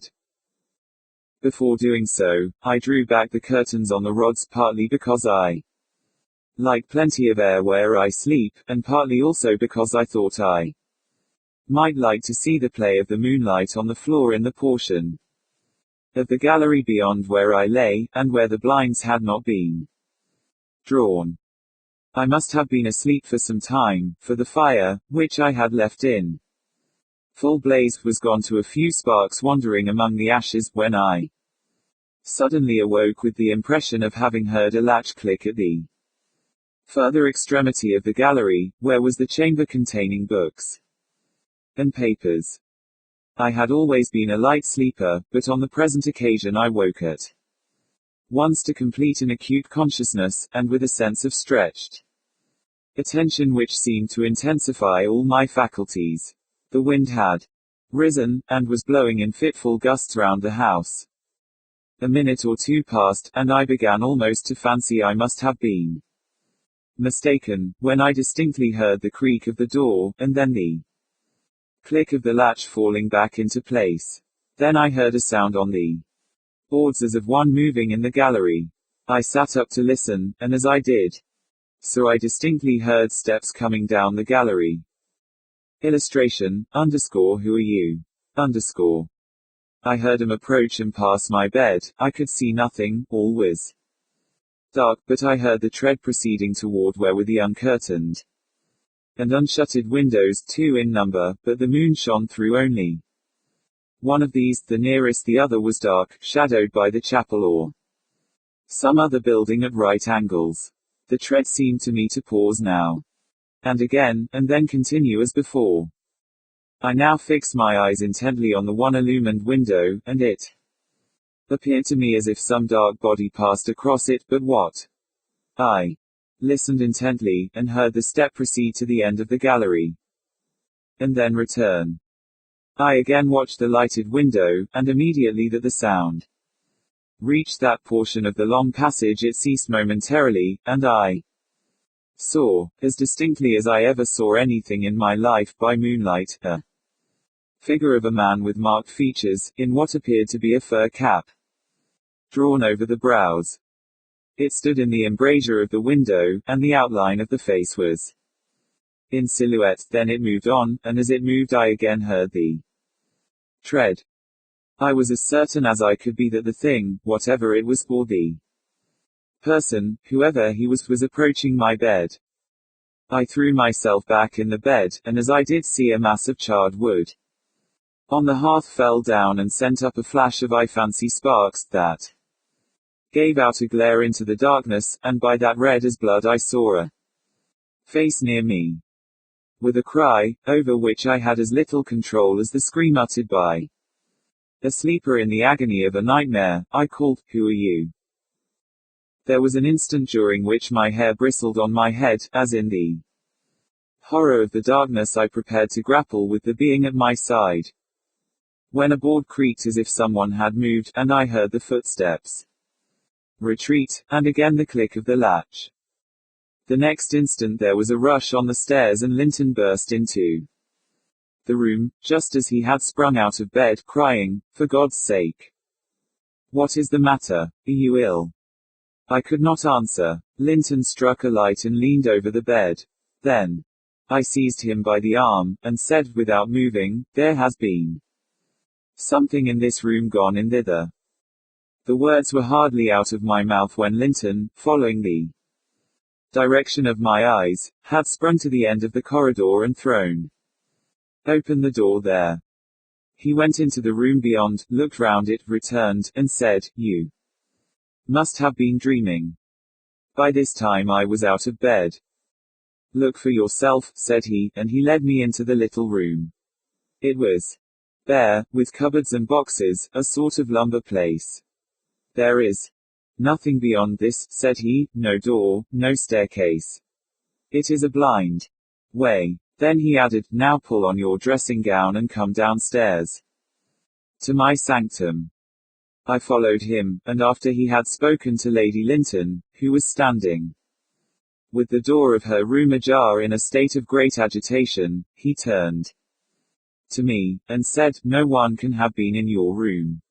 You see, my wife's apartments are close below, and no one could come up the spiral staircase without passing my door. You must have had a nightmare. Directly you screamed I rushed up the steps, and met no one descending.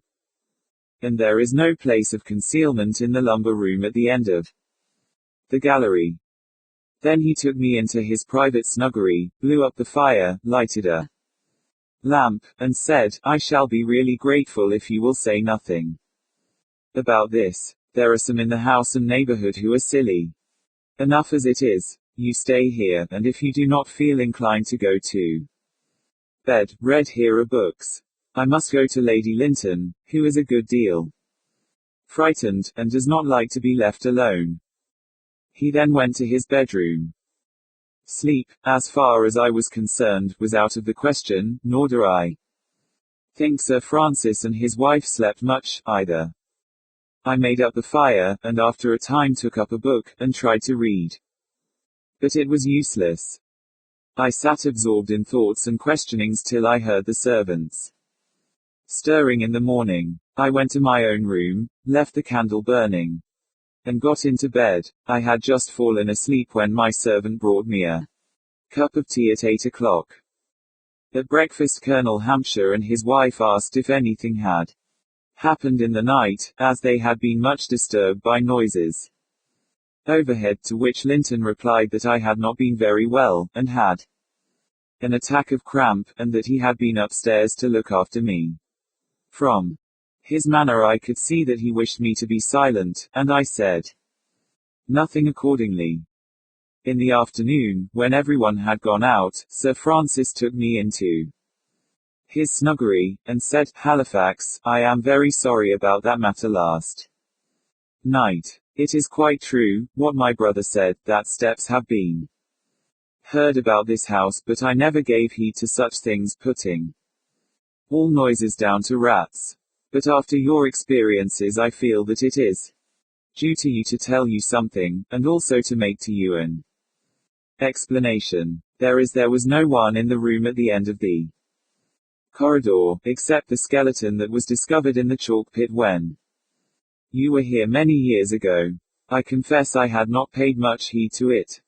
My archaeological fancies passed, I had no visits from anthropologists. The bones and skull were never shown to experts, but remain packed in a chest in that lumber room. I confess I ought to have buried them, having no more scientific use for them, but I did not. On my word, I forgot all about them, or, at least, gave no heed to them. However, what you have gone through, and have described to me, has made me uneasy, and has also given me a suspicion that I can account for that body in a manner that had never occurred to me before. After a pause, he added, "What I am going to tell you is known to no one else, and must not be mentioned by you anyhow, in my lifetime. You know now that, owing to the death of my father when quite young, I and my brother and sister were brought up here with our grandfather, Sir Richard. He was an old, imperious, hot-tempered man. I will tell you what I have made out of a matter that was a mystery for long, and I will tell you afterwards how I came to unravel it.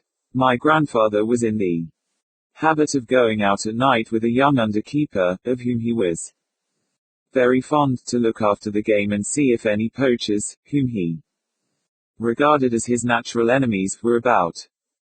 One night, as I suppose, my grandfather had been out with the young man in question, and, returning by the plantations, where the hill is steepest, and not far from the chalk pit Illustration, he and the keeper buried the body.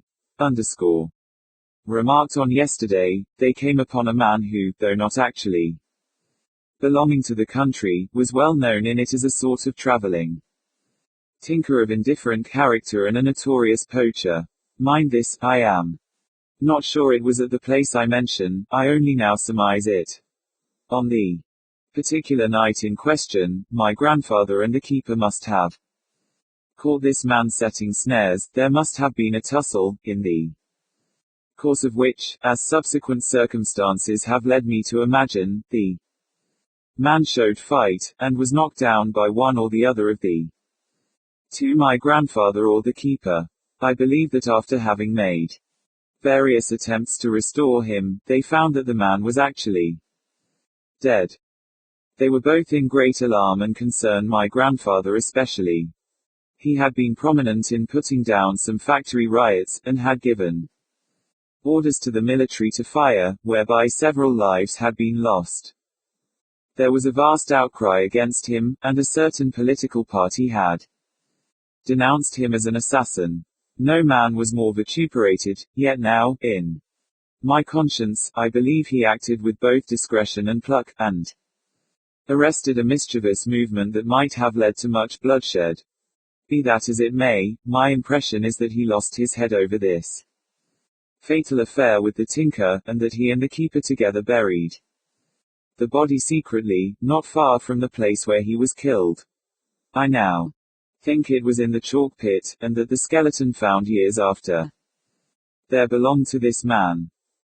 Good heavens! I exclaimed, as at once my mind rushed back to the figure with the fur cap that I had seen against the window. Sir Francis went on, the sudden disappearance of the tramp, in view of his well-known habits and wandering mode of life, did not for some time excite surprise, but, later on, one or two circumstances having led to suspicion, an inquiry was set on foot, and among others, my grandfather's keepers were examined before the magistrates. It was remembered afterwards that the underkeeper in question was absent at the time of the inquiry, my grandfather having sent him with some dogs to a brother-in-law of his who lived upon the moors, but whether anyone noticed the fact, or if they did, preferred to be silent, no observations were made. Nothing came of the investigation, and the whole subject would have been dropped if it had not been that 2 years later, for some reasons I do not understand, but at the instigation of a magistrate recently imported into the division, whom my grandfather greatly disliked, and who was opposed to him in politics, a fresh inquiry was instituted. In the course of that inquiry it transpired that, owing to some unguarded words dropped by the underkeeper, a warrant was about to be issued for his arrest. My grandfather, who had a fit of the gout, was away from home at the time, but on hearing the news, he came home at once. The evening he returned he had a long interview with the young man, who left the house after he had supped in the servants' hall. It was observed that he looked much depressed. The warrant was issued the next day, but in the meantime the keeper had disappeared. My grandfather gave orders to his people to do everything in the power to assist the authorities in the search that was at once set on foot, but was unable himself to take any share in it. No trace of the keeper was found, although at a subsequent period rumors circulated that he had been heard of in America. But the man having been unmarried, he gradually dropped out of remembrance, and as my grandfather never allowed the subject to be mentioned in his presence, I should probably never have known anything about it but for the vague tradition which always attaches to such events, and for this fact, that after my grandfather's death, a letter came addressed to him from somewhere in the United States from someone the name different from that of the keeper but alluding to the past, and implying the presence of a common secret, and, of course, with it came a request for money. I replied, mentioning the death of Sir Richard, and asking for an explanation. I did get an answer, and it is from that I am able to fill in so much of the story. But I never learned where the man had been killed and buried, and my next letter to the fellow was returned with deceased written across it. Somehow, it never occurred to me till I heard your story that possibly the skeleton in the chalk pit might be that of the poaching tinker. I will now most assuredly have it buried in the churchyard. That certainly ought to be done, said I. And, said Sir Francis, after a pause, I give you my word after the burial of the bones, and you are gone, I will sleep for a week in the bed in the gallery, and report to you if I see or hear anything. If all be quiet, then well, you form your own conclusions. I left a day after. Before long I got a letter from my friend, brief but to the point, all quiet, old boy, come again. The Ghost of the Count. Not far from the Alameda, in the city of Mexico, there is a great old stone building, in which once lived a very wealthy and wicked Spanish count. The house has about 4 floors, and 90 rooms, more or less. The entire 4th floor is rented and occupied by a big American firm. And the bookkeeper, an American girl, has given us the following true account of the ghost that for years haunted the building. The 2nd floor is unoccupied, as no one cares to live there for obvious reasons. And the bottom floor is also unoccupied, save for lumber rooms, empty boxes and crates and barrels. And last of all is the great patio with its tiled floor, where secretly in the night a duel was fought to the death by the wicked count and a famous Austrian prince, who was one of Maximilian's men. The count was killed. No one knows why the duel was fought. Some say it was because of a beautiful Spanish woman, some say that it was because of treasure that the two jointly conveyed, and which the count refused to divide with his princely socio, and more people. Mexicans shrug their shoulders if you ask about it, and say, "Quien sabe?" I saw a ghost here last night, Miss James, announces our cashier with much éclat and evident pride. So great is the shock that I gasp, and my pen drops, spattering red ink on my nice fresh cuffs, and worse luck, on the ledger page that I had just totted up. It is ruined, and I will have to erase it. Or something. Wretched man. I wish to goodness it had taken you off, I cry, wrathfully, as I look at the bespattered work. Now will you just look here and see what you have done? I wish you and your ghosts were in Gehenna. He inquires, sweetly, I'll fix that, it won't take half a minute. And don't look so stern, else I won't tell you about the Espanto. And you will be sorry if you don't hear about it. It would make such a good story. Insinuatingly. Then go ahead with it. Ungraciously. Well, last night I was waiting for West. He was to meet me here, after which it was our intention to hit the I mean we were going out together. I nod scornfully. And it seems that while I was patiently waiting here, in my usual sweet-tempered way, the blank idiot had his supper and then lay down to rest himself for a while. You know how delicate he is. Another contemptuous nod. Unfortunately he forgot the engagement, and slept on. He says he never awoke until 3 o'clock. And so didn't come, thinking I wouldn't be there. Meantime I also went to sleep, and might have snoozed on until 3, likewise, but for the fact that the ghost woke me. Well, do go on, I urge. The ghost woke me, as I said, proceeds the simpleton, slowly. It was passing its cold fingers over my face and groaning. Really, it was most extraordinary. At first I didn't know what it was, then, as I felt the icy fingers stroking my face and heard blood-curdling groans issuing from the darkness, I knew what it was.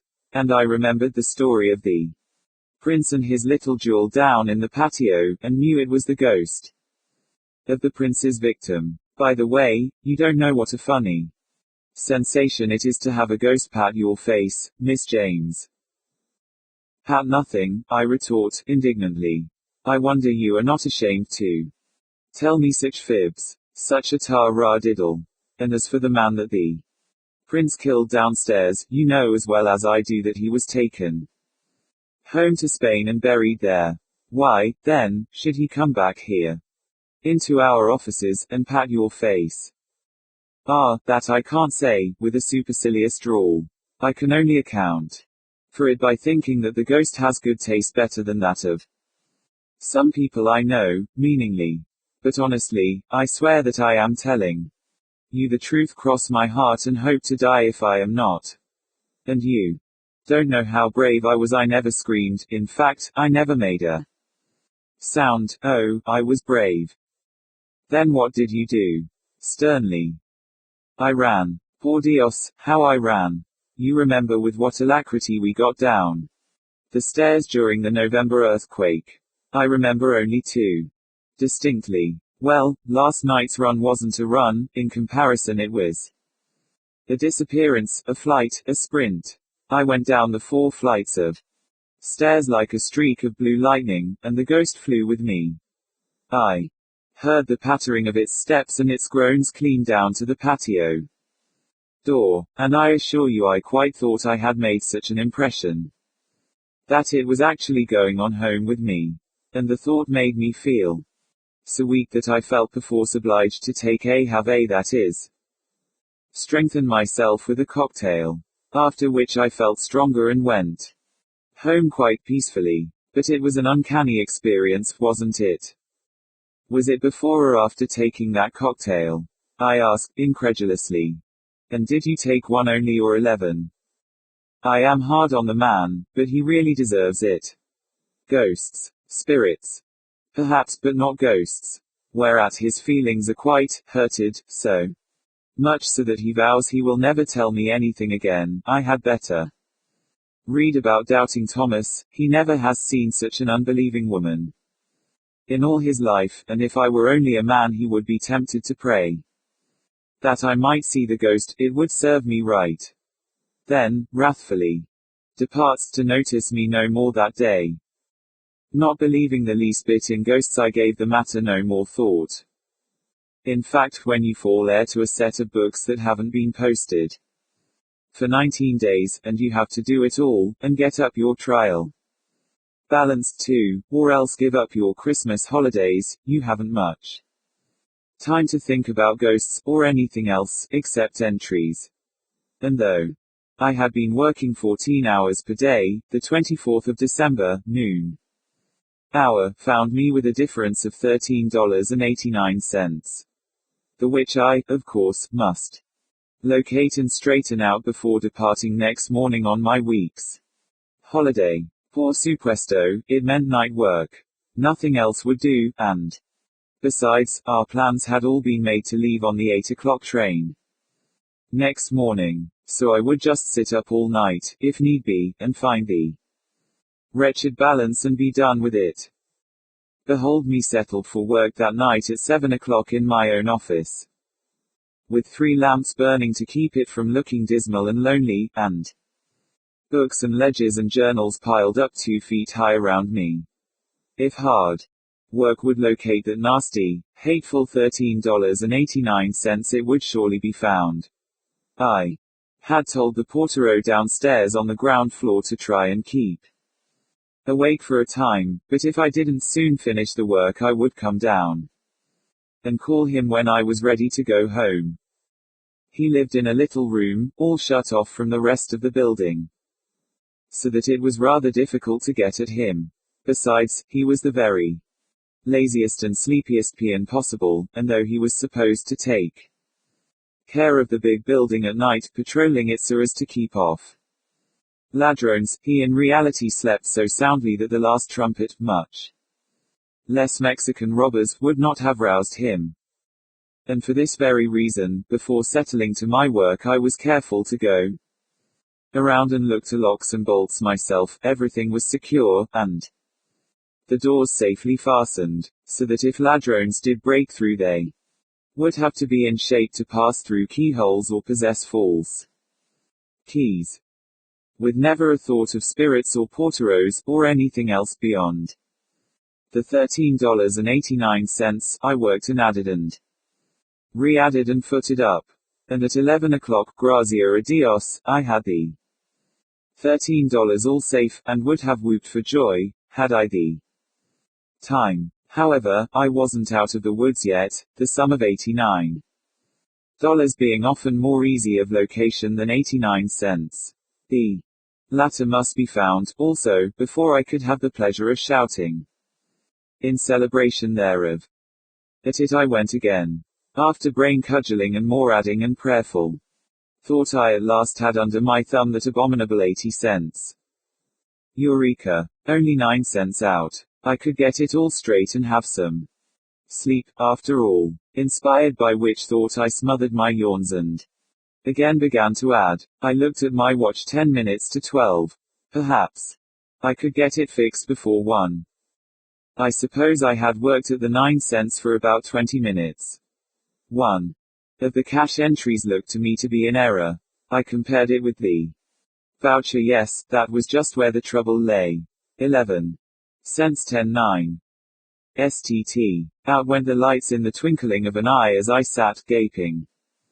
In my astonishment, from out of the pitchy darkness of the room came the most dreary, horrible, blood-curdling groan imaginable. As I sat, paralyzed, not daring to breathe, doubting my senses for a moment, and then thinking indignantly that it was some trick of that wretched cashier, I felt long, thin, icy fingers passing gently over my face. Malgame Dios. What a sensation. At first I was afraid to move. Then I nervously tried to brush the icy, bony things away. As fast as I brushed, with my heart beating like a steam hammer, and gasping with deadly fear, the fingers would come back again. A cold wind was blowing over me. Again came that dreadful groan, and too frightened to move or scream, I tumbled in a heap on the floor, among the books and ledgers. Then I suppose I fainted.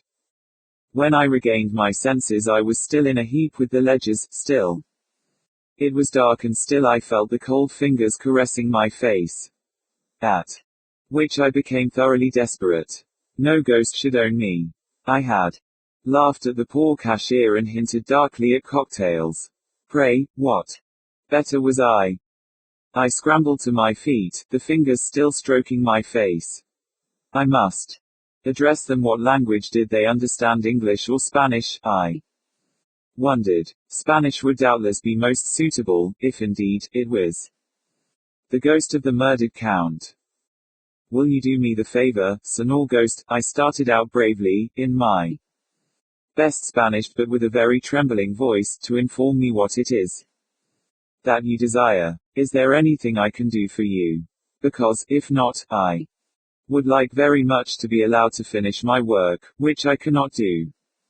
If you will pardon my abruptness, if I am not alone.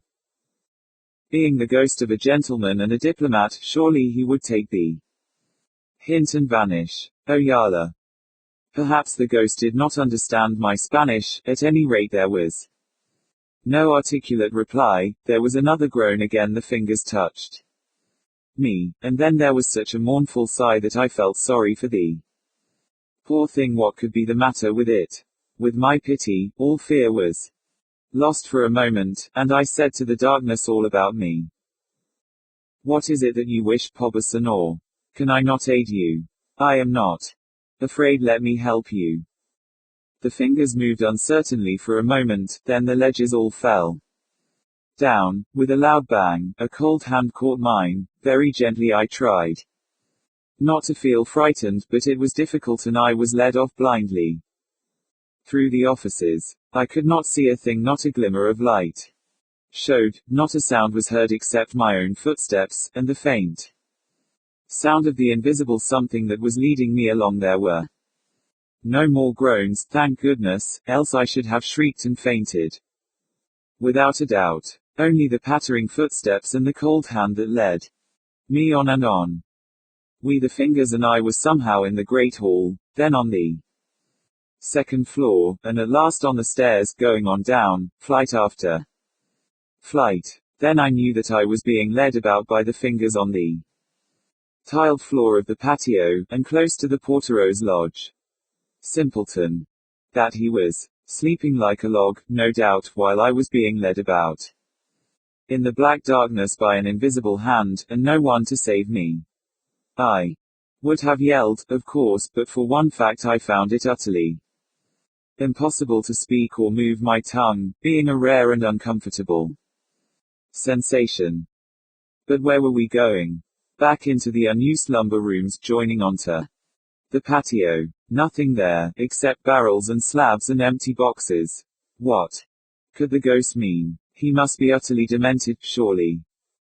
In the middle of the first room we paused. I had an idea of rushing out and screaming for the Portero, but abandoned it when I found that my feet wouldn't go. I heard steps passing to and fro about the floor, and waited, cold and trembling. They approached me, again my hand was taken. And I was led over near the corner of the room. Obedient to the unseen. Well, I bent down and groped about the floor, guided by the cold fingers. Holding mine, until I felt something like a tiny ring, set firmly in the floor. I pulled at it faintly, but it did not move, at which the ghost gave a faint sigh. For a second the cold fingers pressed mine, quite affectionately, then released me, and I heard steps passing slowly into the patio, then dying away. Where was it going, and what on earth did it all mean? But I was so tired and wrought up I tried to find the door, but couldn't. The cashier would have been revenged could he have seen me stupidly fumbling at a barrel, thinking it was the door, and at last, too fatigued and sleepy to stand, I dropped down on the cold stone floor and went to sleep. I must have slept for some hours, for when I awoke the light of dawn was coming in at the window, and I sat up and wondered if I had taken leave of my senses during the night. What on earth could I be doing here in the lumber room? Then, like a flash, I remembered, and half unconsciously, crept about on the floor seeking the small ring. There it was. I caught it and jerked at it hard. Hey, presto, change. For it seemed to me that the entire floor was giving way. There was a sliding, crashing sound, and I found myself hanging on for dear life to a barrel that, fortunately, retained its equilibrium, and with my feet dangling into space. Down below me was a small, stone-floored room, with big boxes and small ones ranged about the walls.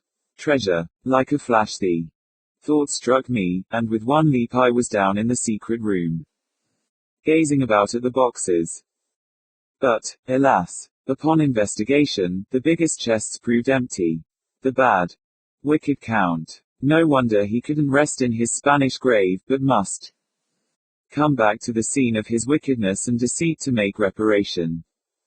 But the smaller chests were literally crammed with all sorts of things: big heavy Spanish coins, in gold and silver. Dinner services with the crest of the unfortunate emperor, magnificent. Pieces of jeweled armor and weapons, beautiful jewelry and loose precious stones. I deliberately selected handfuls of the latter, giving my preference to the diamonds and pearls. I had always had a taste for them, which I had never before been able to gratify, and packed them in a wooden box that I found in the lumber room. The gold and dinner services and armor, etc., I left as they were, being rather cumbersome, and carried off rejoicing, my big box of diamonds and pearls and other jewelry. Needless to say, we didn't go away for the holidays on the 8 o'clock train. But I did come down to the office and proceeded to locate my missing 9 cents. After which I unfolded the tale of the ghost and the treasure, only keeping quiet the matter of my private loot, of which I was heartily glad afterwards. For when the government learned of the find, what do you suppose they offered me for going about with the ghost and discovering the secret room and treasure? $10,000. When I refused, stating that I would take merely, as my reward, one of the gold dinner services, the greedy things objected at first, but I finally had my way. And to this very day they have no idea that I have all the beautiful jewels. Wouldn't they be furious if they knew it? But they aren't apt to, unless they learn English and read this story. Which isn't likely. The Old Mansion. Down on Long Beach, that narrow strip of sand which stretches along the New Jersey coast from Barnegat Inlet on the north to Little Egg Harbor Inlet on the south, the summer sojourner at some one of the numerous resorts which of late years have sprung up every few miles, may, in wandering over the sand dunes just across the bay from the village of Manahawkin, stumble over some charred timbers or vestiges of crumbling chimneys, showing that once, years back, a human habitation has stood there. If the find rouses the jaded curiosity of the visitor sufficiently to impel him to question the weather-beaten old bayman who sails him on his fishing trips, he will learn that these relics mark the site of one of the first summer hotels erected on the New Jersey coast. That's where the old mansion stood, he will be informed by Captain Nate or Captain Sam, or whatever particular captain it may chance to be. And if by good fortune it chances to be Captain Jim, he will hear a story that will pleasantly pass away the long wait for a sheep's head bite.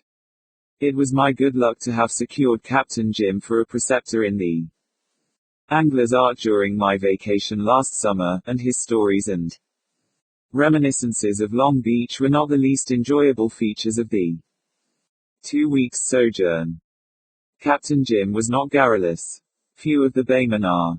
They are a sturdy, self-reliant and self-controlled people, full of strong common sense, but still with that firm belief in the supernatural which seems inherent in dwellers by the sea. The old mansion, said Captain Jim, or the Mansion of Health, for that was its full name, was built away back in 1822, so I've heard my father say. There had been a tavern close by years before that was kept by a man named Cranmer, and people used to come from Philadelphia by stage 60 miles through the pines to Hawken, and then cross here by boat. Some would stop at Cranmer's and others went on down the beach to Homer's, which was clear down at end by the inlet. Finally some of the wealthy people concluded that they wanted better accommodations than Cranmer gave, so they formed the Great Swamp Long Beach Company, and built the Mansion of Health. I've heard that when it was built it was the biggest hotel on the coast, and was considered a wonder. It was 120 feet long, 3 stories high, and had a porch running all the way around it, with a balcony on top. It was certainly a big thing for those days. I've heard father tell many a time of the stage loads of gay people that used to come rattling into Hawken, each stage drawn by 4 horses, and sometimes 4 or 5 of them a day in the summer. A good many people, too, used to come in their own carriages, and leave them over on the mainland until they were ready to go home. There were gay times at the old mansion then, and it made times good for the people along shore, too. How long did the old mansion flourish, Captain? I asked. Well, for 25 or 30 years people came there summer after summer. Then they built a railroad to Cape May, and that, with the ghosts, settled the Mansion of Health. What do you mean by the ghosts? I demanded. Well, you see, said Captain Jim, cutting off a mouthful of navy plug. The story got around that the old house was haunted. Some people said there were queer things seen there, and strange noises were heard that nobody could account for, and pretty soon the place got a bad name and visitors were so few that it didn't pay to keep it open anymore. But how did it get the name of being haunted, Captain Jim? I persisted. Why, it was this way, continued the mariner. Maybe you've heard of the time early in the 50s when the Powhatan was wrecked on the beach here, and every soul on board was lost. She was an emigrant ship, and there were over 400 people aboard, passengers and crew. She came ashore here during the equinoctial storm in September. There wasn't any life-saving stations in 'em days, and everyone was drowned. You can see the long graves now over in the Hawken churchyard, where the bodies were buried after they came ashore. They put 'em in 3 long trenches that were dug from one end of the burying ground to the other. The only people on the beach that night was the man who took care of the old mansion. He lived there with his family, and his son-in-law lived with him. He was the wreckmaster for this part of the coast too. It wasn't till the second day that the people from Hawken could get over to the beach, and by that time the bodies had all come ashore, and the wreckmaster had 'em all piled up on the sand. I was a youngster, then, and came over with my father, and, I tell you, it was the awfulest sight I ever saw. Them long rows of drowned people, all lying there with their white, still faces turned up to the sky. Some were women, with their dead babies clasped tight in their arms, and some were husbands and wives, whose bodies came ashore locked together in a death embrace. I'll never forget that sight as long as I live. Well, when the coroner came and took charge, he began to inquire whether any money or valuables had been found, but the wreckmaster declared that not a solitary coin had been washed ashore. People thought this was rather singular, as the emigrants were, most of them, well-to-do Germans, and were known to have brought a good deal of money with them, but it was concluded that it had gone down with the ship. Well, the poor emigrants were given pauper burial, and the people had begun to forget the suspicions until 3 or 4 months later there came another storm, and the sea broke clear over the beach just below the old mansion, and washed away the sand. Next morning early 2 men from Holland sailed across the bay and landed on the beach. They walked across on the hard bottom where the sea had washed across, and when about halfway from the bay, one of the men saw something curious close up against the stump of an old cedar tree. He called the other man's attention to it, and they went over to the stump. What they found was a pile of leather money belts that would have filled a wheelbarrow. Every one was cut open and empty. They had been buried in the sand close by the old stump, and the sea had washed away the covering. The men didn't go any further. They carried the belts to the boats and sailed back to Holland as fast as the wind would take them. Of course, it made a big sensation. And everybody was satisfied that the wreckmaster had robbed the bodies. If he hadn't done anything worse, but there was no way to prove it, and so nothing was done. The wreckmaster didn't stay around here long after that, though. The people made it too hot for him, and he and his family went away south, where it was said he bought a big plantation and a lot of slaves. Years afterward the story came to Holland somehow that he was killed in a barroom brawl, and that his son-in-law was drowned by his boat upsetting while he was out fishing.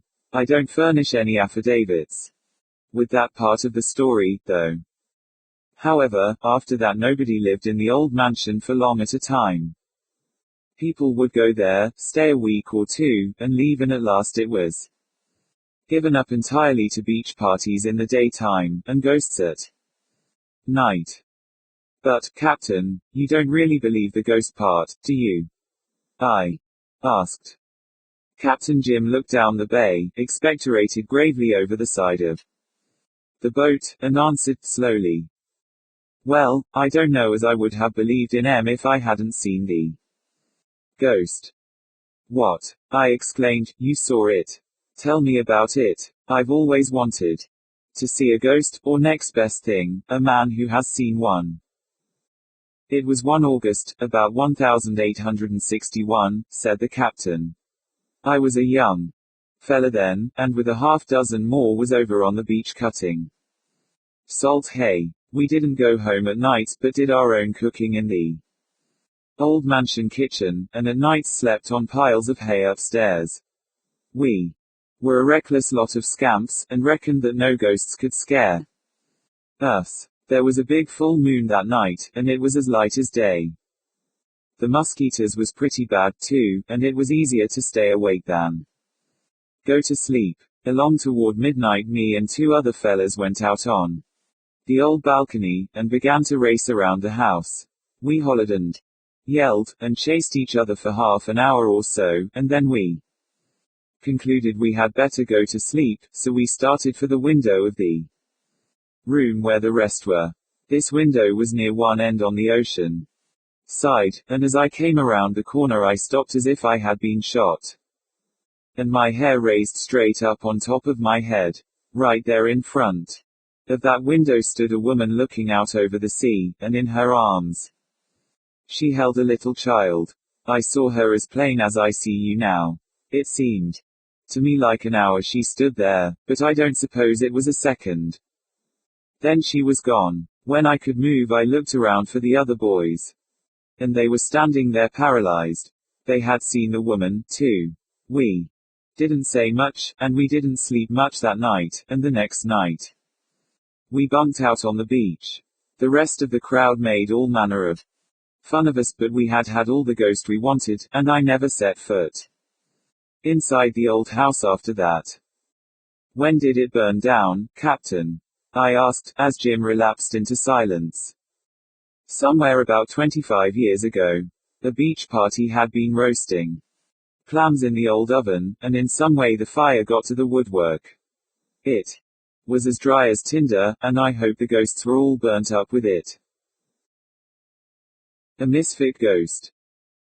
Every boy with a knowledge of adventurous literature, otherwise, novels of action, knows of the phantom ship, the spook of the high seas. But it has not been known that ships themselves are haunted, and that in the service of the United States Coast Survey there is a vessel now in commission that is by her own officers supposed to be haunted. Yet the Eager, a 140-foot schooner of the Coast Survey, is looked upon in the service as a very undesirable vessel to be aboard of. About her, there is an atmosphere of gloom that wardroom jest cannot dispel. Duty on board her has been shunned as would be a pestilence, and stories have been told by officers who have cruised aboard her that are not good for timid people to hear. Officers have hesitated about telling these uncanny stories, but they have become sufficiently well known to make a billet to duty aboard the Eager unwelcome among the Coast Survey men. The Mohawk was launched June 10, 1875, at Greenpoint, and she was then the largest sailing yacht afloat. William T. Garner, her young millionaire owner, was very proud of his new craft, and all the then leaders of New York society were invited to participate in the good time afloat with which her launching was celebrated. Commodore Garner, then but 33 years old, and his young wife entertained charmingly, and the trim, speedy Mohawk was christened with unusually merry festivities. Soon after that she was capsized by a sudden squall off the landing at Stapleton, N.Y., and 6 people were drowned like rats in her cabin and forecastle. Then the Mohawk was raised at a cost of $25,000 and purchased by the United States government for the service of the Coast Survey. Her name was changed to Eager, for Jack Tar is proverbially superstitious, and with the old name it would have been impossible to ship a crew.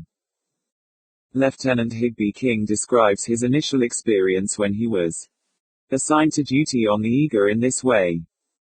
She had her full complement of officers -1 when I boarded her at Newport to complete the list. Every cabin was occupied but the port cabin by the companionway, and to that I was assigned. We had a jolly wardroom mess that night, and I retired from it early, as I was tired by my journey to join the vessel. The others who were still at the table regarded my retirement to the port cabin in absolute silence, having bidden me good night. The silence did not lead me to suspect anything, though I knew that the Eager had once been the Mohawk. My cabin door had the usual cabin lock of brass, and the porthole was also securely fastened. There could have been no one under the bed or sofa, as beneath each was a facing of solid oak paneling. I undressed lazily and left the light burning dimly in my bracket lamp. I tried conscientiously to go to sleep for I don't know how long with my back turned to the light. The noise ceased in the wardroom after a time, and I knew the others had turned in, but I felt unaccountably nervous and restless. I turned over and faced the light, thoroughly wide awake. And there in the single chair sat an elderly man, seemingly wrapped in deep thought. He was dressed in a blue yachting reefer, and had a long grey beard. His hands were clasped in his lap, and his eyes were downcast. His face was not pale and ghastly, as the faces of ghosts are popularly supposed to be, but ruddy and weather-beaten. I regarded him in scared silence for I don't know how long, though it seemed an hour when he, or it, or whatever it was, disappeared. During that time the ghost, and such I now believe it to have been, made not a motion, nor did it say anything. Presently I looked again, and it was gone. At breakfast the others watched me critically as I took my seat. I had not intended to say anything about my experience, for I thought then I had seen some sort of hallucination and strongly suspected that I was verging on insanity. Lieutenant Irving asked me if I had slept well. I replied that I had. Didn't you see anything? He inquired. I then frankly admitted that I had and described my experience. Then I learned that each one of the 7 others present had tried the port cabinet one time or another, and each had seen the self-same apparition. It had acted in exactly the same way in each case, except in the case of Irving, who shot at it with his pistol, when it immediately disappeared. Some of the others had been led by the curiosity to inquire if anyone lost on the Mohawk resembled the figure, and found that none of the unfortunate ones at all fitted the description. It had been dubbed by them the misfit ghost. That one experience was enough for me, and after that I, by courtesy, shared the cabin of another fellow. Lieutenant Irving and others corroborate the story of Lieutenant King. And as additional evidence that the eager is haunted, Lieutenant Irving describes a New Year's Eve experience of the eager's offices that is, to say the least, novel in the way of supernatural manifestations.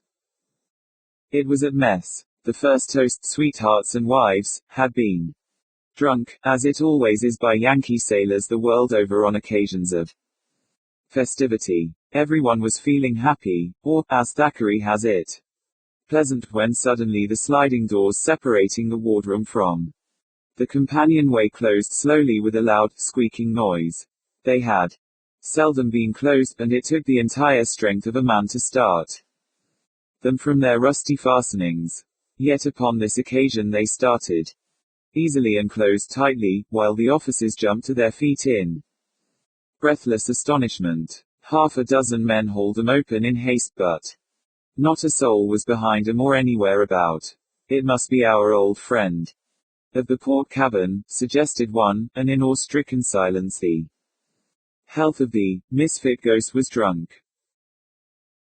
An unbidden guest. My cousins, Kate and Tom Howard, married at Trinity, at Easter time, concluded to commence housekeeping by taking one of those delightfully expensively furnished, unfurnished cottages, with which the fashionable watering place of W abounds, from whose rear windows one might almost take a plunge into the surf, the beach beginning at the back door. They went down quite early in May, being in a great hurry to try their domestic experiment, and, as the evenings were still cold, they spent them about the open fire, spooning. It was upon one of those nights, about 11 o'clock, that they were startled by a noise, as of some small object falling, soon followed by the sound of heavy footsteps, and then quiet again reigned supreme. At once Tom, poker in hand, boldly started in search of the burglar, followed by Kate wildly clutching at his coat tail, and in a state of tremor. They looked upstairs, under the various beds, Kate suggesting that in novels they were always to be found there. The dining room was next explored, where all seemed well, and, lastly, the kitchen, where they found what was evidently a solution of the mystery. The burglar had entered by the back door, which was found to be unlocked and slightly ajar. The first excitement subsiding, they returned again to the dining room, where Tom, upon closer inspection, then discovered that one of a pair of quaint little Pepper Potts wedding gifts was missing, and other small articles on the sideboard had been slightly disturbed. The next morning, when Kate mildly remonstrated with the Queen of the kitchen for her carelessness, she received a shock by being told that it was her usual custom to leave the door open, so that it would be easy convenient loike for the milkmaid.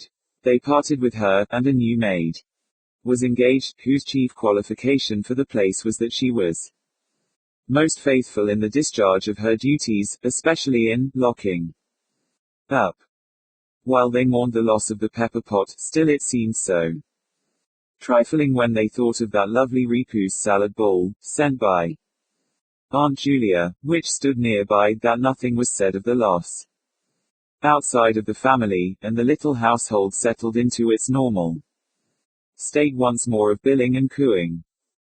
About a fortnight later, Tom started out one night with an old fisherman, one of the natives, and a local character, to indulge in that delightful pastime, so dear to the heart of man, known as eeling, and, as the night was dark, the eels were particularly sporty, so that it was well on towards the wee sma hours, when Tom at last returned to the cottage. He found all excitement within. Kate was in hysterics, and the new maid, also weeping, was industriously applying the camphor bottle to her mistress's nose. The burglar, or ghost, as they had now decided, the windows and doors being found to be securely locked this time, had been abroad again, but had succeeded in purloining nothing. His royal ghostship had amused himself, apparently, by simply walking about. Oh, Tom. He had on such heavy boots and was so dreadfully bold about it, said Kate, tearfully. From that time Kate became nervous and refused to be left alone. Tom started whenever a door creaked, and the treasure departed hurriedly, saying, "Faith, the house is haunted, sure." After that Kate spent her days in girl hunting, and her nights in answering shadowy advertisements that never materialized. They tried Irish, English, Dutch, and a heathen Cheney, with a sprinkling of colored ladies to vary the monotony. They seemed about to become famous throughout the length and breadth of the land as the family that changes help once a week, when they landed treasure number 2. Shortly after her advent we were all asked down to W, to help celebrate their happiness, and incidentally to christen the new dinner set. We were not a little surprised at finding Kate so pale and Tom rather distrait. However, after a delightful dinner, that should have filled with pleasure the most exacting bride, we adjourned to the piazza, leaving the men to the contemplation of the cigars. We were enthusiastic in our praise of the house, and congratulated Kate in securing such a prize, when, to our horror, she burst into tears, and said, "Oh, girls, it's a dreadful place, it's haunted." And then tearfully proceeded with the details, until we all felt creepy and suggested the parlor and lights. It was not until long afterwards that Kate discovered that Tom had also related the ghost story to the men that evening, to which Ned Harris had said, laconically, "Rats," and Bob Shaw laughingly remarked, "Tom, old chap, you really shouldn't take your nightcap so strong." About the 1st of July the climax came. The ghost walked again, this time taking not only the remaining pepper pot but also a silver salt cellar. Evidently he had a penchant for small articles, but unlike former times, everything on the sideboard was in the greatest disorder. Aunt Julia's salad bowl was found on the floor, and not far away the cheese dish with its contents scattered about. This time one of the windows was found half open. A week later a note came to me from Kate, saying that she and Tom had gone to Saratoga to spend the remainder of the season with her mother. The following spring Tom received a note and parcel from Mr. the owner of the house at W, which read as follows. Dear Mr. Howard, I send you by express 3 articles of silver, which my wife suggests may belong to you, as they are marked with your initials, namely, 2 silver pepper pots and a salt cellar. They were found, the other day, during the process of spring house cleaning, in a rat hole, behind the sideboard. I forgot to have the hole stopped up last spring, or to caution you against the water rats, the great fellows will get in, you know. Kind regards to Mrs. Howard. Very truly, John B. The next season the Ghost Club was organized, the badge being a small silver rat bearing proudly aloft a tiny pepper pot. We thoughtfully offered Tom the presidency, but he declined with offended dignity, from the effects of which I think he will never fully recover. The dead woman's photograph. Virgil Hoyt is a photographer's assistant up at St. Paul, and a man of a good deal of taste. He has been in search of the picturesque all over the West, and hundreds of miles to the north in Canada, and can speak 3 or 4 Indian dialects, and put a canoe through the rapids. That is to say, he is a man of an adventurous sort and no dreamer. He can fight well and shoot well and swim well enough to put up a winning race with the Indian boys, and he can sit all day in the saddle and not dream about it at night. Wherever he goes he uses his camera. The world, Hoyt is in the habit of saying to those who sit with him, when he smokes his pipe was created in 6 days to be photographed. Man and especially woman was made for the same purpose. Clouds are not made to give moisture, nor trees to cast shade. They were created for the photographer. In short, Virgil Hoyt's view of the world is whimsical, and he doesn't like to be bothered with anything disagreeable. That is the reason that he loathes and detests going to a house of mourning to photograph a corpse. The horribly bad taste of it offends him partly, and partly he is annoyed at having to shoulder, even for a few moments, a part of someone's burden of sorrow. He doesn't like sorrow, and would willingly canoe 500 miles up the cold Canadian rivers to get rid of it. Nevertheless, as assistant photographer, it is often his duty to do this very kind of thing. Not long ago he was sent for by a rich Jewish family at St. Paul to photograph the mother, who had just died. He was very much put out, but he went. He was taken to the front parlor, where the dead woman lay in her coffin. It was evident that there was some excitement in the household and that a discussion was going on, but Hoyt wasn't concerned. And so he paid no attention to the matter. The daughter wanted the coffin turned on end, in order that the corpse might face the camera properly, but Hoyt said he could overcome the recumbent attitude and make it appear that the face was taken in the position it would naturally hold in life, and so they went out and left him alone with the dead. The face was a strong and positive one, such as may often be seen among Jewish matrons. Hoyt regarded it with some admiration, thinking to himself that she was a woman who had been used to having her own way. There was a strand of hair out of place, and he pushed it back from her brow. A bud lifted its head too high from among the roses on her breast, and spoiled the contour of the chin, so he broke it off. He remembered these things later very distinctly, and that his hand touched her bare face 2 or 3 times. Then he took the photographs and left the house. He was very busy at the time, and several days elapsed before he was able to develop the plates. He took them from the bath, in which they had lain with a number of others, and went to work upon them.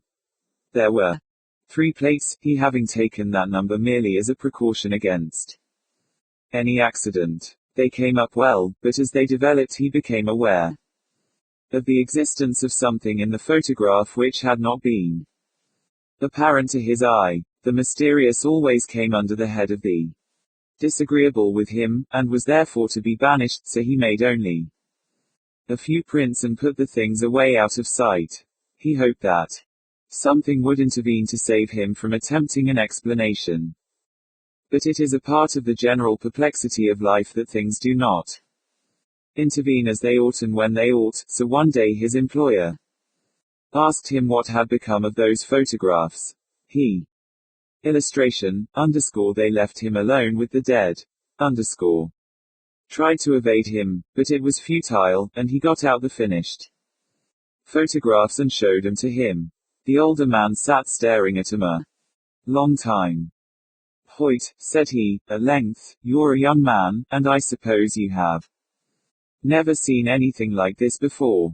But I have. Not exactly the same thing, but similar phenomena have come my way a number of times since I went into the business, and I want to tell you there are things in heaven and earth not dreamt of.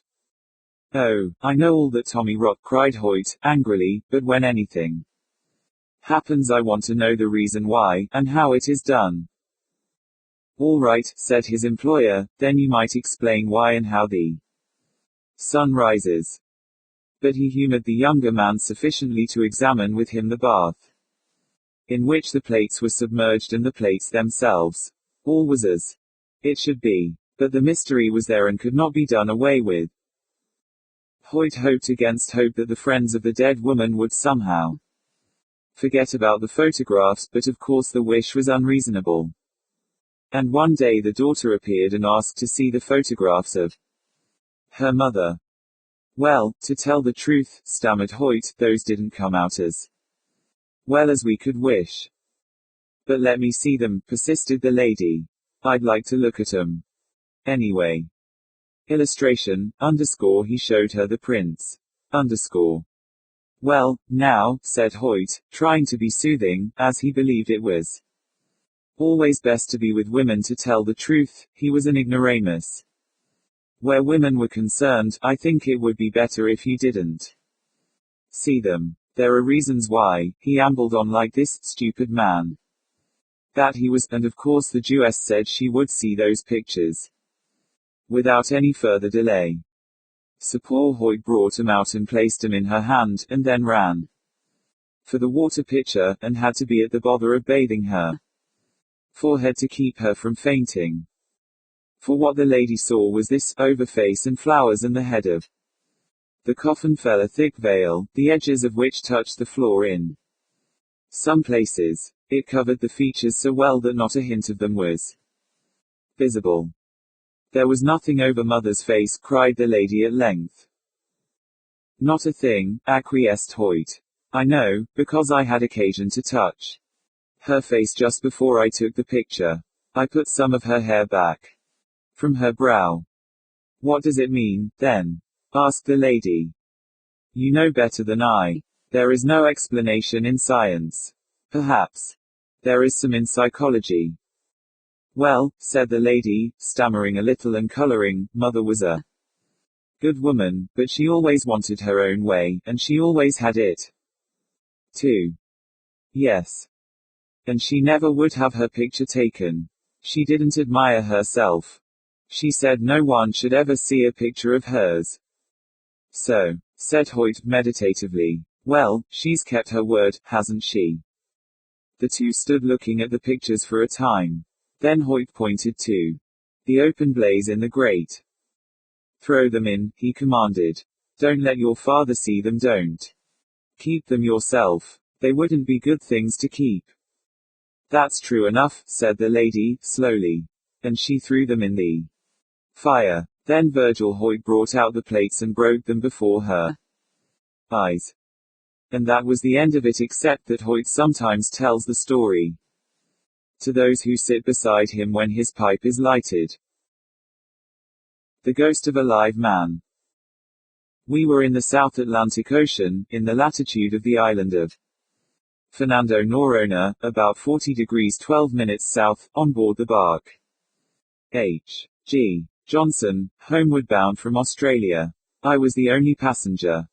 And we had safely rounded Cape Horn, with the barometer at 28 degrees 18 minutes, and yet had somehow miraculously escaped any extremely heavy gale, had light northerly and easterly winds till we reached 20 degrees, and thence the southeast trades were sending us fast on our way to the equator. I sat on deck smoking my pipe, with a glorious full moon shedding its bright pathway across the blue waters, and chatting with the first mate, a man some 58 years of age, who had followed the sea since he was a boy. For 20 years or more he had been mate or captain, and many and varied were the experiences he could relate. A thorough sailor and skillful navigator, he was as honest as the day is long, had a heart as big as an ox, and was an all-round good fellow and genial companion. Some of his yarns might be taken cum grano salis, yet he always positively assured me that he was telling me the truth. An account of a voyage that he made in a whaler from the Southern Ocean to New Bedford seemed to me worthy to be repeated. He had rounded Cape Horn 6 times and the Cape of Good Hope 26 times, besides making many trips across the Western Ocean and to South American ports. I give his account as near as possible in his own words. It was in '71 that I commanded the whaler Mary Jane. We had been out from home over 3 years, and had on board a full cargo of whale oil, besides 2,000 pounds of whalebone, which was then worth $5 per pound. I also had been fortunate enough to find in a dead whale which we came across a large quantity of ambergris, and our hearts were all very light as we began our homeward voyage, and our thoughts all tended to the hearty welcome which we should receive from wives and sweethearts when we reached our journey's end. Many a night as I lay in my berth I had thought with great pleasure of the amount of money that would be coming to me from the proceeds of our voyage when we arrived in New Bedford. I calculated that I had made $12,000 as my share of the proceeds of the whalebone and oil, to say nothing of the ambergris, which I well knew would bring at least $20,000, and one half of which belonged to me. You can therefore imagine that I was well pleased with myself as we went bounding along through the southeast trades. We crossed the equator in longitude 36 and soon after took strong northeast trades, and all was going as well as I could wish. We had put the ship in perfect order, painted her inside and out, and you would never have recognized her as the old whaling ship that had for 3 years been plying the Southern Ocean for whales. Never shall I forget an old bull whale that we tackled about 2 degrees to the south of Cape Horn, but that is another story, which I will give you another time. We had just lost the northeast trades and were entering the Gulf Stream. I sat in my cabin with my chart on the table before me rolled up. I had just picked our location on it, and was thinking that in a week more I should be at home, surrounded by those near and dear to me, and relating to them the story of my great good fortune.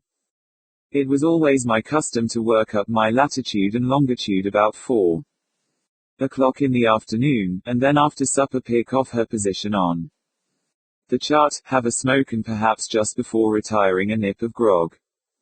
And then at 8:30 o'clock, as regular as a clock, I would turn in. I am a great smoker, and this day I had been smoking all the afternoon, besides having had 2 or 3 nips. We had a dog on board whom we called Bosun, who had been out with us all the voyage, and who was afraid of nothing. He had endeared himself to every man on board, and when Bosun took water, something very serious was in the wind. This night as I sat in the cabin I heard a most dismal howl from Bosun, and called out to the mate to know what was the matter with the dog. He replied that he reckoned some of the men had been teasing him, and the occurrence soon passed from my mind. Suddenly I saw someone coming down the after companionway into the cabin. I supposed at first it was the mate and wondered that he had not first spoken to me, but then I noticed that he wore clothes I had never seen on the mate, and as he advanced into the cabin I saw his face. It was the face of a man I had never seen in my life. He was thin and pale and haggard, and as he advanced he looked about the cabin and at the rolled up chart on the table. There seemed to be an appeal in his eyes. And then there swept over his face a look of intense disappointment, and before I could move or speak, he had vanished from my sight.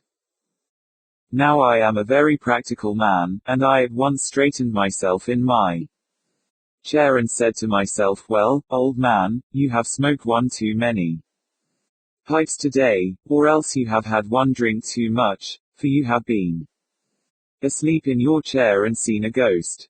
I was quite satisfied that I had had a dream, especially as I called to the mate and asked him if he had seen anyone come below. He said no, that he had not left the deck for the last hour, and the man at the wheel, directly in front of the door, was sure no one had entered the cabin, so I convinced myself that I had had a very vivid dream, though I could not help thinking of the matter all through the next day. At 8 o'clock the next evening I sat in the same place with my work just finished and the chart lying rolled up on the table before me, when suddenly the dog's dismal howl rang through the ship, and looking up I saw those same legs coming down the after companion. My hair fairly stood on end, and yet today surely I was wide awake. I had only smoked one pipe all day, and had not touched a drop of liquor. The same one emaciated figure walked into the cabin, glanced inquiringly and appealingly at me, and again there spread over his face that look of utter disappointment, as if he had sought something and failed to find it, and again he disappeared. I rushed on deck to the mate and told him all I had seen during the last 2 nights, but he made light of it, and assured me I had been asleep or smoking too much. He did not like to suggest that I had been drinking.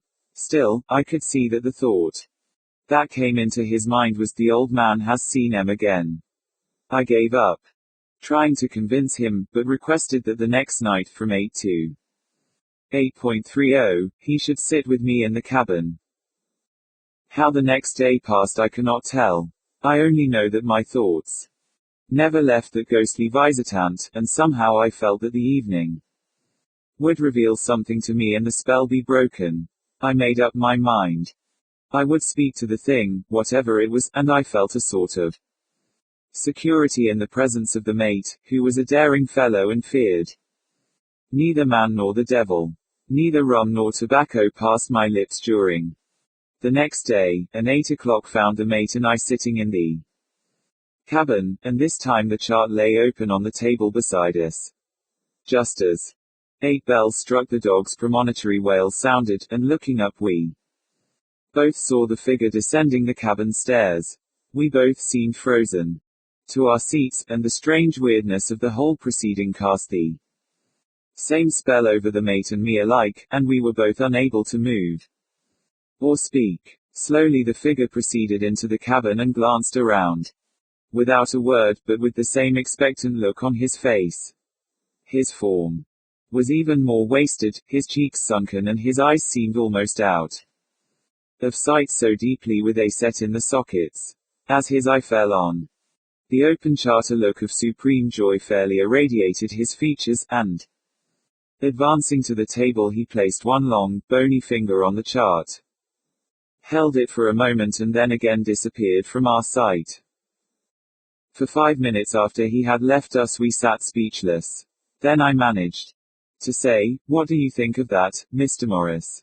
"My God, sir, I don't know, it's beyond me." Then my eyes fell on the open chart, and there, where the finger had been, was a tiny spot of blood, exactly on the point of longitude 63 degrees west and latitude 37 degrees north. We were then only about 50 miles distant from that position, and immediately there came to me the determination to steer the ship there, so I laid her course accordingly, and posted a lookout in the crow's nest. At 5 o'clock in the morning, just as the east began to grow grey, the lookout called out, "Boat on the lee bow," and as we came up to it we found 4 men in it, 3 dead and 1 with just a remnant of life left in him. We sewed the 3 bodies in canvas and buried them in the ocean, and then gave all our attention to restoring life to the poor emaciated frame, which, I then recognized, was the very man who for 3 successive nights had visited me in my cabin. By judicious and careful nursing, life gradually came back to him, and in 4 days' time he was able to sit up and talk with me in the cabin. It seems he commanded the ship Promise, and she had taken fire and been destroyed, and all hands had to take to the boats. 10 were in the boats at first, but the food had given out, and one by one he had seen them die, and one by one he had cast the bodies overboard. Finally he lost consciousness and knew not whether his 3 remaining companions were dead or alive. Then he said he seemed in a dream to see a ship and tried to go to her for help, but just as he would be going on board of her, something would seem to keep him back. 3 times in his dreams he tried to visit this ship, and the last time there seemed to come to him a certain satisfaction, and he felt that he had succeeded in his object. Turning to my table, he said, "Let me take your chart, I'll show you just where we were." "Stop," said I, "don't take that chart, it is an old one and all marked over. Mark your position on this new one." He took my pencil and knife and carefully sharpened his pencil. Then, taking my dividers, he measured his latitude and longitude and placed a pencil dot at a point on the clean chart. As he lifted his hand he said, "Oh, excuse me, Captain, I cut my finger in sharpening the pencil and have left a drop of blood on the chart." "Never mind," said I, "leave it there." And then I produced the old chart, and there, in an exactly corresponding place, was the drop of blood left by my ghostly visitor. Then, looking steadily into my face, the mate solemnly added, "I can't explain this, sir, perhaps you can, but I can tell you on my honor it is God's own truth that I have told you."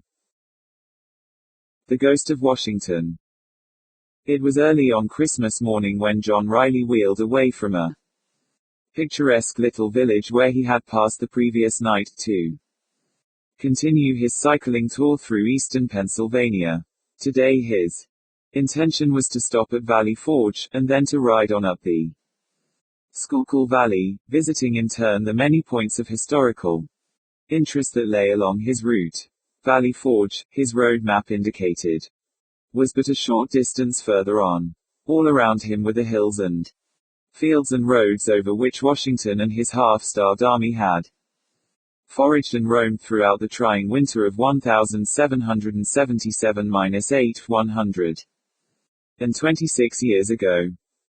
It was a beautiful Christmas day, truly, and, as he wheeled along, young Riley's thoughts were almost equally divided between the surrounding pleasant scenery and the folks at home, who, he knew very well, were assembling at just about the present time around a heavily laden Christmas tree in the front parlor.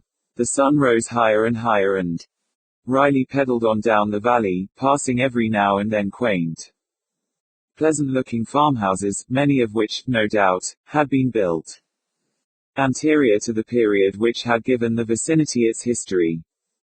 Arriving, finally, at a place where the road forked off in 2 directions, Riley was puzzled which way to go on. There happened to be a dwelling close by. Accordingly he dismounted, left his wheel leaning against a gate post at the side of the road, and walked up a wretchedly flagged walk leading to the house, with the idea of getting instructions from its inmates. Situated in the center of an unkempt field of rank grass and weeds, the building lay back from the highway probably 150 feet. It was long and low in shape, containing but one story and having what is termed a gabled roof, under which there must have been an attic of no mean size. On coming close to the house, a fact Riley had not noticed from the road became plainly evident.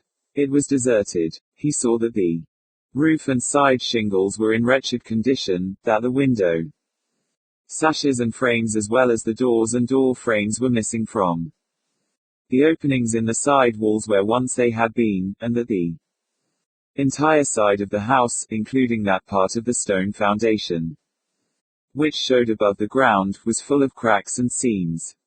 At first, on the point of turning back, he concluded to see what the interior was like anyway. Accordingly he went inside, glancing around the large dust-filled room. He had entered, his gaze at first failed to locate any object of the least interest. A rickety appearing set of steps went up into the attic. From one side of the apartment and over in one corner was a large open fireplace, from the walls of which much of the brickwork had become loosened and fallen out. Riley had started up the steps toward the attic, when happening to look back for an instant, his attention was attracted to a singular-looking, jug-shaped bottle no larger than a vinegar cruet, which lay upon its side on the hearth of the fireplace. Partly covered up by debris of loose bricks and mortar, he hastened back down the steps and crossed the room, taking the bottle up in his hand and examining it with curiosity. Being partly filled with a liquid of some kind or other, the bottle was very soon uncorked and held under the young man's nose. The liquid gave forth a peculiar, pungent and inviting odor. Without further hesitation, Riley's lips sought the neck of the bottle. It is hardly possible to describe the pleasure and satisfaction his senses experienced as he drank. While the fluid was still gurgling down his throat, a heavy hand was placed most suddenly on his shoulder and his body was given a violent shaking. The bottle fell to the floor and was broken into 100 pieces. "Hello," said a rough voice almost in Riley's ear. "Who are you, anyway? And what are you doing within the lines? A spy, I'll be bound." As most assuredly there had been no one else in the vicinity of the building when he had entered it, and with equal certainty no one had come down the steps from the attic, Riley was naturally surprised and mystified by this unexpected assault. He struggled instinctively to break loose from the unfriendly grasp, and when he finally succeeded, he twisted his body around so that he faced across the room. Immediately he made the remarkable discovery that there were 4 other persons in the apartment. 3 uncouth-looking fellows habited in fantastic but ragged garments, and a matronly-looking woman, the latter standing over a washtub which had been elevated upon 2 chairs in a corner near the fireplace. To all appearance the woman had been busy at her work and had stopped for the moment to see what the men were going to do. Her waist sleeves were rolled up to the shoulders and her arms dripped with water and soapsuds. Over the tops of the tubs, partly filled with water, there were visible the edges of several well-soaked fabrics. To add to his astonishment, he noticed that in the chimney place, which a moment before was falling apart but now seemed to be clean and in good condition, a cheerful fire burned, and that above the flames was suspended an iron pot from which issued a jet of steam. He noticed also that the entire appearance of the room had undergone a great change. Everything seemed to be in good repair, tidy and neat, the ceilings, the walls and the door, even the stairway leading to the attic. The openings in the walls were fitted with window sashes and well-painted doors. The apartment had, in fact, evolved under his very eyesight from a state of absolute ruin into one of excellent preservation. All of this seemed so weird and uncanny, that Riley stood for a moment or two in the transformed apartment, utterly dumbfounded, with his mouth wide open and his eyes all but popping out of his head. He was brought to his senses by the fellow who had shaken him, growling out, "Come, explain yourself." "An explanation is due me," Riley managed to gasp. "Don't bandy words with the rascal, Harry," one of the other men spoke up. "Bring him along to headquarters."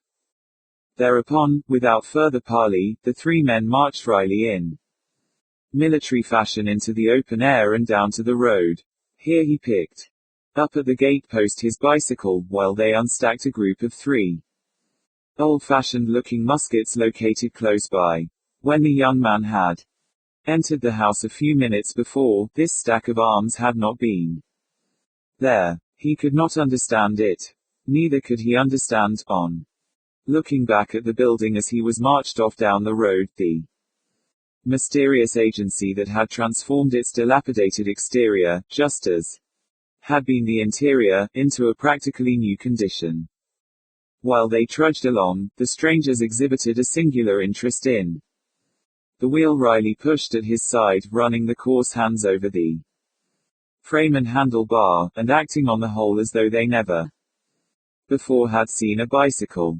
This in itself was another surprise. He had hardly supposed there were 3 men in the country so totally unacquainted with what is a most familiar piece of mechanism everywhere. at the same time that they were paying so much attention to the wheel. Riley in turn was studying with great curiosity his singular-looking captors. Rough, unprepossessing appearing fellows they were, large of frame and unshaven, and, it must be added, dirty of face. What remained of their very ragged clothing, he had already noticed, was of a most remarkable cut and design, resembling closely the garments worn by the Continental militiamen in the War of Independence. The hats were broad, low of crown, and three-cornered in shape. The trousers were buff-colored and ended at the knees, and the long, blue spike-tailed coats were flapped over at the extremities of the tails, the flaps being fastened down with good-sized brass buttons. Leather leggings were strapped around cowhide boots, through the badly worn feet of which, in places where the leather had cracked open, the flesh, unprotected by stockings, could be seen. Dressed as he was, in a cleanly, grey cycling costume, Riley's appearance, most assuredly, was strongly in contrast to that of his companions. After a brisk walk of 20 minutes, during which they occasionally met and passed by one or two or perhaps a group of men clothed and outfitted like Riley's escorts, the little party followed the road up a slight incline and around a well-wooded bend to the left, coming quite suddenly, and to the captive very unexpectedly, to what was without doubt a military encampment, a village, in fact, composed of many rows of small log huts. Along the streets, between the buildings, muskets were stacked in hundreds of places. Over in one corner, on a slight eminence commanding the road up which they had come, and cleverly hidden from it behind trees and shrubbery, the young man noticed a battery of field pieces. Wherever the eye was turned on this singular scene were countless numbers of soldiers, all garmented in three-cornered hats, spike-tailed coats and knee breeches, walking lazily hither and thither, grouped around crackling fires, or parading up and down the streets in platoons under the guidance of ragged but stern-looking officers. Harry stopped the little procession of four in front of one of the larger of the log houses. Then, while they stood there, the long blast from a bugle was heard, followed by the roll of drums. A minute or two afterward, several companies of militia marched up and grounded the arms, forming three sides of a hollow square around them, the fourth and open side being toward the log house. Directly succeeding this maneuver, there came through the doorway of the house and stepped up the center of the square, stopping directly in front of Riley, a dignified-looking person, tall and straight and splendidly proportioned of figure, and having a face of great nobility and character. The cold chills chased one another down Riley's back. His limbs swayed and tottered beneath his weight. He had never experienced another such sensation of mingled astonishment and fright. He was in the presence of General Washington. Not a phantom Washington either, but Washington in the flesh and blood, as material and earthlier being as ever crossed a person's line of vision. Riley, in his time, had seen so many portraits, marble busts and statues of the great commander that he could not be mistaken. Recovering the use of his faculties, which for the moment he seemed to have lost, Riley did the very commonplace thing that others before him have done when placed unexpectedly in remarkable situations. He pinched himself to make sure that he was in reality wide awake and in the natural possession of his senses. He felt like pinching the figure in front of him also, but he could not muster up the courage to do that. He stood there trying to think it all out, and as his thoughts became less stagnant, his fright dissolved under the process of reasoning his mind pursued to reason a thing out, even though an explanation can only be obtained by leaving much of the subject unaccounted for, tends to make one bolder and less shaky in the knees. The series of strange incidents which he was experiencing had been inaugurated in the old-fashioned dwelling he had visited after information concerning the roads, and everything had been going along in A perfectly normal way up to the very moment when he had taken a drink from the bottle found in the fireplace. But from that precise time, everything had gone wrongly. Hence the inference that the drinking of the peculiar liquid was accountable in some way or other for his troubles. There was a supernatural agency in the whole thing. That much must be admitted. And whatever that agency was, and however it might be accounted for, it had taken Riley back into a period of time more than 100 years ago, and landed him, body and soul, within the lines of the Patriot forces wintering at Valley Forge. He might have stood there, turning over and over in his mind, pinching himself and muttering, all the morning, had not the newcomer ceased a silent but curious inspection of his person, and asked, "Who are you, sir?" "John Riley, at your pleasure," the young man replied, adding a question on his own account, "And who are you, sir?" Immediately he received a heavy thump on his back from Harry's hard fist. "It is not for you to question the general," the ragged administrator of the blow exclaimed. "And it is not for you to be so gay," Riley returned, angrily, giving the blow back with added force. "Here, here," broke in the first questioner. "Fisticuffs under my very nose. No more of this, I command you both." To Harry he added an extra caution: "Your zeal in my behalf will be better appreciated by being less demonstrative. Blows should be struck only on the battlefield." To Riley he said with a slight smile hovering over his face, "My name is Washington. Perhaps you may have heard of me." To this Riley replied, "I have, indeed, and heard you very well spoken of too." Emboldened by the other's smile, he ventured another question. "I think my reckoning of the day and year is badly at fault. An hour ago, I thought the day was Christmas Day. How far out of the way did my calculation take me, sir?" "The day is indeed Christmas Day, and the year is, as you must know, the year of our Lord 1777. Riley again pinched himself. "Why do you bring this man to me?" Washington now inquired, turning to Harry and his companions. "He is a spy, sir," said Harry. "That is a lie," Riley indignantly interpolated. "I have done nothing to warrant any such charge. We found him in the widow Robin's house pouring strong liquor down his throat. I had gone inside after information concerning the roads, which he was getting from a bottle, sir. If drinking from a bottle of necessity constitutes being a spy, I fear our camp is already a hotbed," Washington somewhat sagely remarked, casting his eye around slyly at his officers and men. "Tell me," he went on, with sudden sternness, looking Riley through and through, as though to read his very thoughts, "is the charge true? Do you come from how?" "The charge is not true, sir. I come from no one. I simply am making a tour of pleasure through this part of the country on my bicycle. With the country swarming with the men from two hostile armies, any kind of a tour, save one of absolute necessity, seems ill-timed. When I set out I knew nothing about any armies. The fact is, sir." Riley started to make an explanation, but he checked himself on realizing that the telling of any such improbable yarn would only increase the hazardousness of his position. "Well?" Washington questioned, in a tone of growing suspicion. "I certainly did not know that your army or any other army was quartered in this vicinity." Riley hesitated for lack of something further to say. "You see," he finally added, prompted by a happy idea, "I rode my wheel from New York.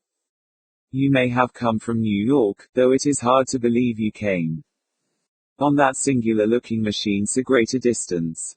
Where is the horse which drew the vehicle?" Riley touched his bicycle. "This is the horse, sir, just as it is the vehicle," he said. "The man is crazy," Harry exclaimed. Washington only looked the incredulity he felt, and this time asked a double question. How can the thing be balanced without it be held upright by a pair of shafts from a horse's back, and how is the motive power acquired? For an answer Riley jumped upon the wheel, and at a considerable speed, and in a haphazard way pedaled around the space within the hollow square of soldiers. Hither and thither he went, at 1 second nearly wheeling over the toes of the line of astonished, if not frightened, militiamen. At the next bearing suddenly down on Harry and his companions and making them dance and jump about most alertly to avoid a collision. Even the dignified Washington was once or twice put to the necessity of dodging hurriedly aside when his equilibrium was threatened. Riley eventually dismounted, doing so with assumed clumsiness by stopping the wheel at Harry's back and falling over heavily against the soldier. Harry tumbled to the ground, but Riley dexterously landed on his feet. At once he began offering a profusion of apologies. "You did that by design," Harry shouted, jumping to his feet. His face was red with anger and he shook his fist threateningly at the bicyclist. Washington commanded the man to hold his peace. Then to Riley he expressed a great surprise at his performance and a desire to know more about the bicycle. The young man thereupon described the machine minutely, lifting it into the air and spinning the wheels to illustrate how smoothly they rotated. "I can see it is possible to ride the contrivance with rapidity. It has been put together with wonderful ingenuity," Washington said, when Riley had replaced the wheel on the ground. "And you, sir, it is but a toy," an officer spoke up. "Put our friend on his bundle of tin and race him against one of our horsemen and he would make a sorry showing." Riley smiled. "I bear the gentleman no ill will for his opinion," he said. "Still, I should like to show him by a practical test of the subject that his ignorance of it is most profound." "You would test the speed of the machine against that of a horse?" Washington said, in amazement. "I would, sir. You have a good road yonder. With your permission and a worthy opponent I would make the test at once." "But, sir, the man is a spy," Harry broke in. "Would it not be better to throw a rope around his neck and give him his deserts?" "The charge is by no means proven," Washington replied. "Nor can it be until a court-martial convenes this afternoon. And I see no reason why we may not in the meantime enjoy the unique contest which has been suggested. It will make a pleasant break in the routine of camp life." A murmur of approval went up from the masses of men by whom they were surrounded. While they had been talking, it seemed as though everybody in the camp not already on the scene had gathered together behind the square of infantry. "Then, sir," Harry said, with some eagerness, "I would like to be the man to ride the horse. There is no better animal than mine anywhere. And I understand his tricks and humors quite well enough to put him to his best pace." "I confess I have heard you well spoken of as a horseman," Washington said. "Be away with you. Saddle and bridle your horse at once." It was the chain of singular circumstances narrated above which brought John Riley into the most remarkable contest of his life. He had entered many bicycle races at one time or other, always with credit to himself and to the club whose colors he wore. And he had every expectation of making a good showing today. Yet a reflection of the weird conditions which had brought about the present contest took away some of his self-possession when a few minutes later he was marched over to the turnpike and left to his own thoughts, while the officers were pacing out a 1-mile straightaway course down the road. After the measurements had been taken, 2 unbroken lines of soldiers were formed along the entire mile, a most evident precaution against Riley leaving the race course at any point to escape across the fields. Washington came up to him again, when the preparations were completed, to shake his hand and whisper a word or two of encouragement in his ear. Having performed these kindly acts, he left to take up a position near the point of finish. The beginning of the course was located close to the battery of half-concealed field pieces. Riley was now conducted to this place. Shortly afterward, Harry appeared on his horse. He leered at the bicyclist contemptuously and said something of a sarcastic nature partly under his breath when the two lined up, side by side, for the start. To these slights Riley paid no heed. He had a strong belief that when the race was over there would be left in the mutton-like head of his opponent very little of his present inclination toward the humorous. The soldier's mount was a handsome black mare, 14½ hands high, strong of limbs and at the flanks, and animated by a spirit that kept her prancing around with continuous action. It must be admitted that the man rode very well. He guided the animal with ease and nonchalance when she reared and plunged, and kept her movements confined to an incredibly small piece of ground, considering her abundance of action. Keep to your own side of the road throughout the race. I don't want to be collided with by your big beast, Riley cautioned, while they were awaiting 2 signals from the starter. To this Harry replied in some derision, I'll give you a good share of the road at the start, and all of it and my dust, too, afterward. And then the officer who held the pistol fired the first shot. Riley was well satisfied with the conditions under which the race was to be made. The road was wide and level, smooth, hard and straight, and a strong breeze which had sprung up, blew squarely against his back. His wheel was geared up to 84 inches, the breeze promised to be a valuable adjunct in pushing it along. Awaiting the second and last signal, Riley glanced down the 2 blue ranks of soldiers, which stretched away into hazy lines in the distance and converged at the termination of the course where a flag had been stuck into the ground. The soldiers were at parade rest. Their unceasing movements as they chatted to one another, turning the bodies this way and that and craning their heads forward to look toward the starting point, and then jerking them back, made the lines seem like long, squirming snakes. At the end of the course a thick bunch of militiamen clogged the road and overspread into the fields. Crack. The signal to be off. Riley shoved aside the fellow who had been holding his wheel upright while astride of it, and pushed down on the pedals. The mare's hoofs dug the earth, her great muscular legs straightened out, she sprang forward with a snort of apparent pleasure. Taking the lead at the very start, Riley heard the shout of excitement run along the 2 ranks of soldiers. He saw them waving their arms and hats as he went by, and on ahead through the cloud of dust there was visible the shadow-like outlines of the snorting, galloping horse, whose hoofbeats sounded clear and sharp above the din which came from the sides of the highway. The mare crept farther and farther ahead. Very soon 100 feet or more of the road lay between her and the bicyclist. Harry turned in his saddle and called out another sarcasm. I shall pass you very soon. Keep to your own side of the road. Riley shouted, not a bit daunted by the way the race had commenced. His head was well down over the handlebars, his back had the shape of the upper portion of an immense egg. Up and down his legs moved faster and faster yet. He went by the soldiers so rapidly that they only appeared to be 2 streaks of blurry color. Their sharp rasping shouts sounded like the cracking of musketry. The cloud of dust blew against the bicyclist's head and into his mouth and throat. When he glanced ahead again he saw with satisfaction that the mare was no longer increasing her lead. It soon became evident even that he was slowly cutting down the advantages she had secured.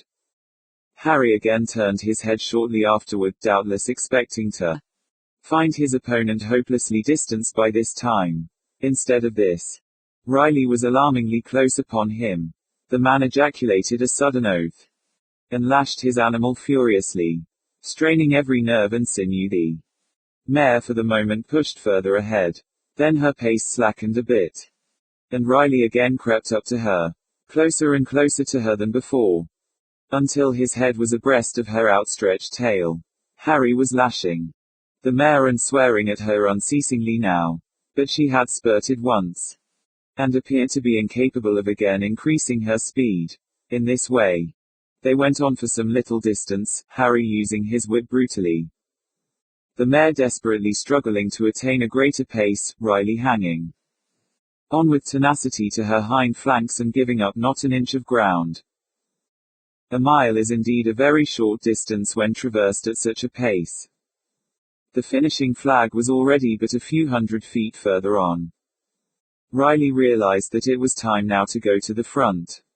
He gritted his teeth together with determination and bent his head down even further toward his front wheel. Then his feet began to move so quickly that there was only visible an indistinct blur at the sides of his crank shaft. At this very second, with a face marked with rage and hatred, Harry brought his horse suddenly across the road to that part of it which he had been warned to avoid. It is hard to tell what kept Riley from being run into and trampled underfoot. An attempt at backpedaling, a sudden twist of the handlebar, a lurch to one side that almost threw him from his seat. Then, in the fraction of a second he was over on the other side of the road, pushing ahead of the mare almost as though she was standing still. The outburst of alarm from the throats of the soldiers changed, when they saw that Riley had not been injured, first into a shout of indignation at the dastardly attempt which had been made to run him down, and then into a roar of delight when the bicyclist breasted the flag, a winner of the race by 20 feet.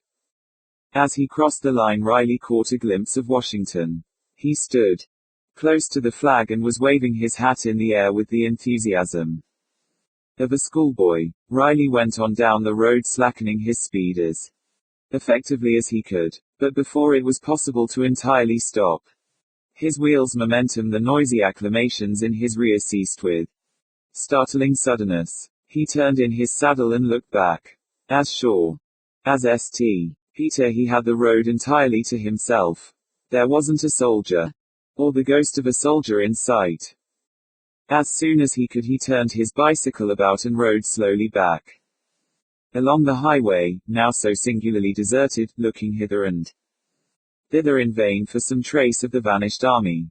Even the flag, which had been stuck into the ground at the end of the 1-mile race course, was gone. The breeze had died out again and the air was tranquil and warm. In the branches of a nearby tree 2 sparrows chirped and twittered peacefully. Riley went back to the place where the camp had been. He found there only open fields on one side of the road and a clump of woodland on the other.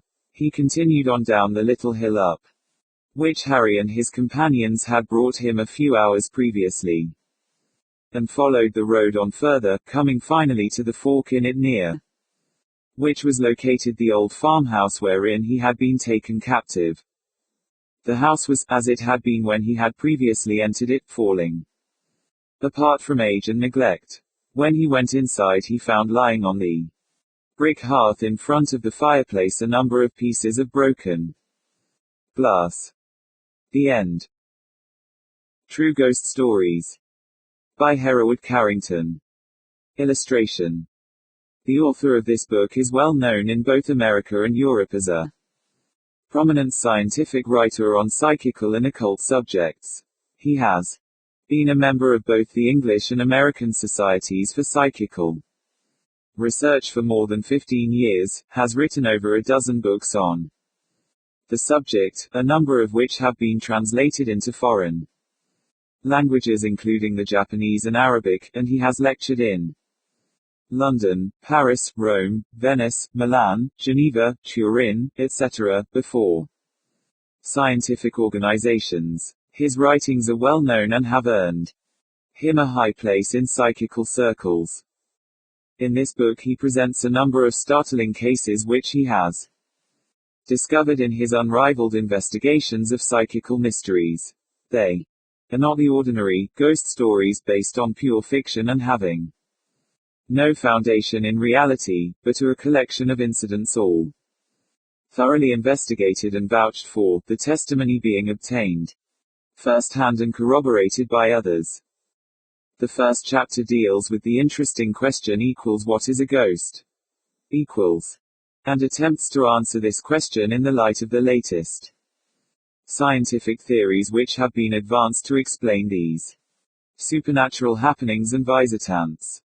Other chapters are phantasms of the dead, more phantasms, haunted houses, ghost stories of a more dramatic order, historical ghosts, the phantom armies seen in France, bibliography,